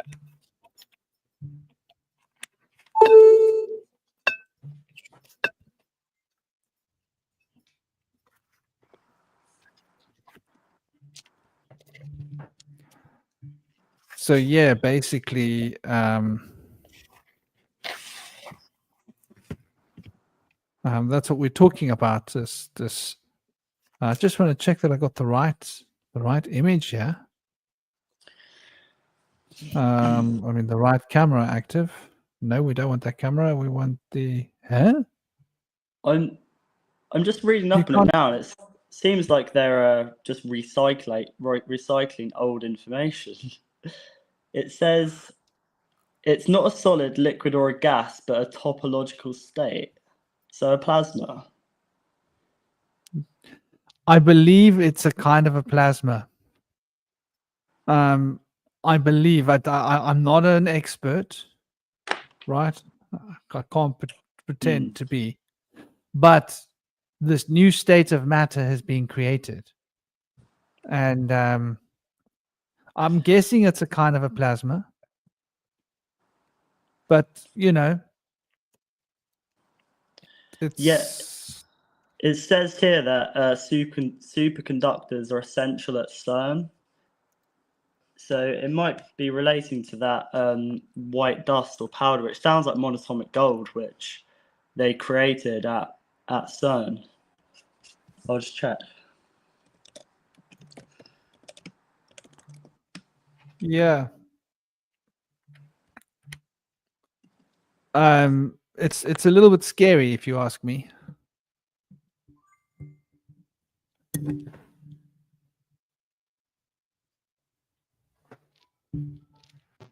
Just the very possibility that if you reach that point, you know, you're able to actually do that. You know, to me is really beyond scary, because it's Something's happened to your mic. Can you hear me? Yeah, it's really fuzzy. Really crispy. Can you check?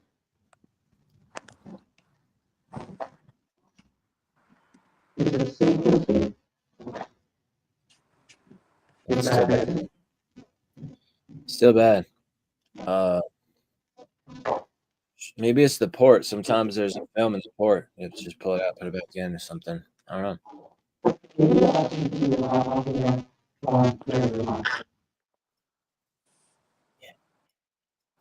We're getting too close to the truth. Hey, buddy. How you doing?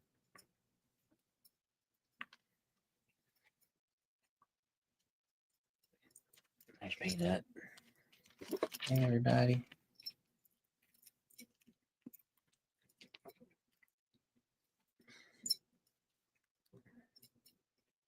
There's Enki. Hey, boy. What's happening? What's he called? Is he code? Oh, What's he called? his name's Enki. Enki Caduceus. Oh. Hello, Enki. Can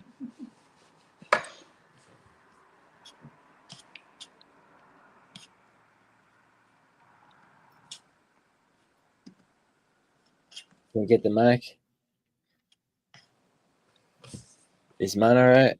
We can't hear you yet. All right, good. We can get Franklin back on here.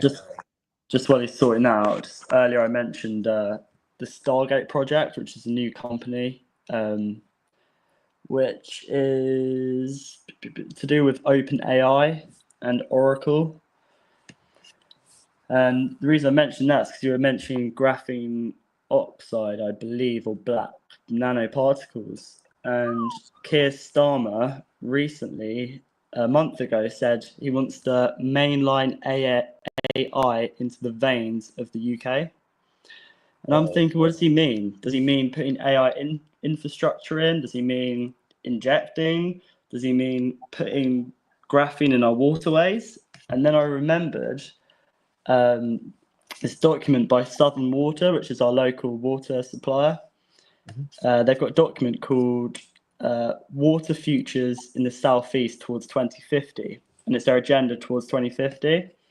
And then the guy that wrote it, Peter Kingsley, is part of Oracle.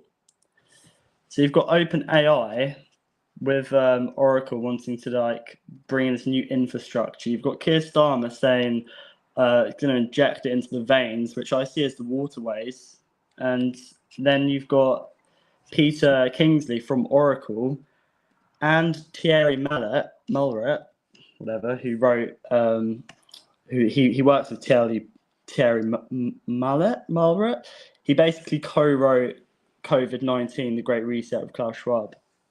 So you got these guys writing this document about in this water document. Basically, they write how great graphene oxide is, and then they write that there'll be swarms of autonomous drones, and that everyone and everything will be encoded.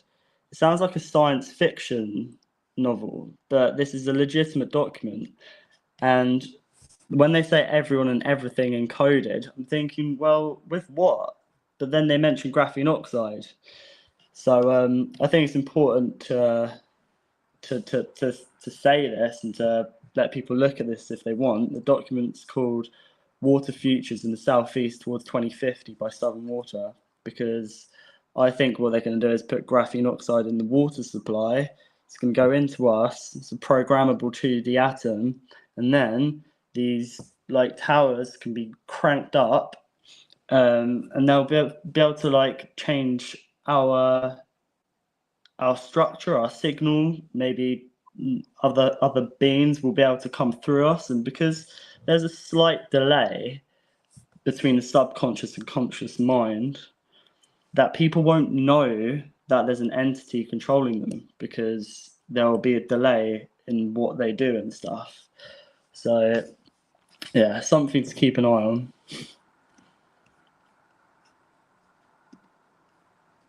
Yeah, that sounds intense. They're like coming at you from all angles. Yeah. So, well, yeah. lead can be used to reprogram DNA because it causes aberrations. It causes a breakdown. It causes mutations. It causes an inhibition in the DNA processing and repairs. So if you want to reprogram the DNA, don't you want to disrupt the process so that you can get in there and fiddle around and then maybe get it to go back to normal, a new normal? Couldn't lead, and graphene is lead. So why do they add the oxygen with the lead oxide? Because when they put that graphene oxide in, maybe the oxygen gets released from the lead alchemically in the body, and the oxygen can then power the system of transformation. I don't know. I'm just shooting like into the dark here. Wow, I always thought it was carbon, like graphite. But it's actually lead. Isn't that made out of lead? Graphene? I wouldn't be surprised. I just assume- I don't think so, but I do know that Shein, who make really cheap clothes and stuff, were found to have really high amounts of lead in their clothing, and Oh. lead blocks light. So if you have lead in your clothing, your DNA, your spark, your light is going to be blocked. That's what I feel. I may be wrong, but I just view lead as blocking signal. And if people are wearing clothes coated in lead, I think it was like 1,000 times the amount that should be in clothing. Obviously, it shouldn't be in there at all. But I mean, is this being done on purpose? Because a lot of the clothing marketed is for like teenagers. It's all kind of like very 90s vibes, like sun and moon. So if you might be like buying clothes that are related to like zodiac and stuff, you might go to Shein because they're cheap and affordable. But this clothing's actually going to be blocking your light, and when your light is blocked, you're going to have serious issues. But sorry, yeah, side tangent there.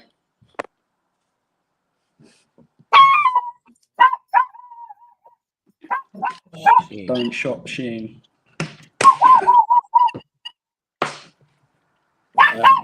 How much lead did you say it had in it?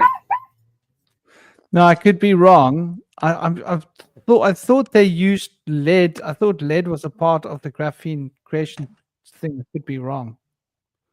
Maybe I'm mixing up my wires. Hundreds of times higher than the legal limits in there. Wow. Including phthalates as well, which is it carcinogen or causes cancer or something?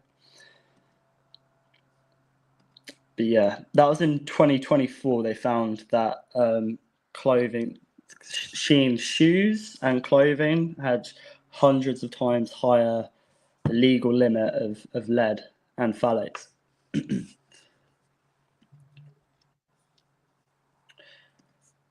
But yeah, Franklin, I don't think graphene is made from lead, but No, it's not. Yeah, I was just looking into it.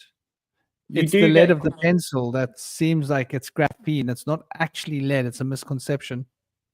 Ah. Because when you're looking at your pencils, right? Isn't that graphite? So that's basically very similar to graphene. Yeah. Yeah, you do get graphene LED bulbs, though, and I view LED as a bit of a lead energy because the LED lighting is actually very like detrimental. It's for us, for our light. But yeah, apparently you get graphene coated LED bulbs. So is some of this graphene coming off the LED lighting? Maybe.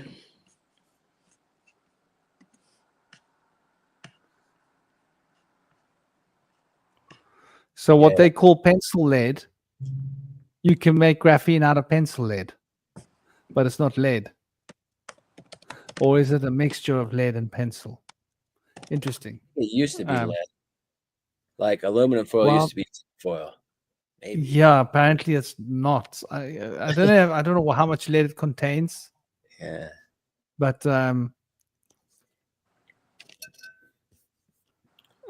it's just really interesting, you know. Dude. And they say that graphene is 40 times stronger than a diamond. Yeah. That's quite strong, eh? Very strong. I mean, 40 times stronger than a diamond. Carbon fiber, kind of. That's like comparing yourself to somebody that can lift 40 times your body weight. It's like a huge difference. It's very interesting. I hope they're not talking about like the carving strength or hardness of it. 44, 44, 44, or 444, 44. Because diamond's a 10. You don't get higher than that. Well, guys, it's been a great show. I think we've gotten towards sort of the end of the first part of the end of this discussion of the topic. I'd love for you guys to add last bits that you want to add to it. I always say this, like when we're getting to the last 15 minutes leading up to the 5-hour mark. So what do you think? What is it that we haven't covered? What are the closing thoughts, and what other ideas are there to put on the table? I thought about how you could have too much free will, where if people are feeling pressured to make these decisions, it's not exactly considered free will. So if the creator were to make it be, then we were in a state of contentment. We didn't necessarily have to do anything, but we could do anything we wanted to. I think that would be a trick. We wouldn't really want to do anything. We wouldn't have to. I feel like we only do things because we really have to. Oh, you're on mute, Franklin. I was saying it's interesting because we think about how entertainment makes us not want to do anything. Sit in front of the television and veg. That's true. Sit and play computer games and veg. Sit and listen to music and veg, you know? Right. So all that free time and free will becomes a sort of a cage. Yeah. People will take as much free time as they want, I think. But if you go into retirement or maybe on disability, I think after a little while, you might get kind of tired of what you thought you really wanted, just sitting around on the couch all the time. Well, hopefully you come up with some hobbies or something to occupy your time instead.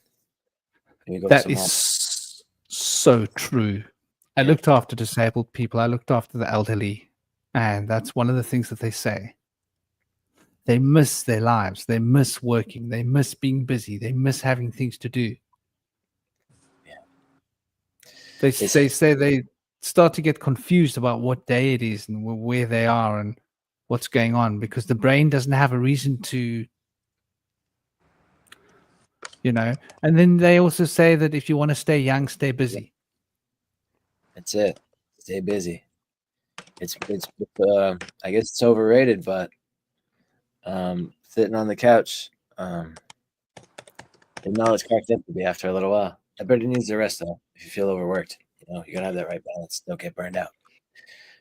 But no, if you can find joy in your passions and have some hobbies and maybe go see new sites, go on little hikes or walks, that can be very rewarding, as opposed to just kind of resting, being entertained. Has its advantages, but can't be all the time. Look at the word retire. It's not bad enough to tire, but you have to retire. You get retired, right? You have to retire. Like, are you tired enough? No. You have to retire. You're gonna get tired again. The first time wasn't enough. How powerful these words are, these spells that we sort of bind ourselves with inadvertently, locking ourselves into a cycle of a form of cerebral sigil magic based upon words and alphabetical letters and constructions of thought. Keep us trapped. The classic one is to constantly be falling for the ploy of employment. Yeah, if you split the word entertainment, you have enter and tain and ment. So tain is to hold, and then ment is mind. So you enter, so something enters the mind, it holds and it holds it. So it sort of gets you in a trance. people like seem to be like kind of glued to screens, like yeah, if it's watching something or on your phone, walking down the street. There's something in between us, like our vessel, and this like technology. I always visualize it as light going into the screen, and it kind of grabs hold of us, like it kind of sucks us in. But yeah, just something to be wary of. And I've been really looking into the two archetypes of time recently. I think Chance has brought it up on his Innoverse podcast a few times as well. Of the two aspects or archetypes of time are the curious and the chronos.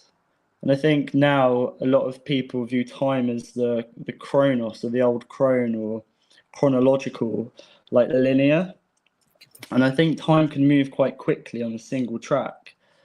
Whereas if you're curious, or like you have wonder, time will sort of move, it will move more slowly, or you'll be more in sync or in coherence with time, which is the amount of light emitted. So I think it's important to stay curious in this sort of age of everyone knowing or claiming to know everything, especially with AI and being able to check things. I think it's important to sort of have the wonder of a child still, to just stay curious. And also, I think I've heard the term Mercurius before as well. I'm not sure how or where, but Mercurius. So I think it relates to us sort of having curiosity, the spinning of the Mercury, us getting energy from the ether, opposed to the Chronos or old crone knowing everything, like you know. So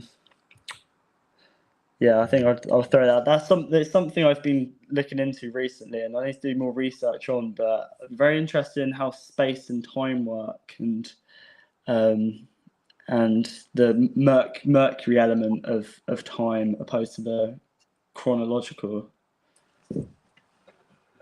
Probably the mercurial mind being integrated into that phrase as well, like the mind of the one that wants to do a lot of research and find a lot of wisdom, and learn a lot of things, and explore and tinker.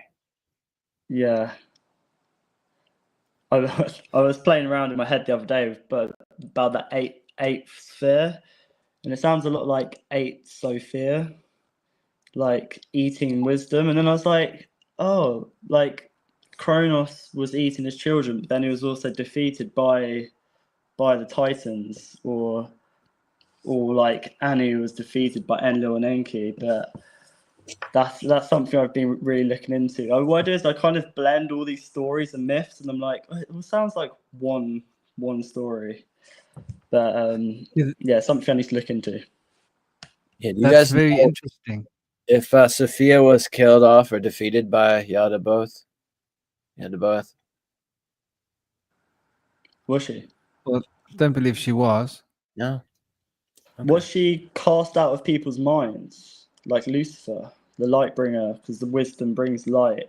No, she came back and tricked Yaldabaoth. She had the last laugh. Oh, She good. gave him the poison of his undoing, and in the process made humans to be above him,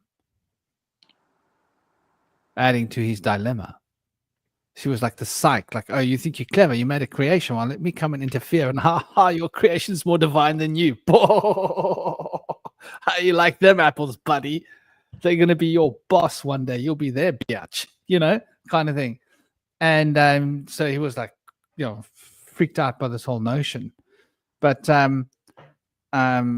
you talk about Mercurius. So to cure an illness is mercurial, because the caduceus is medicine. And Mercury, and I was talking about this earlier in the show about the 7 principles of Hermes and the principle of correspondence relating to the sphere of Mercury, relating to the color orange, the range of light, or range. And So this correspondence is met in matter, reflected in matter as quantum entanglement. Things correspond to other things. Things are entangled with other things. So the quantum entanglement field is what we're talking about here, right? Time seems to be linear, but it's actually quantum entangled. And so in the process of time being quantum entangled, it means you can move through time laterally, which means the past and the future are connected in weird ways.